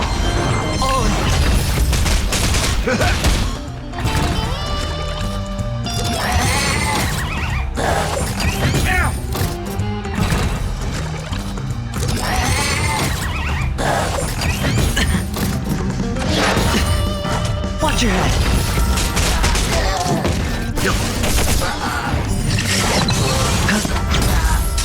for oblivion. Those eyes. And Mama Funga. No, it can't. There aren't any Avgens left.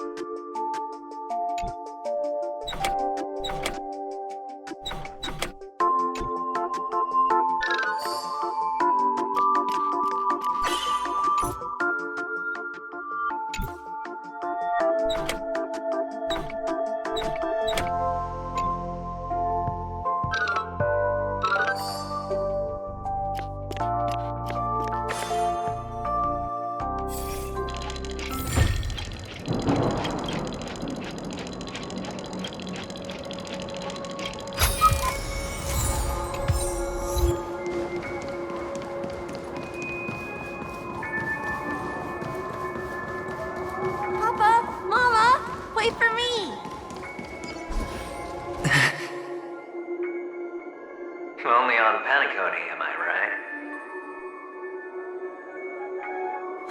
What are you still doing here? Well, you've known all along. The family truly showed leniency to everyone who came seeking help. Why would there be a need for such high walls and deep moats? However, people don't see it like that. Especially since the flavor of the dream syrup is so alluring. You will receive no charity on Paniconi. And relying on your own strength alone to topple high walls? Not a likely fate. Which is why, once you step into the hotel, you remove your high hat and beg everyone you come across for help.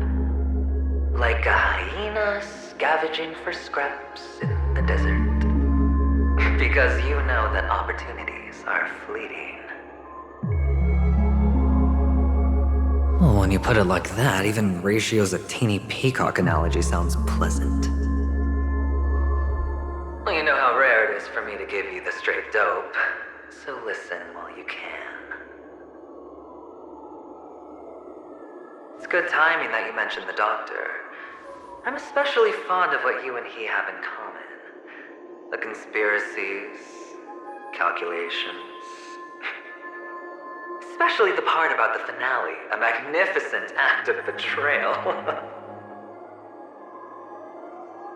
Oh, when everyone thinks this way, who would even suspect that it was another trap you've meticulously devised?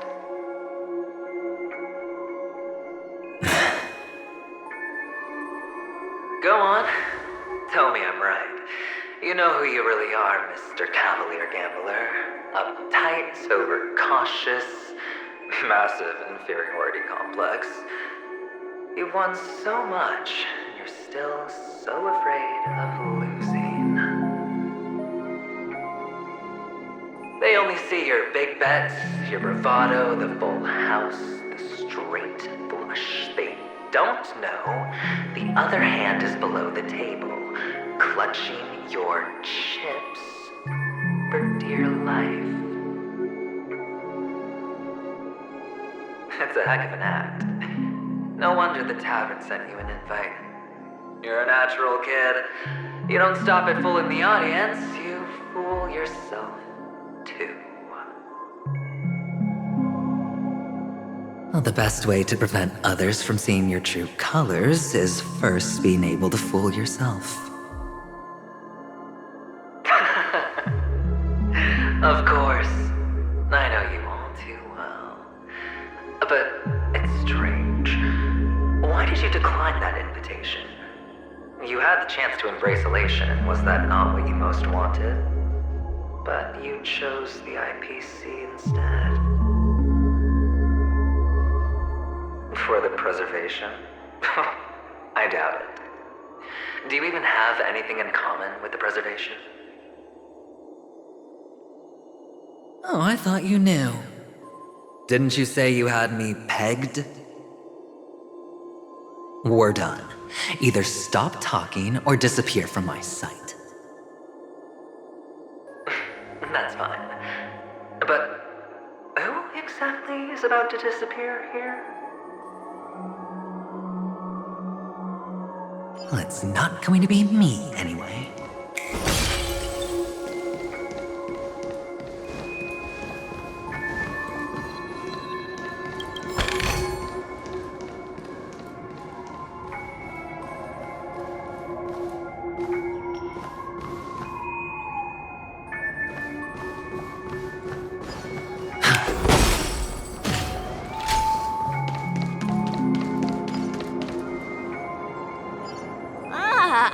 Playing hide and seek. I'm really good at this.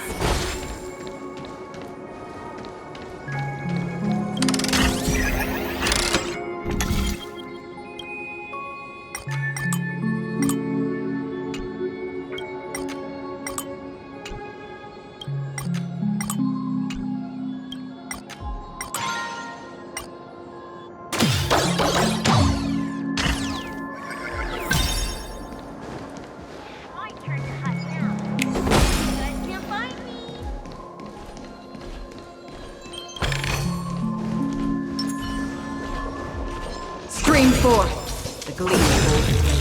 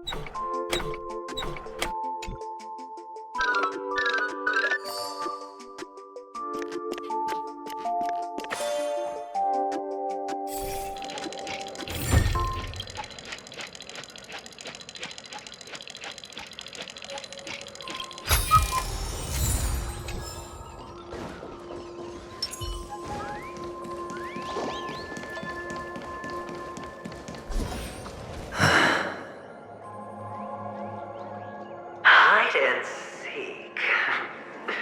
What sweet childhood memories. When Mama said goodbye that day, how many catechins were like jackals hot on your heels? I know you won't forget that sound anytime soon. Those shrill cackles. You had to hide right under the noses of those savages. You and Big Sis, playing dead, drifting in all that bloody water. Completely ruined that shirt. Shame. Wasn't that the last one Dad left behind? It wasn't ruined. I've always kept it. Come on. It's a rag. It's not like you can ever wear it. Now you don't have to hide. You probably won't even deign to get your pretty outfit wet in the rain. Well, your social capital has changed after all.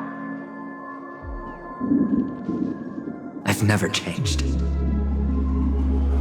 On the contrary, now you're the one who does the hunting.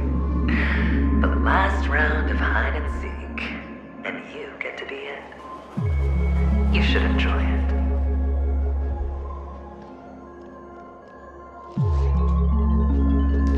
That child. Could he be in here?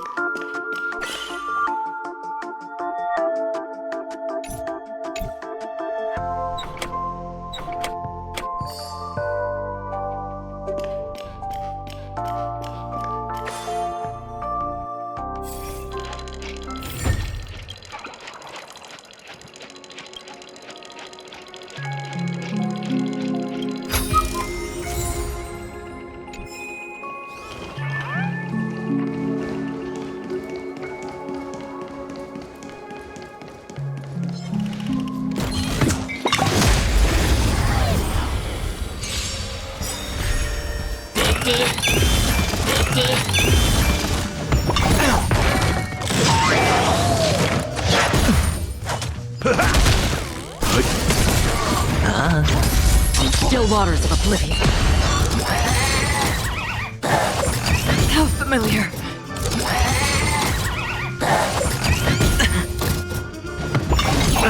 Confidence. I weep for the departed. It too shall fall.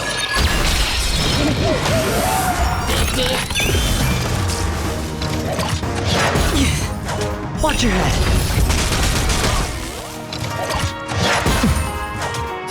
My friends, indulge yourselves!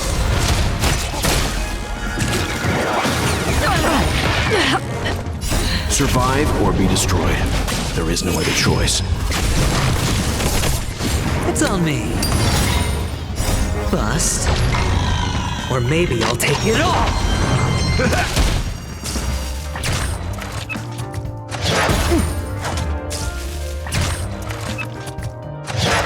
The confidence.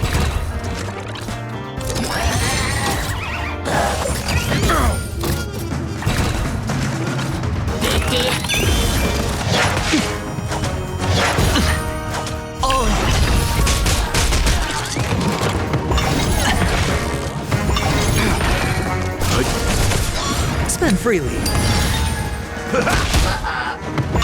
No dirty tricks, boy. Watch your head.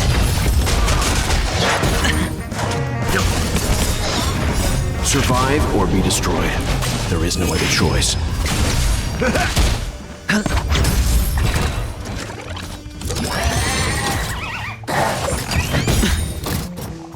Bust. Or maybe I'll take it all.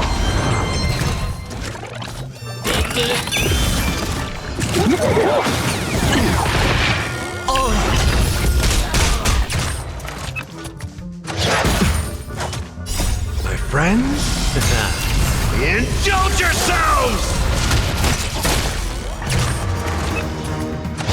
No dirty tricks, boy. Watch your head.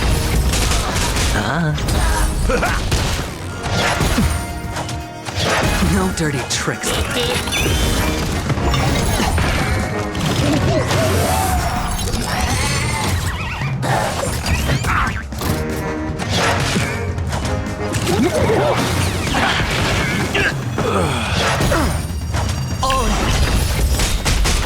Bust. Or maybe I'll take it all.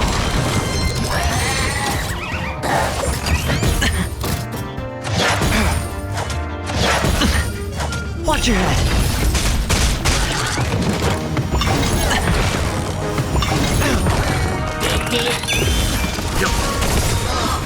Survive or be destroyed. There is no other choice. It's on me.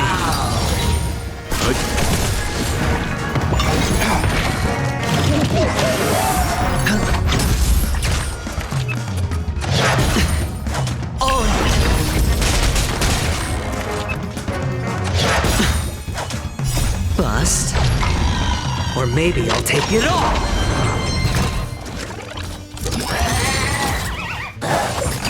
No dirty tricks. Watch your head. I'll leave the rest to you.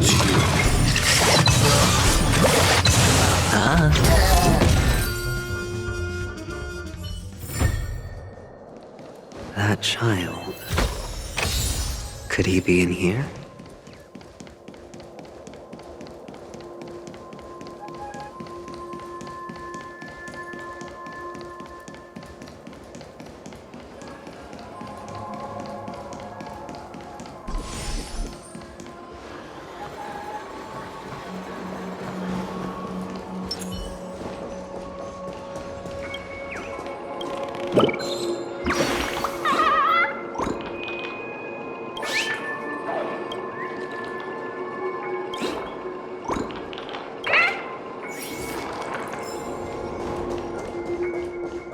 Stream forth the gleam of old blades.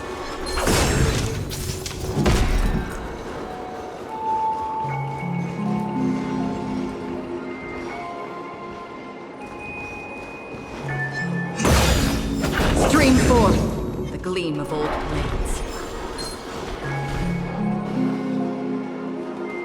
Is this... a topaz? What is this doing here?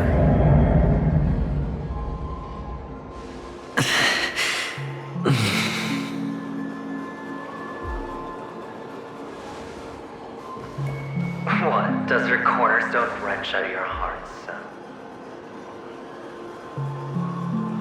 I was merely curious at why it was here. Maybe that winged guy put it here. To taunt you. Just to make you realize that your painstakingly arranged magic show is nothing but a death rattle. The cornerstone's hue is the same as the radiance of Clipant's body. I've gotta give it to you. I've heard a lot of baloney, but that lie deserves a prize for sheer nerve. If he were just a little bit smarter, the jig would have been up right there. This is just bait. Of course. That's why Ratio's betrayal was one of the keys to your plan. After to say, that doctor's acting was superb. Or maybe he wasn't acting at all. All the better for you.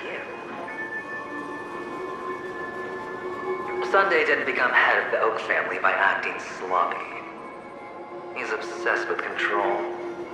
You have to give him enough detail to satisfy his meticulous nature, but not so much that he gets suspicious.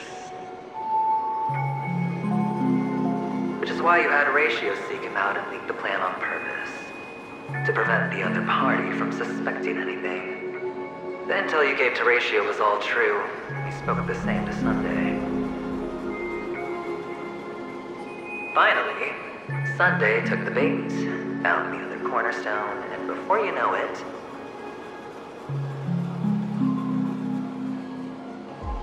everyone's distracted enough for you to steal the third stone right out from under them.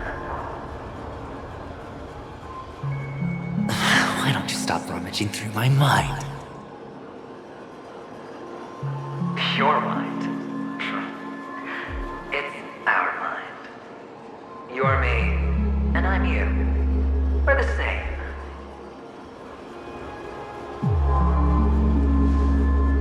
The best way to prevent others from seeing your true colors is to first be able to fool yourself. Really? You can't even fool yourself. You just got lucky this time.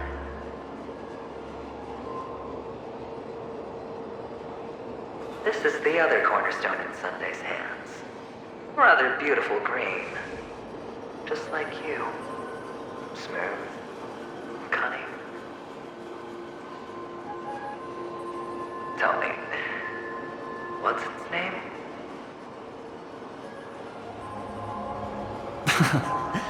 Why are you even asking me? Must I do all the work? Aventurine is the stone of luck and trickery. That's what she said when you received the stone, wasn't it? This type of stone isn't rare, but its hue is very similar to a certain gem. In fact, it's often used as a substitute. And that more precious gem is...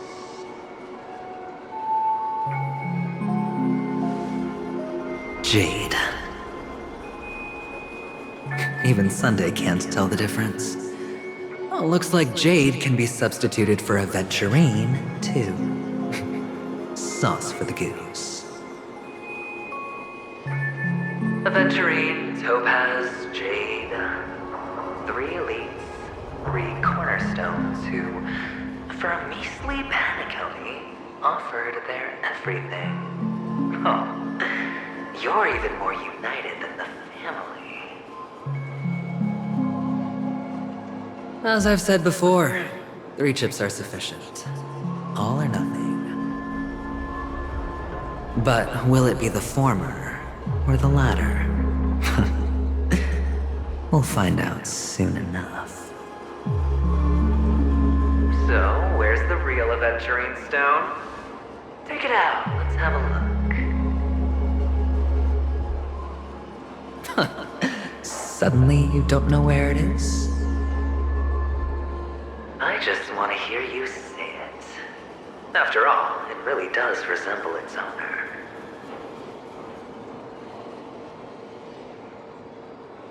As you wish, then. They never went anywhere. They're right where they belong. Piled up with these cheap baubles. You smashed the aventurine stone before you left?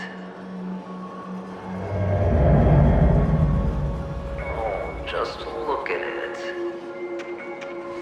Shattered. Just like your life. Poor thing. A humble pebble coated in the most lustrous sheen. I take it back. This thing is far more precious than your life. You're absolutely clear about the consequences of doing this. Blasphemy against Clipot's body. You think the IPC will let you get off scot-free?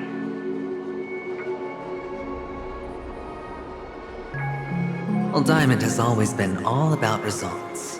As long as I could create value far beyond the cost, the ends justify the means. How else would the family be fooled if there was no price to pay? It doesn't matter. Even smashed to smithereens, the preservation's cornerstone can still be used. Its effect may be greatly diminished, but it's enough for me. Now I'm really curious. Why does every step you take involve reckless risks, and the choices you prepare for yourself always come with a strong impulse for self-destruction? Do you truly believe that the greater the risk, the greater the rewards? I wouldn't have guessed you'd be so loyal to the IPC. There is so much you don't see. Which is also why you'll never see how I'll win it all.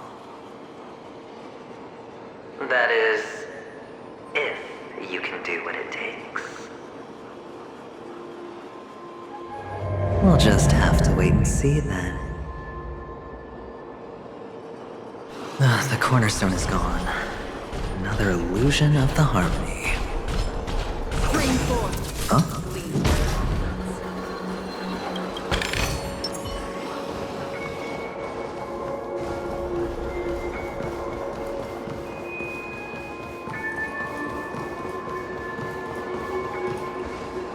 Hello.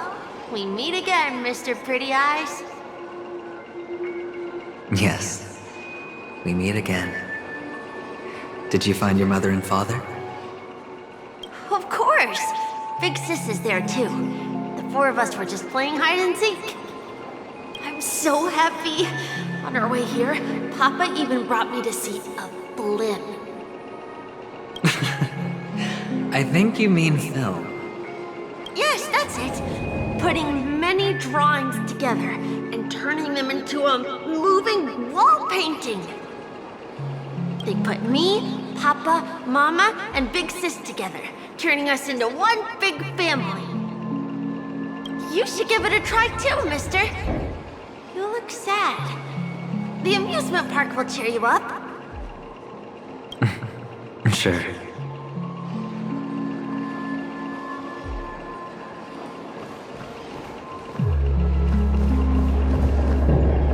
Go give it a try, mister.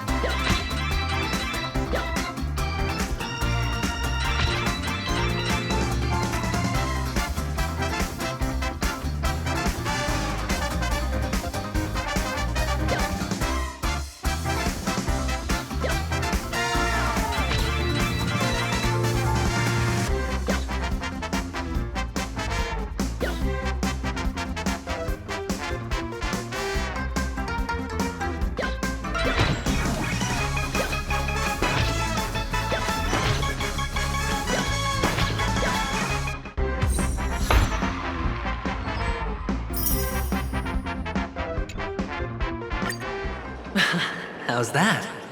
Not a bad score, eh?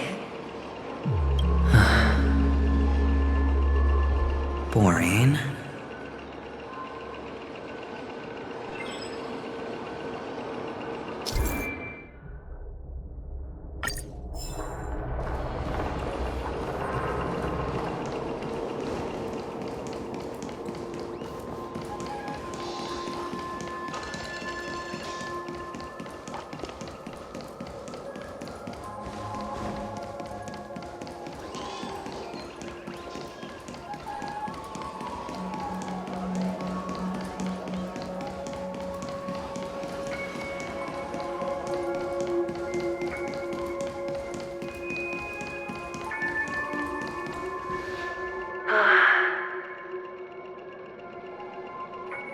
Why aren't you talking? You've piqued my interest. I'll admit that there are still aspects of you that I don't completely understand. Well, you sound sincere this time, at least. Well, sincerity is one of my traits that everybody likes. And I have precious few of those. Moving on. See that maze over there? I'll know everything about you before you reach the exit. Our quaint journey through this amusement park still isn't over. And I wouldn't mind stretching this out at all.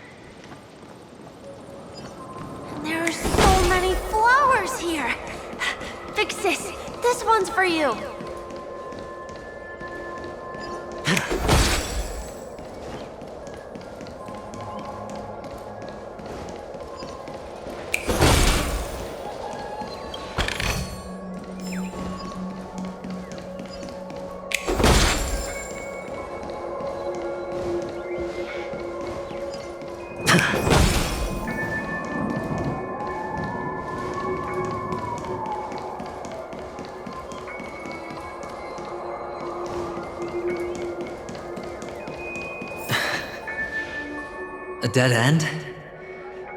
Oh, is this the wrong way?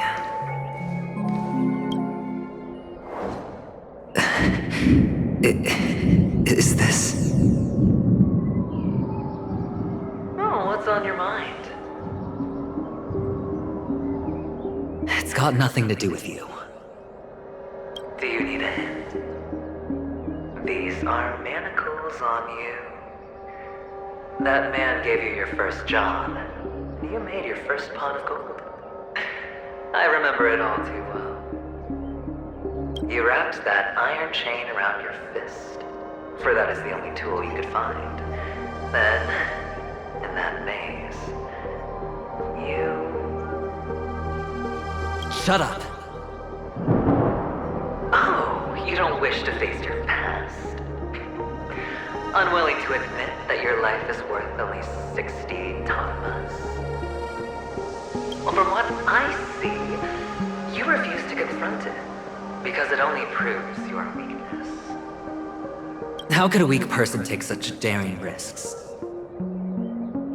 Oh, that's right. You love the thrill of danger. But you refuse to let go of meaningless sentiments. Even in this beautiful dream, the only thing you dare allow yourself is death. In your hands, those who follow you could have become Joker cards. They're far more useful that way. It's not like this is the only place the family ever cut corners. You could have had tons of action if you weren't so all or nothing. All it takes is a meager sacrifice. I bet Opal would have resolved this without a fuss. A pity you're not him. Well, you wouldn't be in this state if you could just get with the program. And why couldn't you? Out of professional integrity? Those techniques you mentioned are highly efficient, but it's not that I don't know about them. It's more like I couldn't care less. Get it? What fun is it if the fight isn't fair? Fair? You assume your opponents would fight fair in the first place. The odds are obviously not in your favor, so how are you just breezing by? Did that masked fool's words awaken something in you? Well, she gave me an answer that could turn everything upside down. Everything? You mean it could make all the cards on the table just disappear?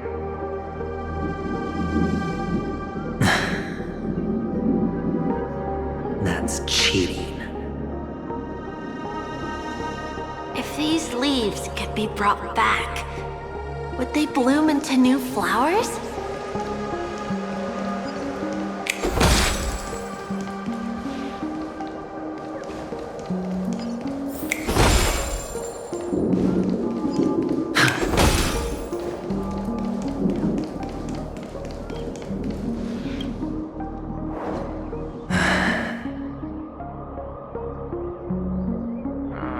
Your expression right now is hard to put into words.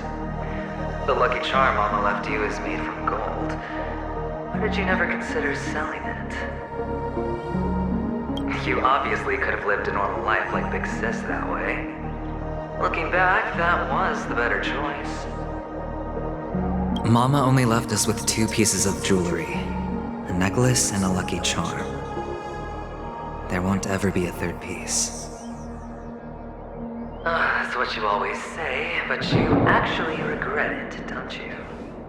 That you didn't sell them. You can zip it if there's nothing to talk about. I know. You must remember what Big Sis told you. You're a child blessed by Gaiathra Triclops, and can lead the clan to happiness. So always remember to protect yourself and never resent the pain and poverty you're going through. The words still ring in your ears, don't they? You're a good kid, so you definitely won't have forgotten. So, you surely won't forget how tragic her last moments of life were. How the piercing laughter behind you felt like it was drilling into your heart. You ran away without looking back, just as she told you to. Tisk, tisk. A lifelong regret indeed. Enough! Do you not have anything better to talk about? Oh, shut me down like a champ! Well, I guess when it comes to mind games, this isn't exactly your first rodeo. I think I finally get you. And woo! You are nuts!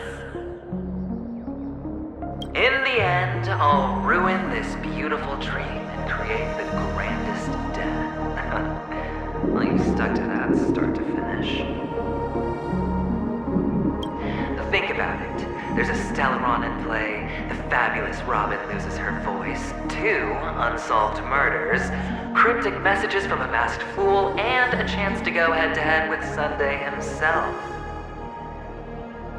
The only thing to pique your interest is one word. The last word. A word that's right there at your fingertips. Death. But whose exactly?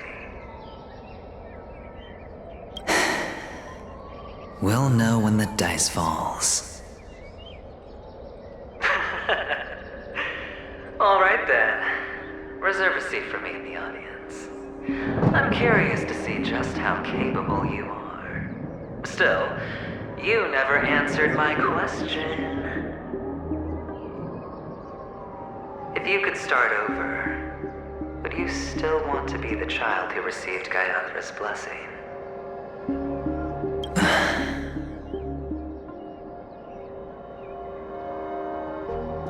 It's so quiet this time. Is he finally gone? Or am I the one about to disappear?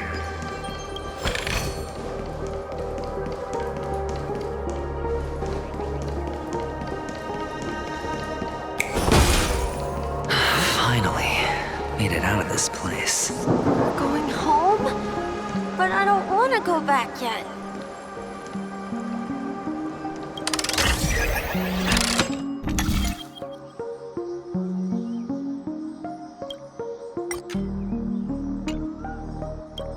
It's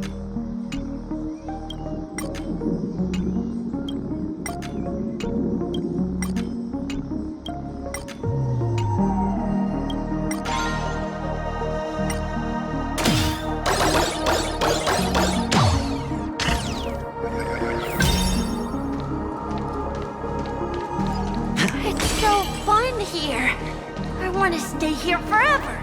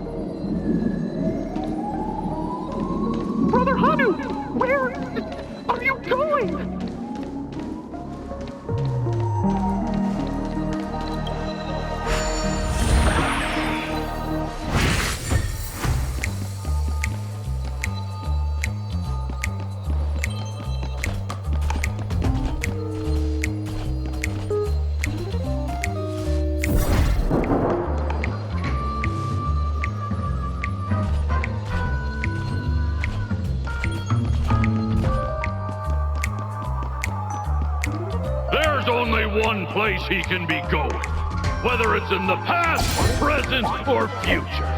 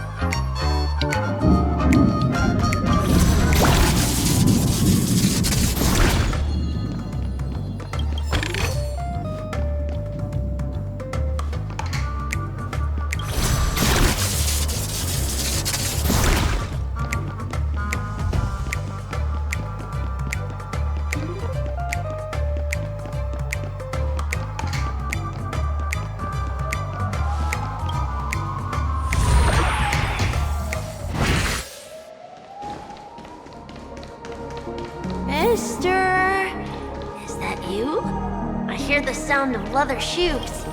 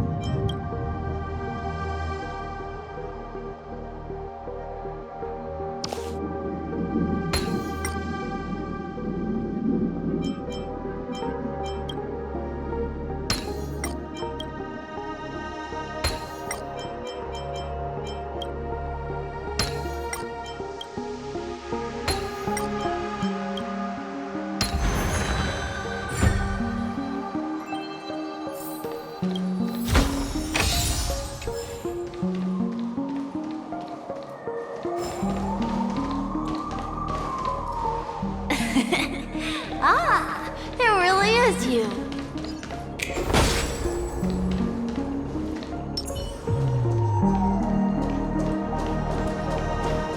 Stream forth, gleam of old blades.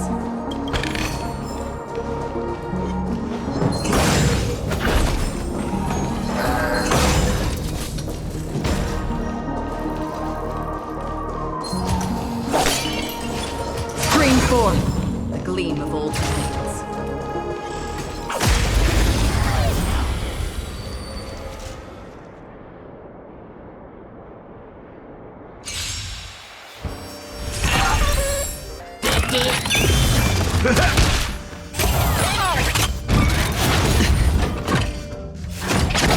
Stop me.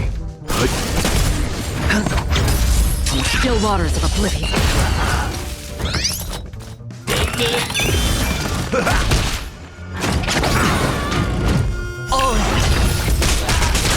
Bust.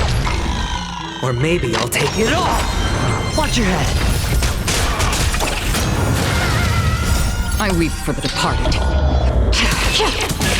It is my fault. Confidence. Destined for oblivion.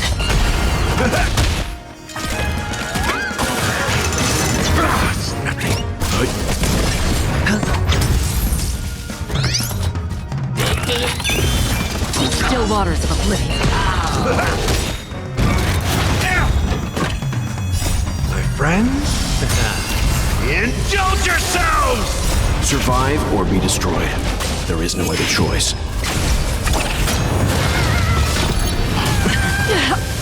Watch your head.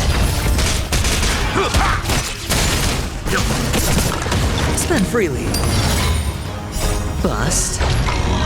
Or maybe I'll take it all.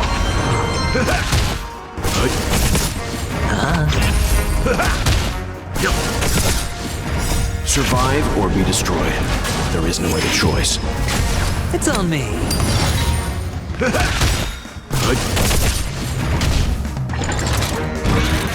No dirty tricks, all right?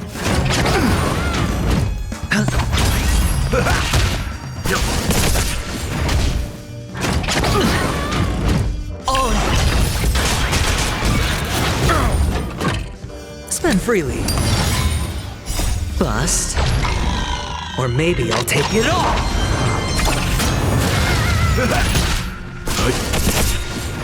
Survive or be destroyed. There is no other choice. My friends? Indulge yourselves! It's on me.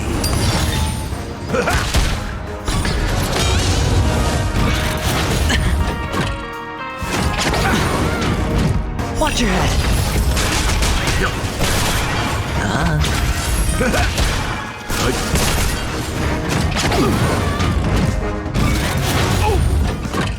Spend freely. Bust. Or maybe I'll take it all.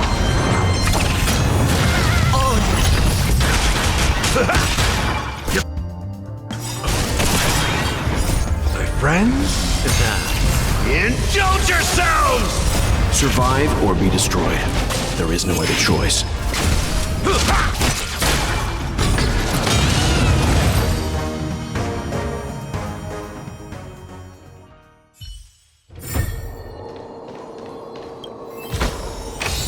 Fortune follows luck, just like it always does.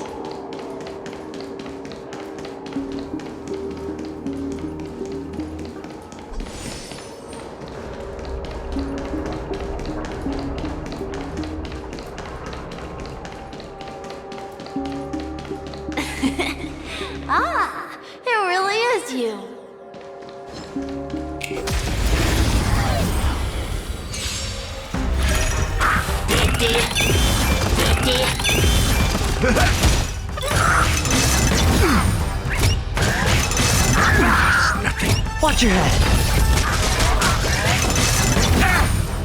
Oh. Still waters of oblivion. It's nothing.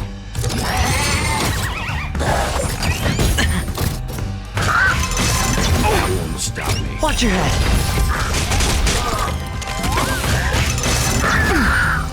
Oh.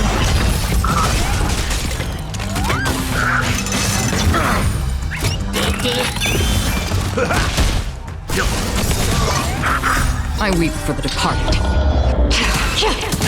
It too shall fall. Destined for oblivion. Watch your head.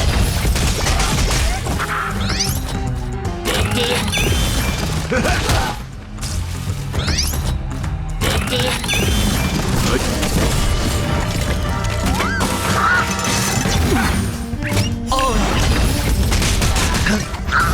Still waters of oblivion.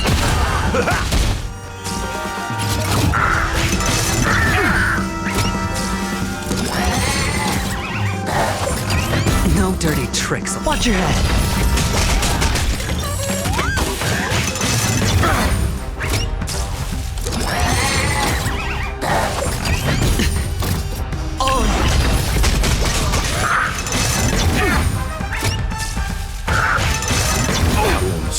Watch your head.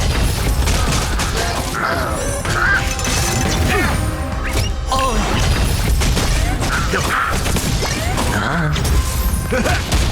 Destined for oblivion. That won't stop me. Watch your head.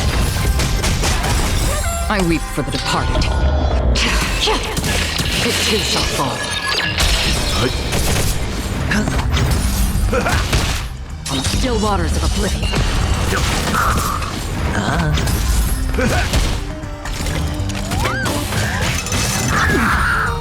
Oh. Destined for oblivion.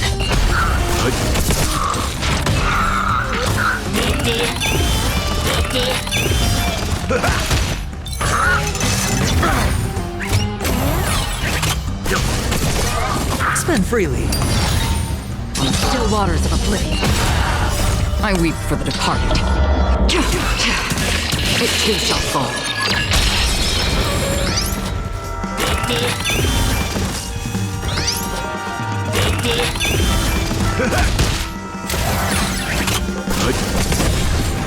Survive or be destroyed. There is no other choice. Bust. Or maybe I'll take it all. Watch your head. Destined for oblivion.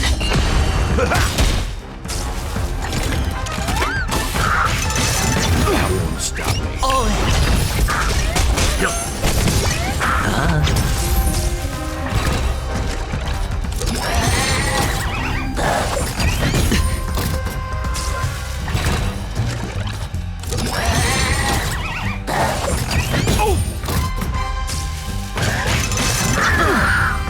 Watch your head.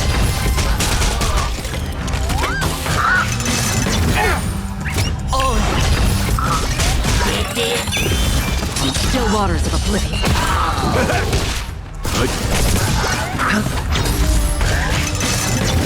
Stop me. Destined for oblivion. I weep for the departed. It too shall fall.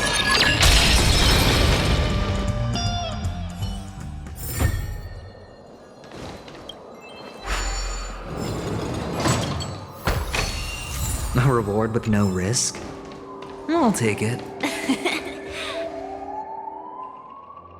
I don't know why, mister, but you always give me a special feeling that makes me more curious about you. It's sad that I can't get to know you more. We have to say goodbye. Did you have fun? You're going back? Yes, I should go home. The day's getting dark, and it's going to rain. I don't want to worry the others. Your home. Where is it? What a strange question.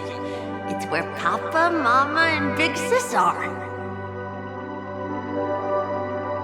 In this dream.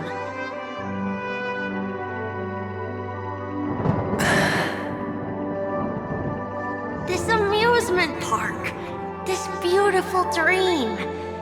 They really are peaceful. Everyone loves it. But, mister, why don't you like it? Because they're not here. Where are they then?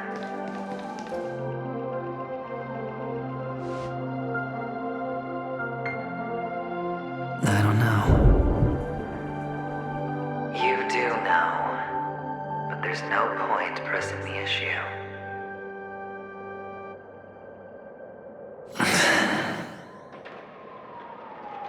Admit it. You're tired.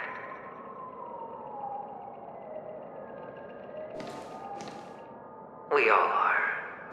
Which is why we chose to stay here.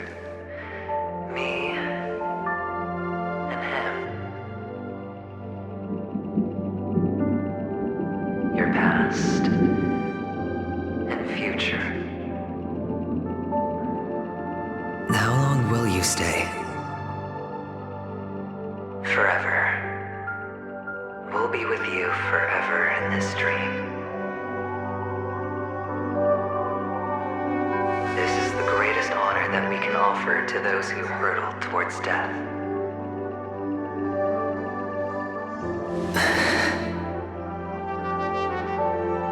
The road less traveled is less traveled for a reason.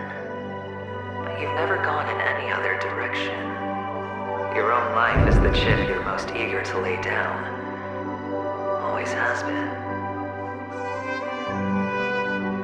You don't care who the real murderer is, and the Watchmaker's so-called legacy couldn't be more boring.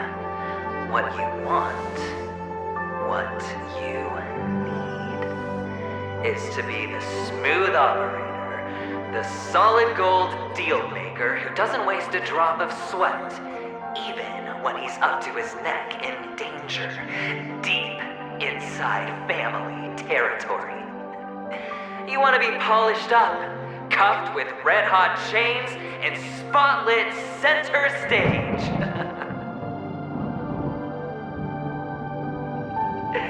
You'll be the closing act, the final sacrifice.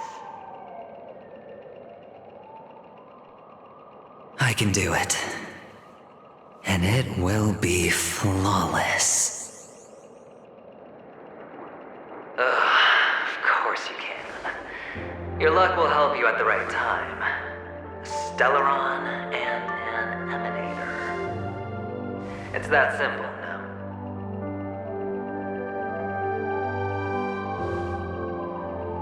That way, the IPC will earn a place at the table. And as for you, you'll just happen to slip the leash, leave the rat race, extract yourself from this endless debacle. You'll have the freedom you've always dreamed of.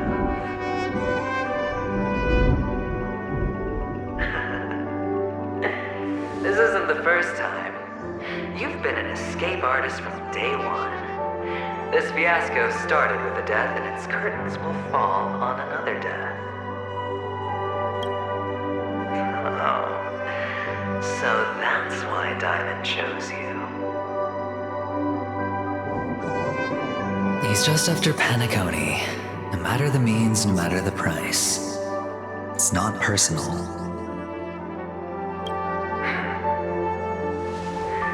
It's hard, isn't it? Well, don't get soft on me now. What, did you suddenly grow a conscience? Hey, I was born from yourself. I'm well aware that climbing out of the hole you've dug is basically impossible. I can't stop you from doing what you want. We can't change where you want to go. Well, what's done can't be undone. All we can do is play the cards we're dealt and rake in as much time as possible. Yes. Alas, people won't make all the right choices in their lifetime, though luck always seems like it's on your side. You will keep winning, having never lost before, but why you? Why must it be you? If all your luck is built on the pain of someone you love, on the loss of dozens more, if these windfalls, these jackpots, aren't a gift from Gaiathra, if all they are is a long string of meaningless deaths, then what did we do to deserve living in a world like that?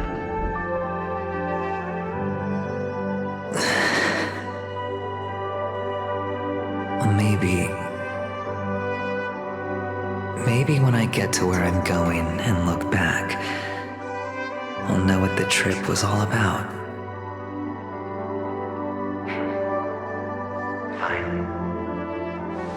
Time to make a move, my friend. I'll be waiting up ahead. Say goodbye to the kid before you shuffle off.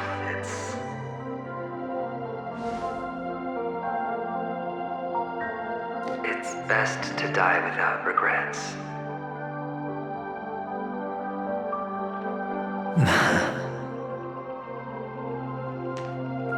And now, only we are left. Can you take a photo for me? I want a memento. Sure. Come on.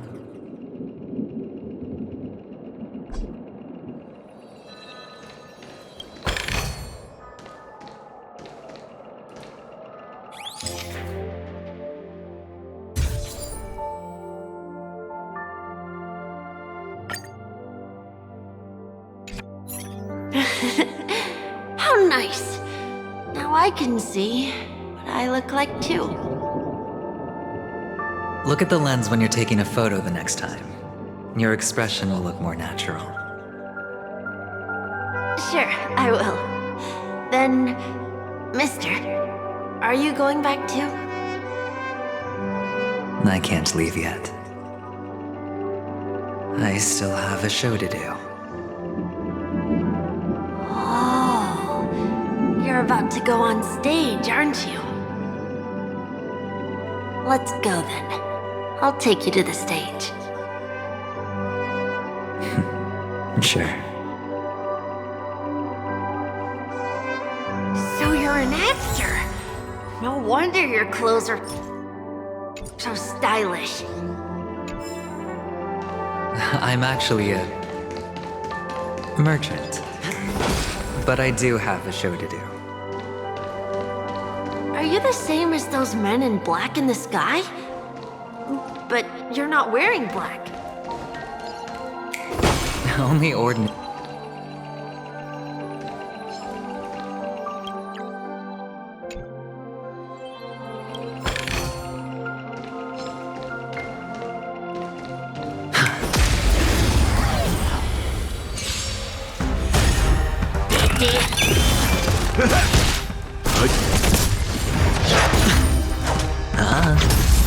Still waters of oblivion.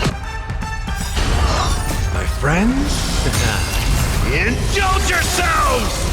I weep for the departed. It too shall fall.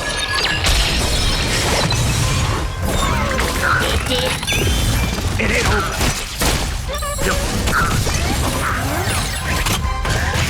It's nothing. Watch your head.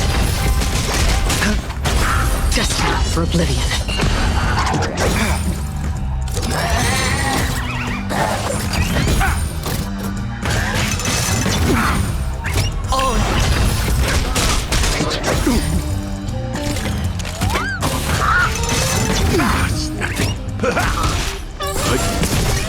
Spend freely.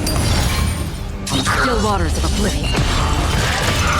That won't stop me. Watch your head. Again? Destined for oblivion. I weep for the departed.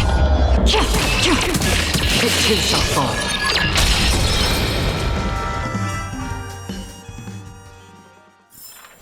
So you're an actor. No wonder your clothes are so stylish. I'm actually a...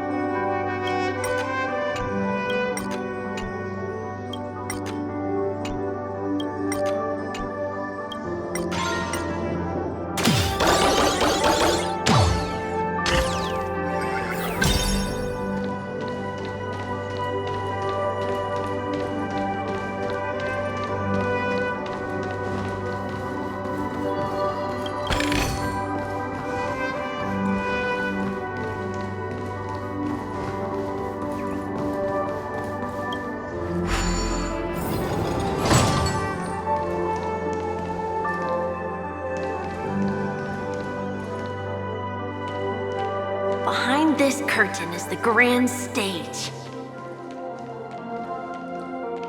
It's almost time to go on stage. Are you ready? Good luck with your show. Thank you.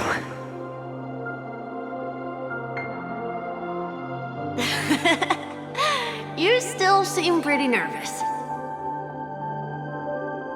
Let's put our palms together. If you receive Gaiathra's blessing, you'll feel more relaxed. Putting our palms together is a simple ritual.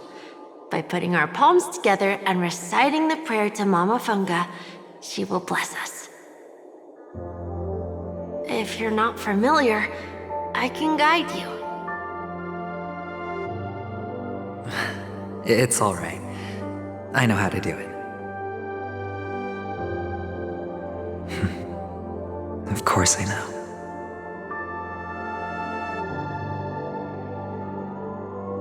This is where we go our own way, Kakavasha. The catechins are coming. Why? The catechins have already taken all our money, food, and they killed our parents. What more do they want? Catechins are bloodthirsty, cruel, and insatiably greedy. They want everything only to end up with nothing. This is a trick, an act of revenge. Remember? Today is the day of the Kakava, and also your birthday. They know the Avgin will surely hold a festival today. With the aid of this rain, they will come to destroy our wagons and take everything they want. Little do the Catechins know, this time we will fight back. The men in black that descend from the skies are on our side. The Catechins stand no chance against them and will surely pay for their arrogance. Without this rain, the Catechins would never take action, and we would not have the chance to turn the tide. This is a gift from Gaiathra, and you are Kakavasha, whose good fortune will bless your sister with success. But people will die, and you will be in danger. How is that good fortune? Why are you all doing this? The Avgin always return their blood debts. Gaiathra calls for me, while Papa and Mama are waiting for me. I must answer the call. She will bless you with good fortune and help you survive.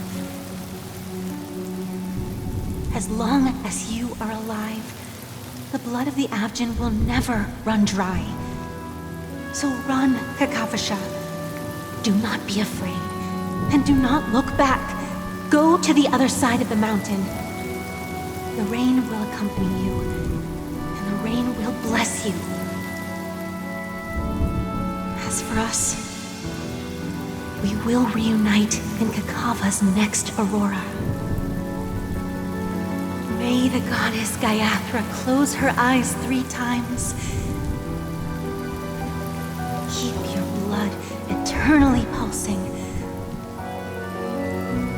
Let your journey be forever peaceful, and your schemes forever concealed. Farewell, Kakavasha.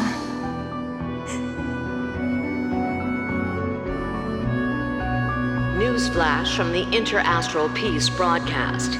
The IPC Marketing Development Department spokesperson confirms that a small-scale rebellion has broken out in the unclaimed region of Sigonia. The situation is now under control. The insurgents are from a local clan known as Kataka, which has a long history of disdain towards the IPC. This has caused a serious negative impact to the work of the IPC's Marketing Development Department. The clan launched a massive attack on the Abjin, who were under the protection of the IPC, resulting in 6,728 deaths and 3,452 missing.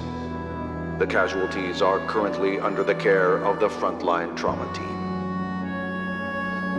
The spokesperson expresses his deepest condolences for this devastating humanitarian disaster, at the same time delivering an important message on this matter to all interplanetary citizens.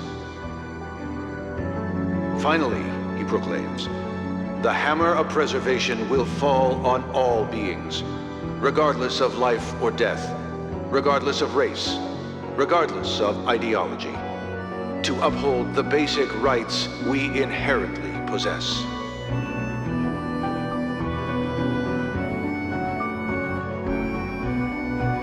Kakavasha?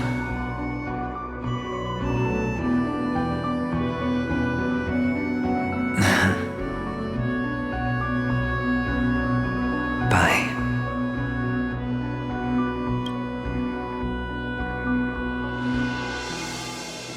Okay.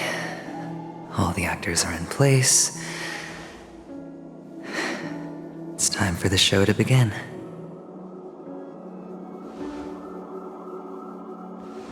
This act is dedicated to you. I hope it'll be an unforgettable memory for you.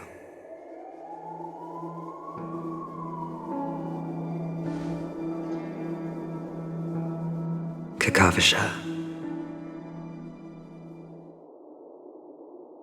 By the way, before you go, I have a personal question.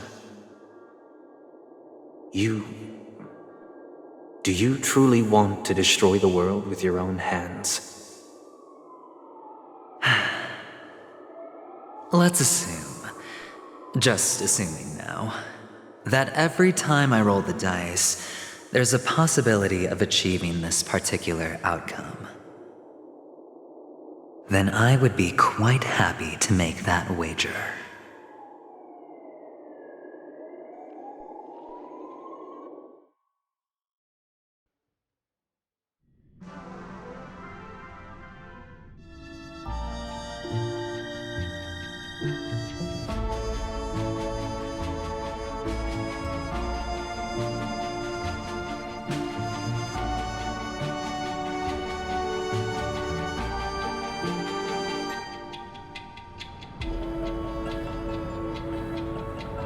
Is this Miss Acheron? Hello, I'm Himiko, the Astral Express's navigator. Hello, I'm March 7th. I'm sure she needs no introduction, as you definitely know her. Hello? None of you seem surprised by my arrival. Since Welt has decided to travel with you, it means that he trusts you. And we trust his judgment. I envy your close friendships. Miss Acheron here doesn't present a danger, and she's of no threat to the Astral Express. Aventurine's prior accusation was based on nothing more than his own subjectivity. Which is why, before we continue working together, he has a duty to explain himself.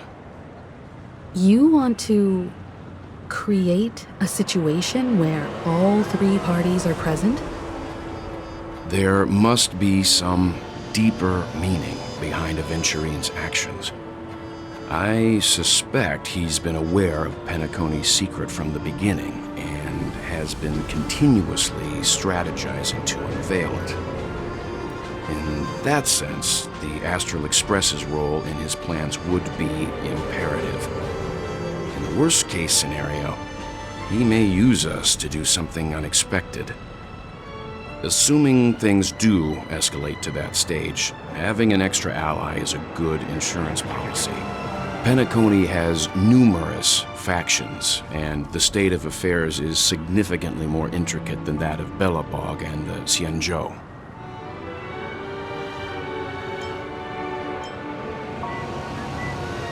You're talking weird again. But it's a good vibe. No matter what, we can't ignore the safety of Penacony. To solve the mystery of the Watchmaker, it is crucial to get the IPC's intel. The path ahead is fraught with danger.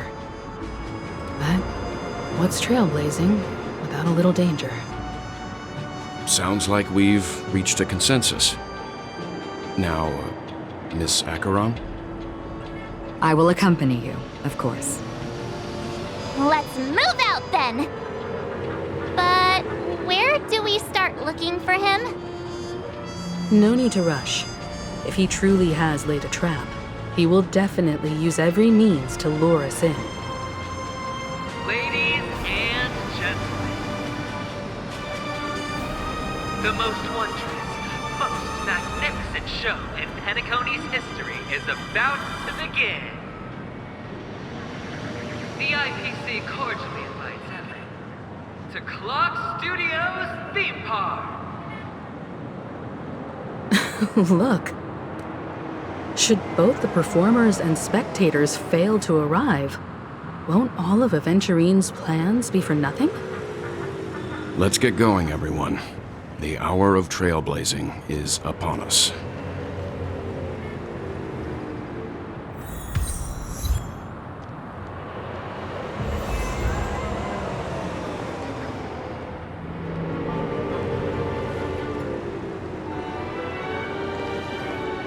To solve the mystery of the Watchmaker, it is crucial to get the IPC's intel. The path ahead is fraught with danger. But what's trailblazing without a little danger? Let's get going, everyone. The hour of trailblazing is upon us. I envy your close friendships. I have a bad feeling that something big's gonna go down. Are you ready? Let's waste no time and head to the theme park then.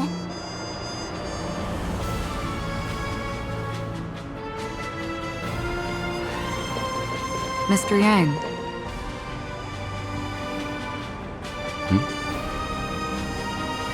Why did you not tell your companions about my true identity?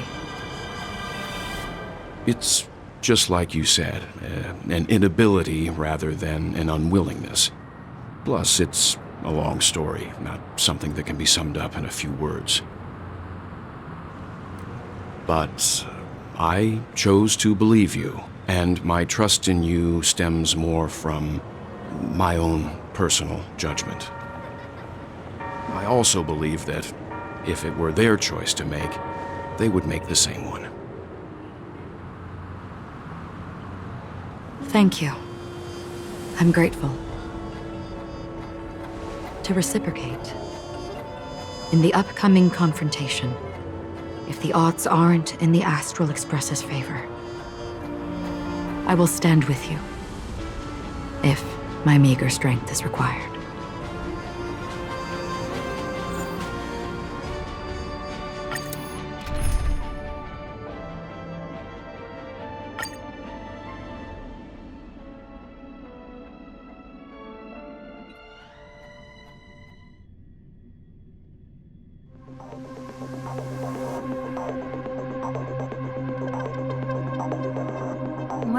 here again. Aventurine actually chose a really conspicuous location. That guy's really taking it to a whole new level. Does he really think he's a superstar or something? Not a soul in sight. The hounds drove out the visitors, and now their whereabouts are unknown too. Everyone, pay attention. The other party has obviously come prepared.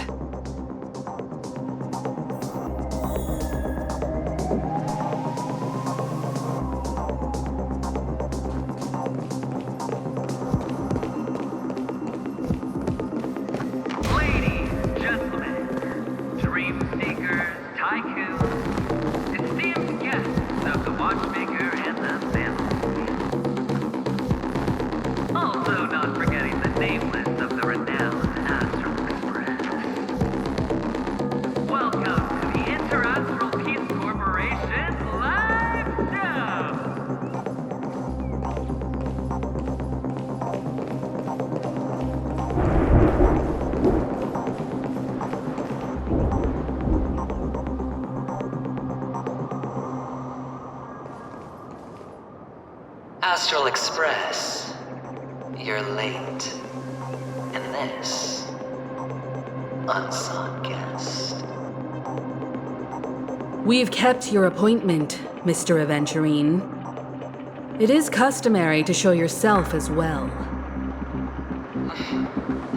Well, I will, naturally. But before that, I've got to introduce our guest of honor. Everyone, give it up for Miss Stellaron!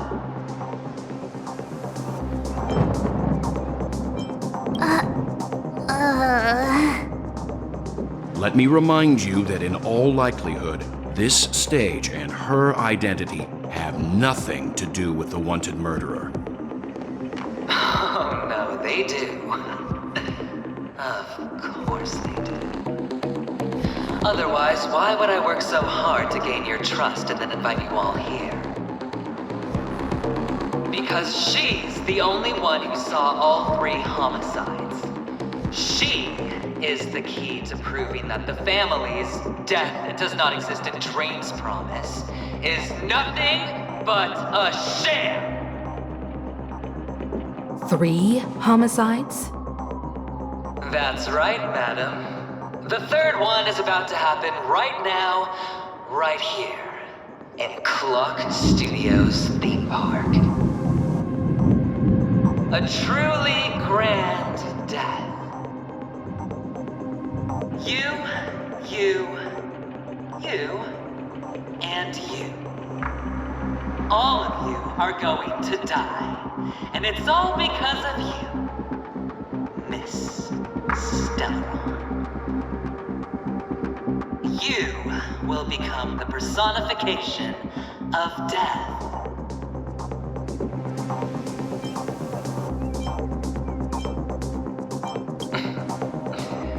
Never underestimate yourself. Like I said, you have the power to turn the tide on the entire game. Let me be a little clearer. I will detonate the Stellaron in you and cause a teeny, tiny accident on Penacony. Bam! The entire theme park will be reduced to a shattered dream. Then, before the family can even react, I'll become the IPC fleet's navigator.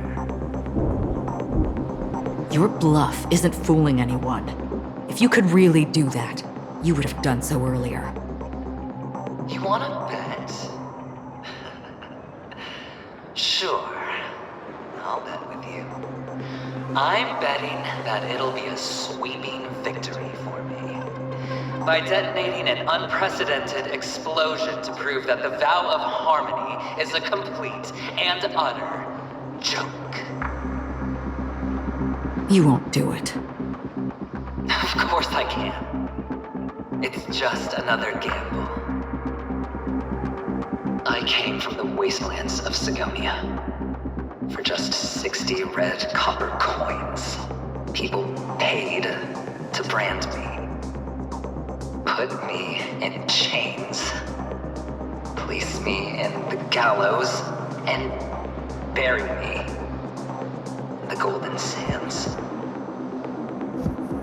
But the sun could not kill me, and the quicksand sent me back to the embrace of the Guild and the IPC. Bear in mind, my victory wasn't just a stroke of luck. I've never been defeated. Have you ever heard the saying, sleep is the rehearsal of death? Why do the living sleep? Oh, because we are not ready for the final rest. Every night is practice for the end. You and I are escaping into our dreams for fear of death at this very moment. And death will surface in our dreams. Friends, the game has commenced, and you cannot choose to decline. Nor do you have any reason or grounds to!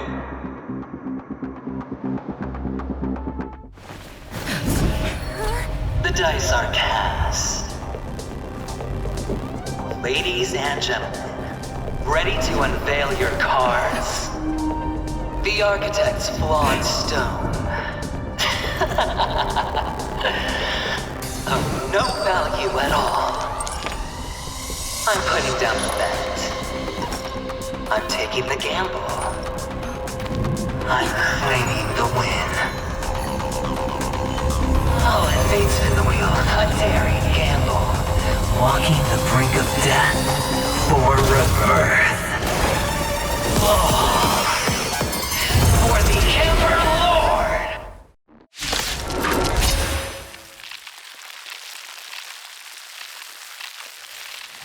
All right. Let's see who has the last laugh. Let the game begin! How's this taste? Indestructible. Leave the rest to me. Calm your body and mind. So, Let's look the answer. All or nothing. I'm on guard. Crusher!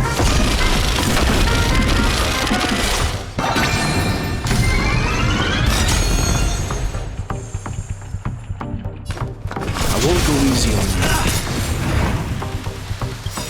you. You know nothing of the weight behind. Witness the stars shatter before you. Survive or be destroyed. There is no other choice. You've got it.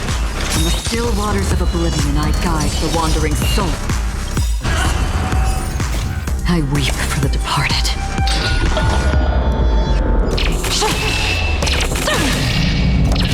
Dusk's reign, it too shall fall. you've arrived, huh? Nice like a good brew, my friends. Indulge yourself.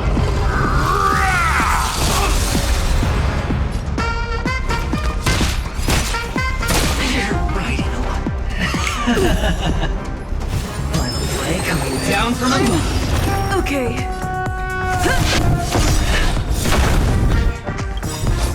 Lance ablaze! Flaming lance! Forward! You can still walk home your body and mind. Existence is fleeting as the dawn's dew, destined for oblivion. You've arrived, huh? Going all in. Take everything I can. Another journey begins. In the still waters of oblivion, I guide the wandering souls.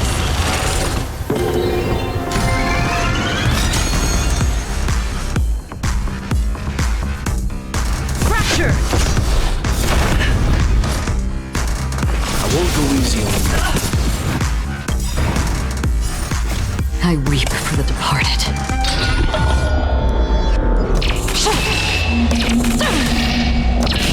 Dusk's reign, it too shall fall.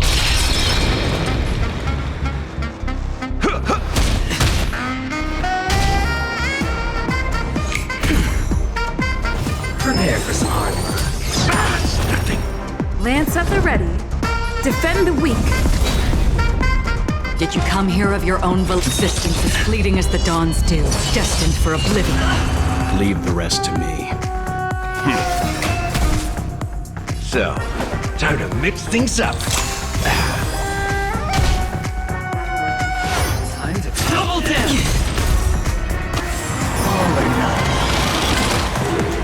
You've arrived, huh? Step up, let's see. Slice like a good brew, my friends. Indulge yourself.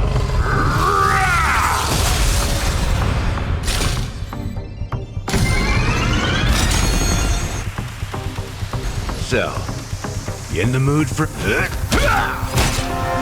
You're right, lucky streak. Slice like a good... My friends? Indulge yourself.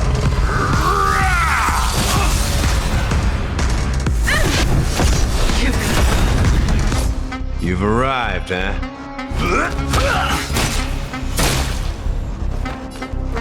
Calm your body and mind. Another journey from the still waters of oblivion. I guide the wandering souls. You know nothing of the weight behind this. Witness the stars shattered before you. Survive or be destroyed. There is no other choice. I weep for the departed.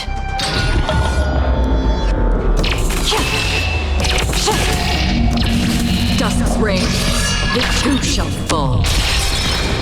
That's all you've got? I'm on guard. Indestructible. I won't go easy on you. Existence as fleeting as the dawn's dew, destined for oblivion.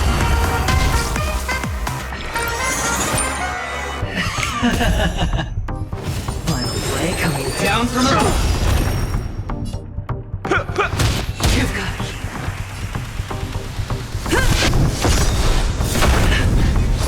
You can still walk and calm your body and mind. Going all in. Take everything I got.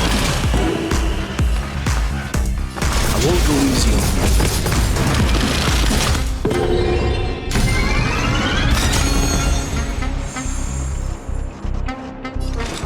In the still waters of oblivion, I guide the wandering souls. I weep for the departed.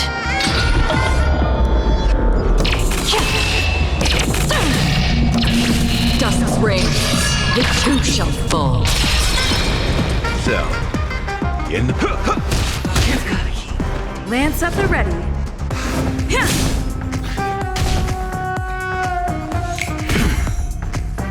Prepare for some hard work. It's nothing. Calm your body and mind. Existence as fleeting as the dawn's dew, destined for oblivion. Slice like a good brew, my friends.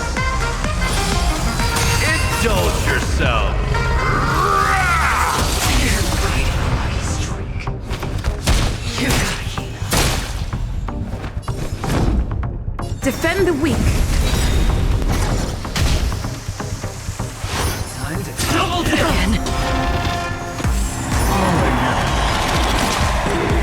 I'm on guard. Fracture!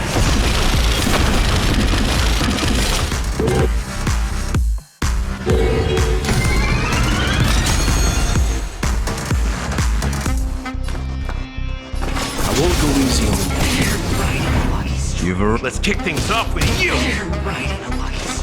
the still waters of oblivion, I guide the wandering souls. Confidence. Lance ablaze! Flaming lance! Forward!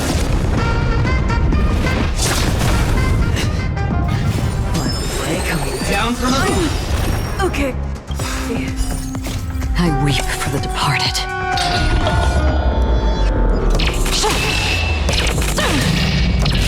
Dusk's reign, the two shall fall. Lance at the ready. You've got rest to calm your body and mind. So, Existence as fleeting as the dawn's dew, destined for oblivion. Time to go on the offensive. To the finish. you've You can still walk. I won't go easy on you.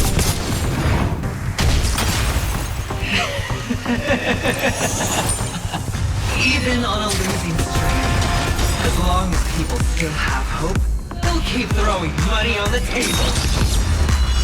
The chance, perhaps, the potential is what you hang on to. That's what justifies the gamble. Scoundrels on board. Leave the rest to me. Calm your body and mind.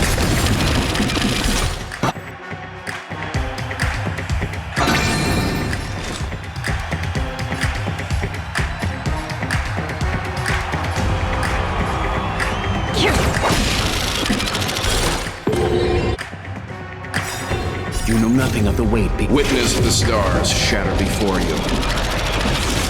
Survive or be destroyed. There is no other choice.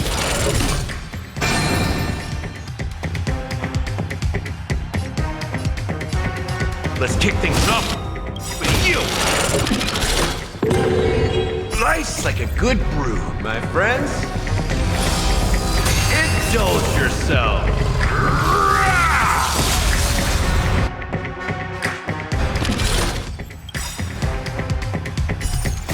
I weep for the departed.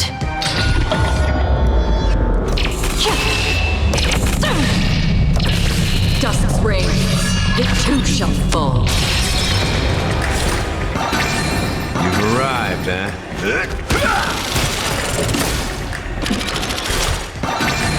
I'm on guard.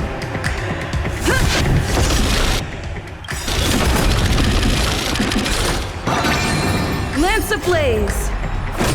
Flaming lance! Forward!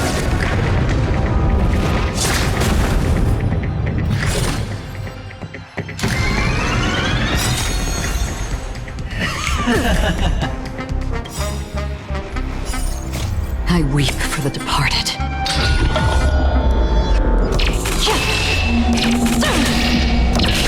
Dusk's reign, it too shall fall.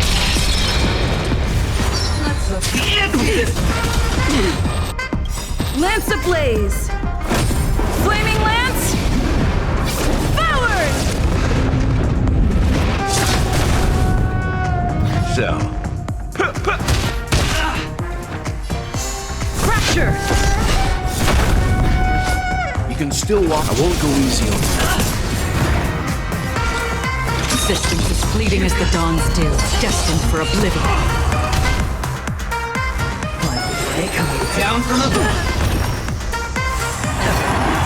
Serendipity! let's kick things off with you.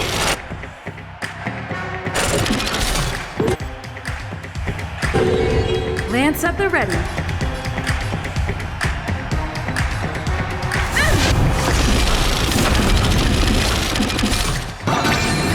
Leave the rest to me.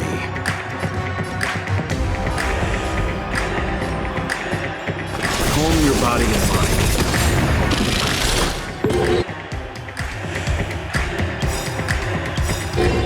Nice like a good brew, my friends.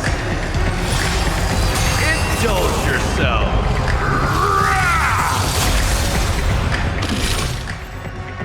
You know nothing of the weight behind this. Witness the stars shatter before you.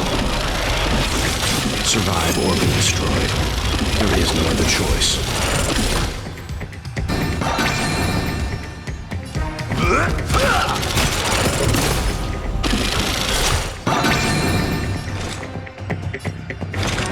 In the still waters of oblivion, I guide the wandering souls.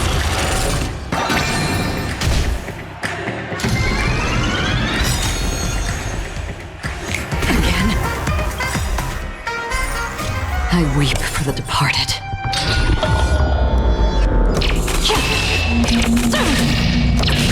Dusk's reign, it too shall fall. Going all in. How's this taste? Don't worry. It's just a Lance scrape. ablaze! Flaming lance! Forward! I'm on guard. Fracture! You can still... I won't go easy on you. Systems as fleeting as the dawn's dew, destined for oblivion. Prepare for some hard work.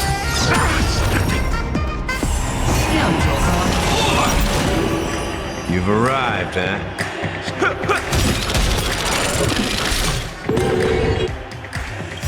Slice like a good my friends. Indulge yourself.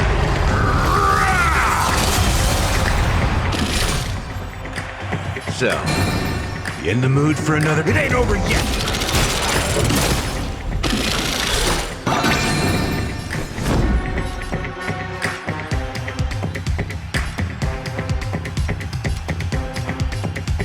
Indestructible. Leave the rest to me. Calm your body and mind. Did you come here of your own volition? Or was it fate? In the still waters of oblivion, I guide the wandering souls. You know nothing of the weight. Witness the stars shatter before you. Survive or be destroyed. There is no other choice. I weep for the departed.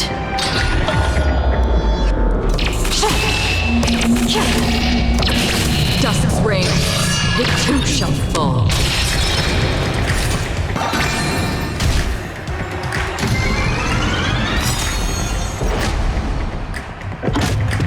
The dice are All or nothing!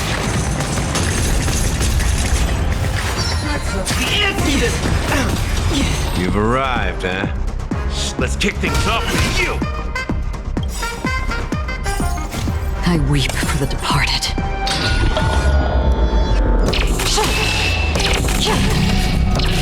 Dusk's reign, it too shall fall. Seems you. I won't go easy on you. Systems as fleeting as the dawn's dew, destined for oblivion. Lance at the ready.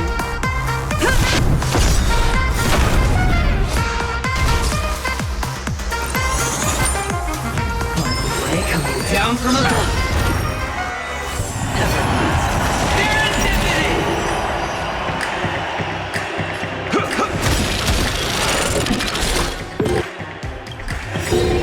Slice like a good, my friends. Indulge yourself.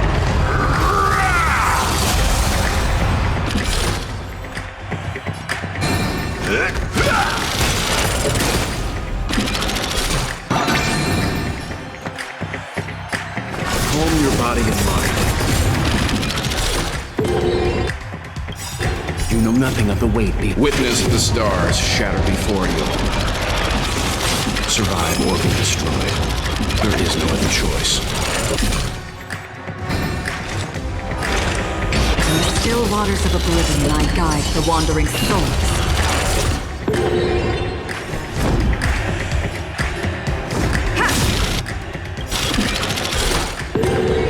Lance ablaze! Flaming lance! Forward!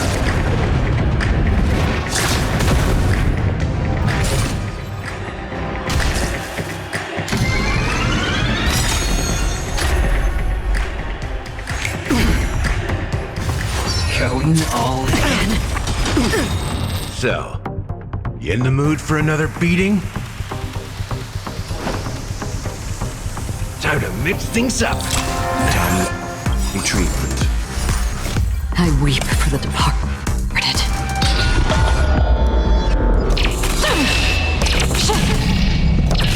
Dusk's reign, it too shall fall. I'm on guard.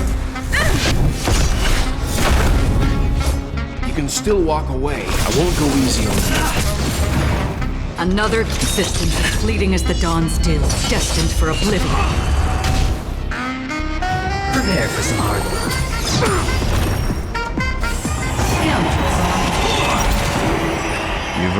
arrived, huh? Step, let's kick things off with you! Slice like a good, my friends. Indulge yourself.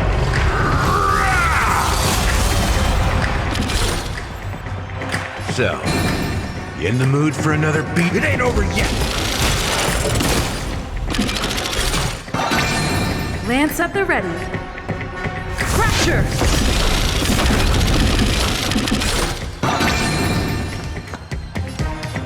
Calm your body and mind.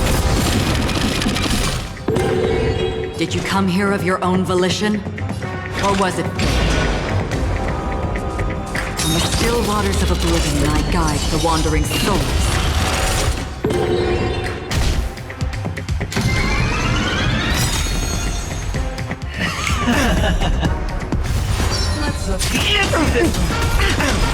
You've arrived, huh? Step up, let's see ya. How's this taste? Timely treatment. I weep for the departed.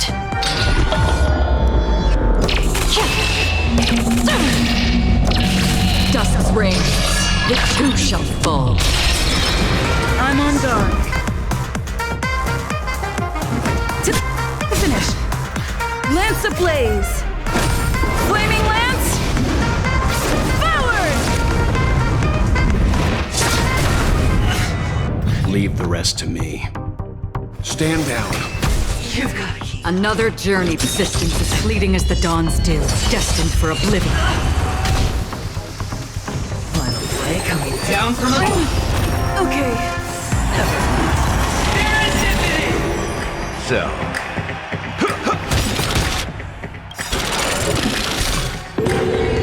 Slice like a good, my friends.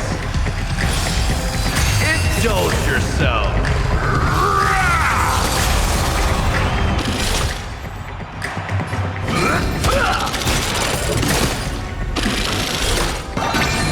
Lance at the ready.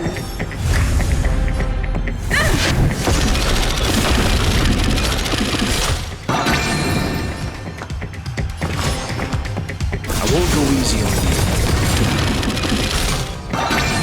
Did you come here of your own volition? In the still waters of oblivion I guide the wandering souls.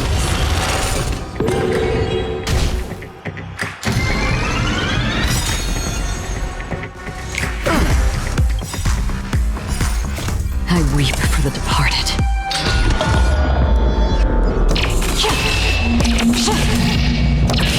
Dusk's reign, it too shall fall.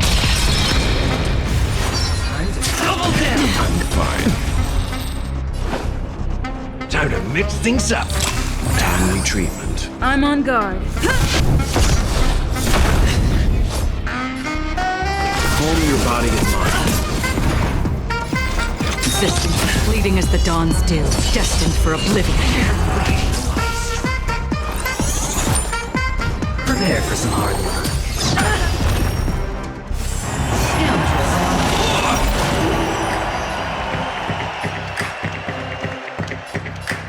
Let's kick things off with you. Slice like a good, my friends. Indulge yourself.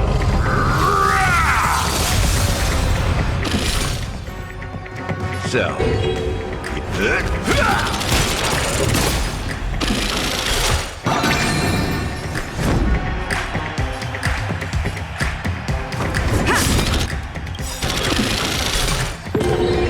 Lance ablaze. Flaming lance. Forward!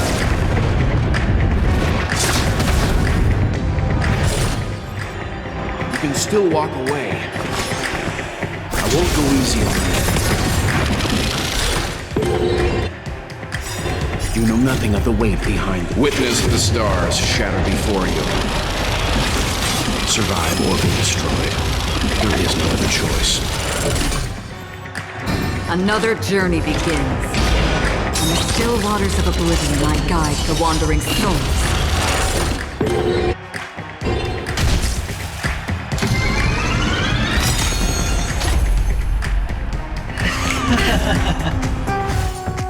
Let's look fancy again. I weep for the departed.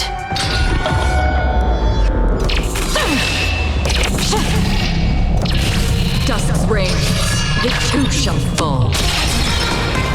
Everybody's like that, down to the last player. So why can't I be happy too? Why can't I feel that free?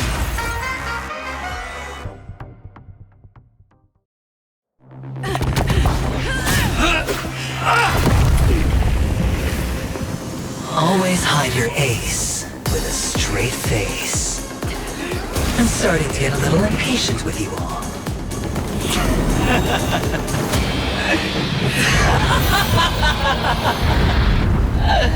Friends, to fully relish this, I'm betting every last chip. Only by casting aside reason does one truly gamble.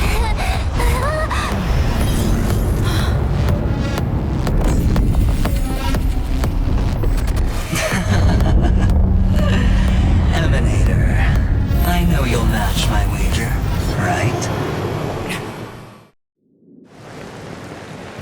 You're leaving?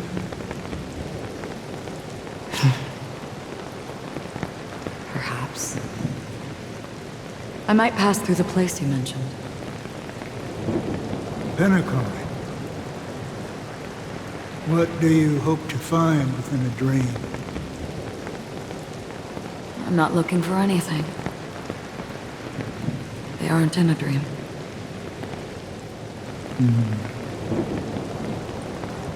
I'm afraid the family will not open the doors for you. Why? Because the path you walk is not accepted by the Harmony. Even if that's not what I want. Precisely because it's not what you want. Because they are not like other eons. They have never glanced at anyone, and they never need to.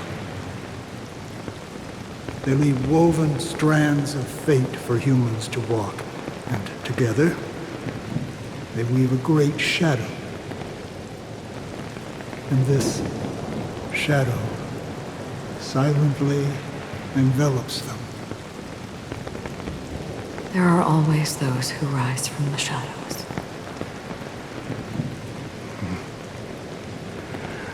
They mostly become a part of the shadow. In your eyes, am I the same? You still have a strand of color, but not much.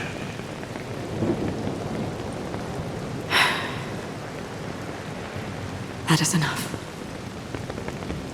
Before they vanish completely, I will reach the Nihility's end.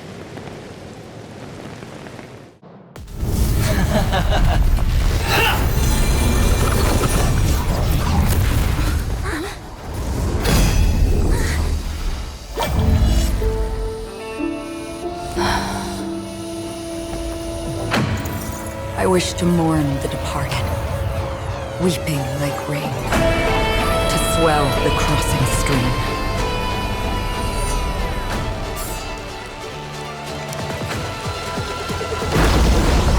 As the tide arrives, leading you back home.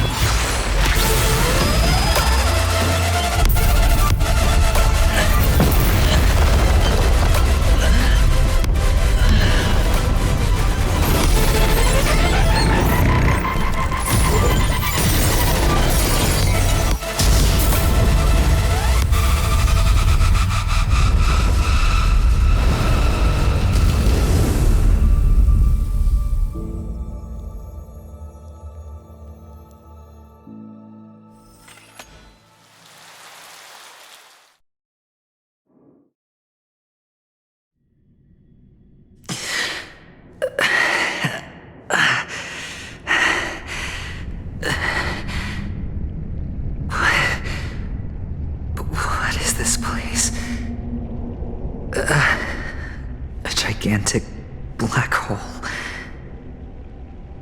and see. Have I succeeded?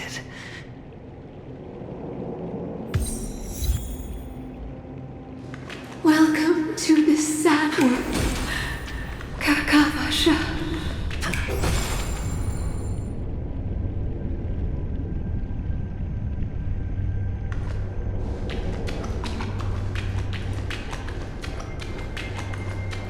Your good luck is the most precious wealth we, all Avgin, have.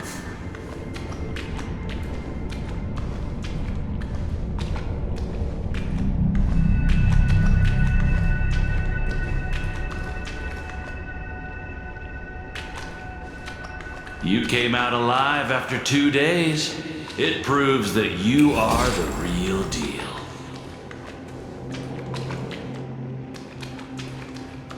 Wealth, status, power. The IPC will give you whatever you want, even what you don't want. As for us, we will reunite in Kakava's next Aurora.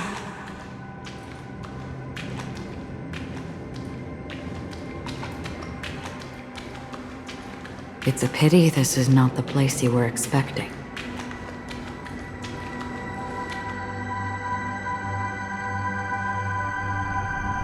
Melody, is it? Perhaps to you, I am just an emanator who's hiding her identity.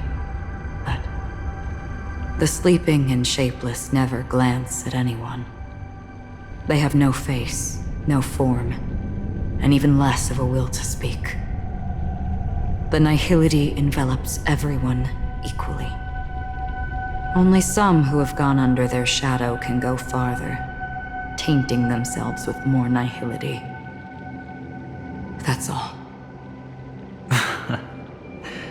That's all.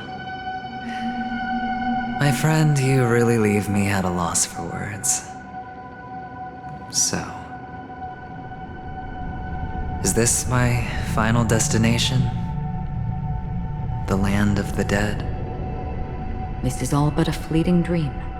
One of the thousands of manifestations of IX.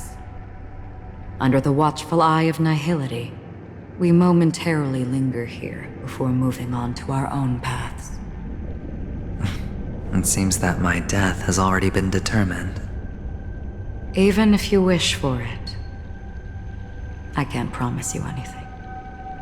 Now that you've accomplished your goal, I think you can be a little more forthcoming.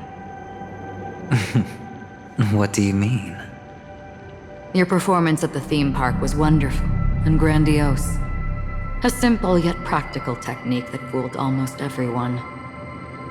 No one would have ever thought that you would have gone to such lengths, even staking your life just to prove a fact that had seemingly been disproved long ago. Real death does not exist in Penacony's dreamscape. Why would I do this? Because this is the only way you can uncover a secret that is even more unspeakable than the serial murders.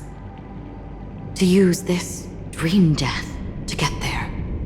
To that promised land people constantly seek in this grand gathering. Penacony. The legacy of the Watchmaker. The true land of exile. How did you find out? I never imagined that something I learned about unexpectedly would become the key to connecting everything.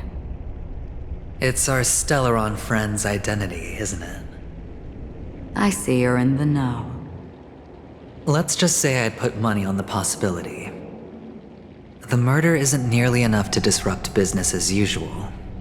Even if there were 1 or 2 murders on Penacony, most people wouldn't be personally affected. And that won't create any waves. This dream of theirs isn't a boundless sea. It's a lonely island. The family used the Harmony to build a high wall and isolate them from the vast and treacherous ocean of the outside world. That barrier they build keeps death out.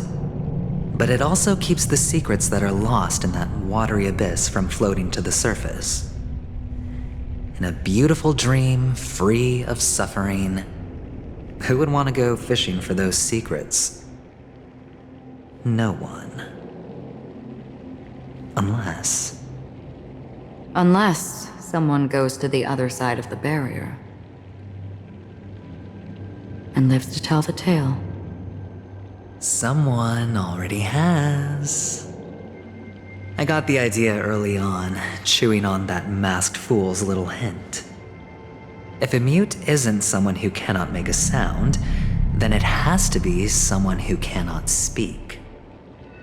Someone who survived the treacherous depths, but is unable to take the stage and speak the truth. Well, I'm happy to know she's safe and sound, and still on Penacony. Hint. Is that not proof? Well, proof is the one thing I don't have. The only thing that can prove these conjectures is for the family to come clean. And with the way they buttered up these outsiders, it seems pretty clear they're intent on covering their tracks. But you don't need proof to have a suspicion. And for me, suspicion is enough. I didn't need to find the Memory Zone meme. I just needed for someone to kill me like it killed that silver-haired girl. You don't sound very confident to me. Going out of your way to make citywide broadcasts in an attempt to involve more people. You are simply betting on the possibility of someone being able to break down the barrier. You're very lucky that fate has decided to let us cross paths. I happen to be equipped with a very sharp blade, sharp enough to slice through the veil of dreams. I can also carve the Harmony's brand off of you. You possess great cunning, deliberately setting us up to be on opposing sides, constantly repeating the words of the Emanator in front of others, leaving me no choice but to draw my blade against you. And that's how you win. Opportunity and strategy, both are essential. And in your plans, the IPC always wins. Even if you lose the bet. To the family, the life of an ambassador is still invaluable. Well, it's a huge gamble, isn't it? But allow me to point out a mistake. The IPC's success is not guaranteed. I, unfortunately, have no contingencies for such an important matter. Detonating a Stellaron. I can't do it. The Aventurine Stone is too broken to even safeguard my escape from the stage. If, at the end of the day, you did not unsheath your blade, I would have lost the bet. It is pointless to discuss what-ifs. You have won. Your prize is an entry ticket into that deep sea. And after this, whether you can return from the abyss is another gamble of yours. Have you never wavered? Wavered? Of course I have. But I can only bank on my own good fortune. Because other than that, I have nothing.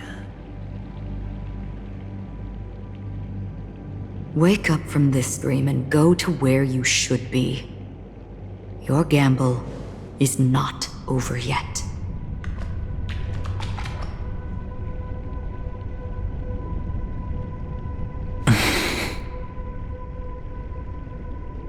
Before we part,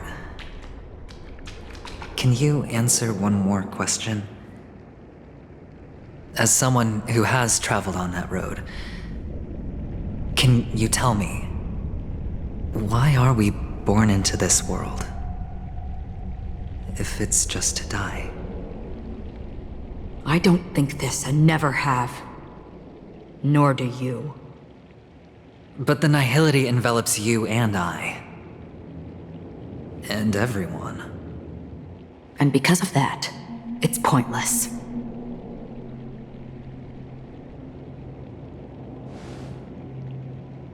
but it is still there. If the dice of fate are always weighted, then that is our destiny.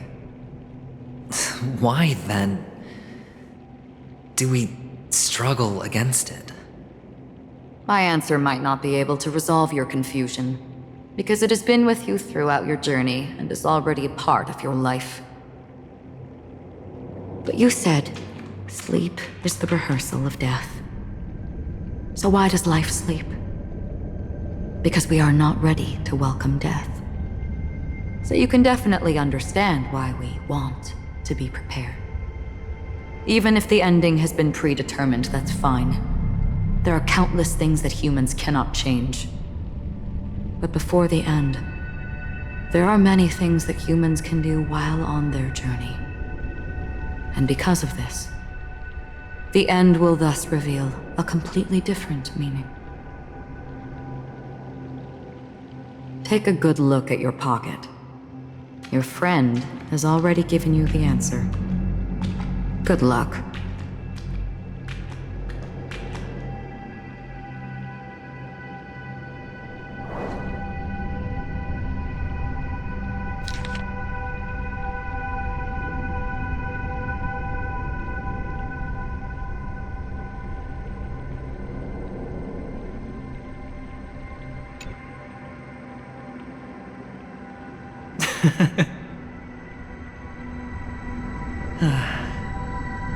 Then I shall get going.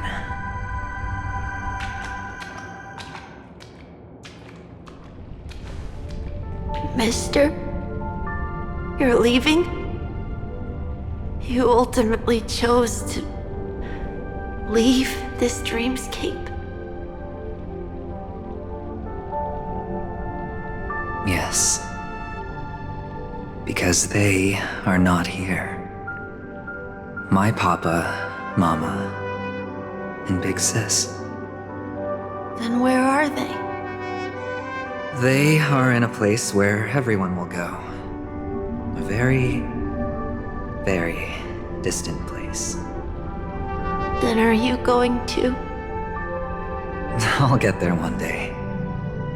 But not now. There will come a day when the sky will drizzle, and I will hear the call of Gaiathra Triclops, and know that it is time for me to go, and be reunited with my family. So, until that time comes, I should be preparing. Preparing? For what?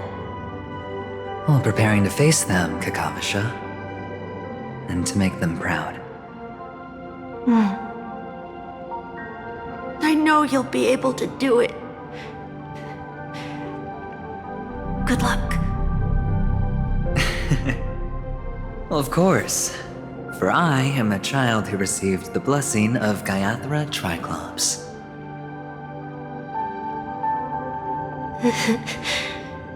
But you still seem nervous. Well, I seem that way because I am nervous. You know what? Maybe you can help. What do you say? One last time? Put our palms together?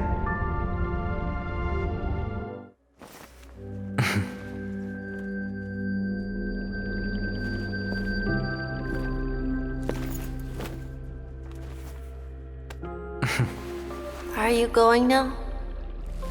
Yes.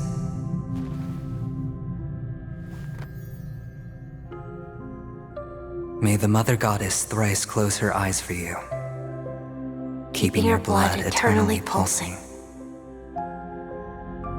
May your journey be forever peaceful, and your schemes forever concealed. Our paths will cross again beneath Kakava's shimmering auroras. Farewell, Kakavasha.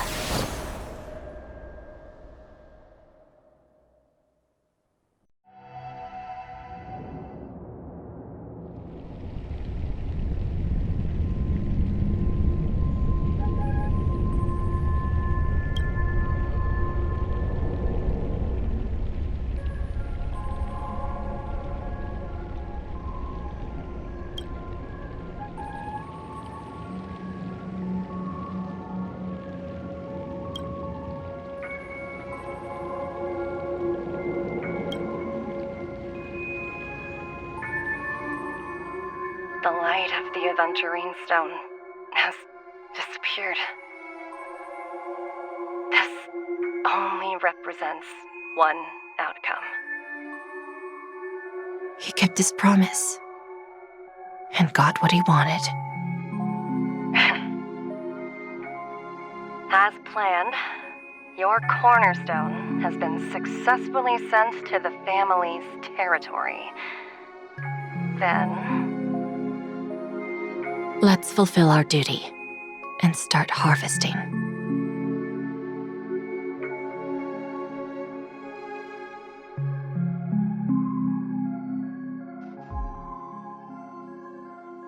I come for an audience. I come to fill wine, and I come to claim. I bestow poison in the guise of sweet dew. Come the toil of spring and yield a fall. I patiently wait for the branches to be heavy with withered fruits. All for the Amber Lord.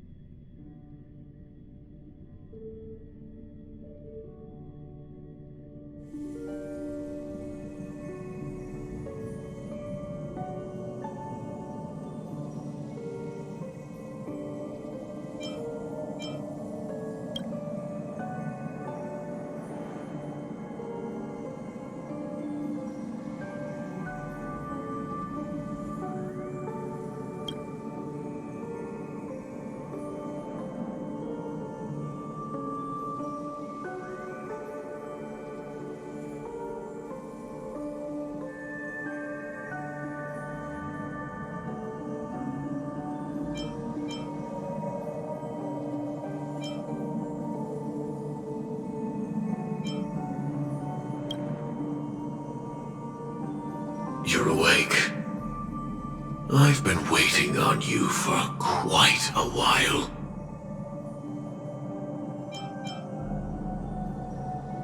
I didn't do anything but wait for you to wake up. You've met me before. I'm Sam, a Stellaron hunter. I originally planned on showing up earlier to reveal some truths to you. But I encountered more roadblocks than expected. 11 times I've tried, but ended in failure.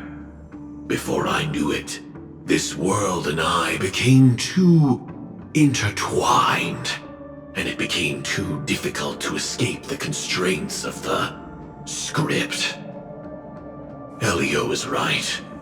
In this land of the dreams, you and I will reap unforgettable gains. I don't know people's hearts as well as he and Kafka do. Nor do I have a specialty like Silverwolf and Blade. Most of the things that I'm good at only apply to villains who need no mercy. So, there is only one method that I use. This is to show you.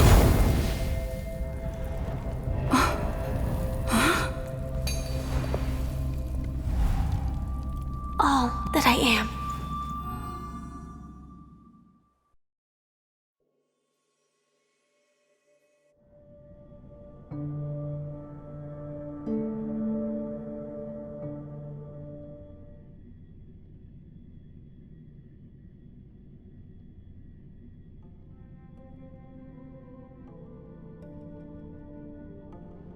Labyrinth-like corridors and halls? Traps everywhere? The owner of this mansion must be a bit paranoid. You are so funny, Mr. Security Officer. I hope that sense of humor of yours has helped you find the serial killer. Just expressing a personal opinion. Why? Did I hit a nerve? Mr. Gallagher, my patience is wearing thin. Neglecting duties? will only make me more suspicious that you and the real serial killer are connected.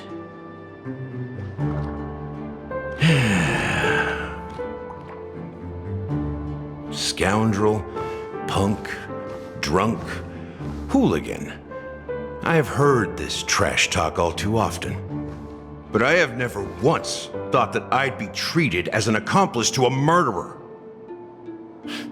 I take back what I said. Your problem isn't paranoia. You're just crazy, you know? Lunatic.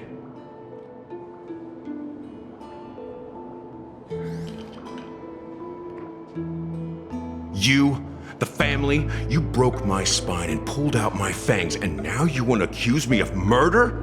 Ridiculous. Only idiots who've drunk too much Soul Glad will berate a stray dog in the streets. What exactly is making you say all this nonsense? You should be more concerned about the Outworld visitors who are making a scene in the theme park than me.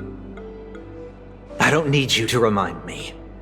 Once that ambassador walks through the doors of the mansion, I will know what he wants. My servants see everything. His little magic tricks may have fooled me, but no matter. I'm happy to see how it's turned out. Why do you think that I just let him go? And why do you think I emptied the theme park stage? Because my target from the beginning has always been you, Hound. The more noise he makes, the more opportunities I have to make you and your true master pay in blood. If I were really the murderer, why would you need to be so secretive? Ha! I forgot. You also have a difficult master to serve, telling you to ignore the murder case and focus solely on that Charmony festival. Isn't that right, my brother? Looks like your disguise has helped you successfully understand every facet of the family. Disguise? You must be blind to be accusing me of being a fake. Open your eyes, take a good look.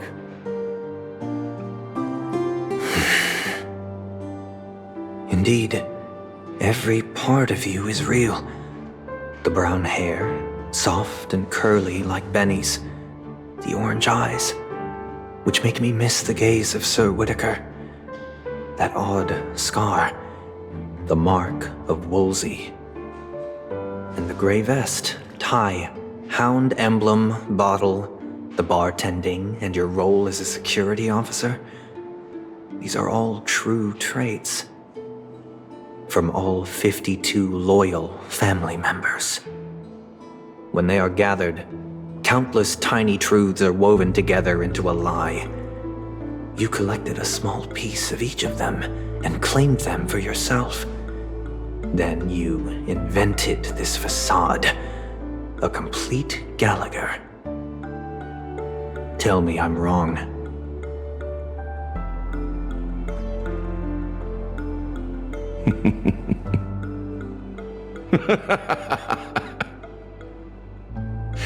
You have guts, I'll give you that. Not bad. I severely underestimated you. Admirable. But so what? Can this prove that I murdered your sister and that stowaway? This proves that you and the Memory Zone meme death are linked. And that's enough. Listen up.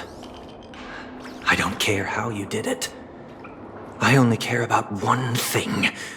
The answer to a question.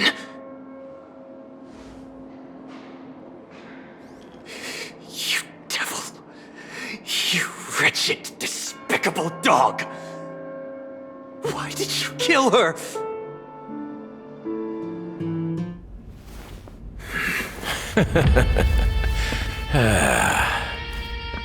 You know, in the thick of things, people are blind to the grit in their eyes.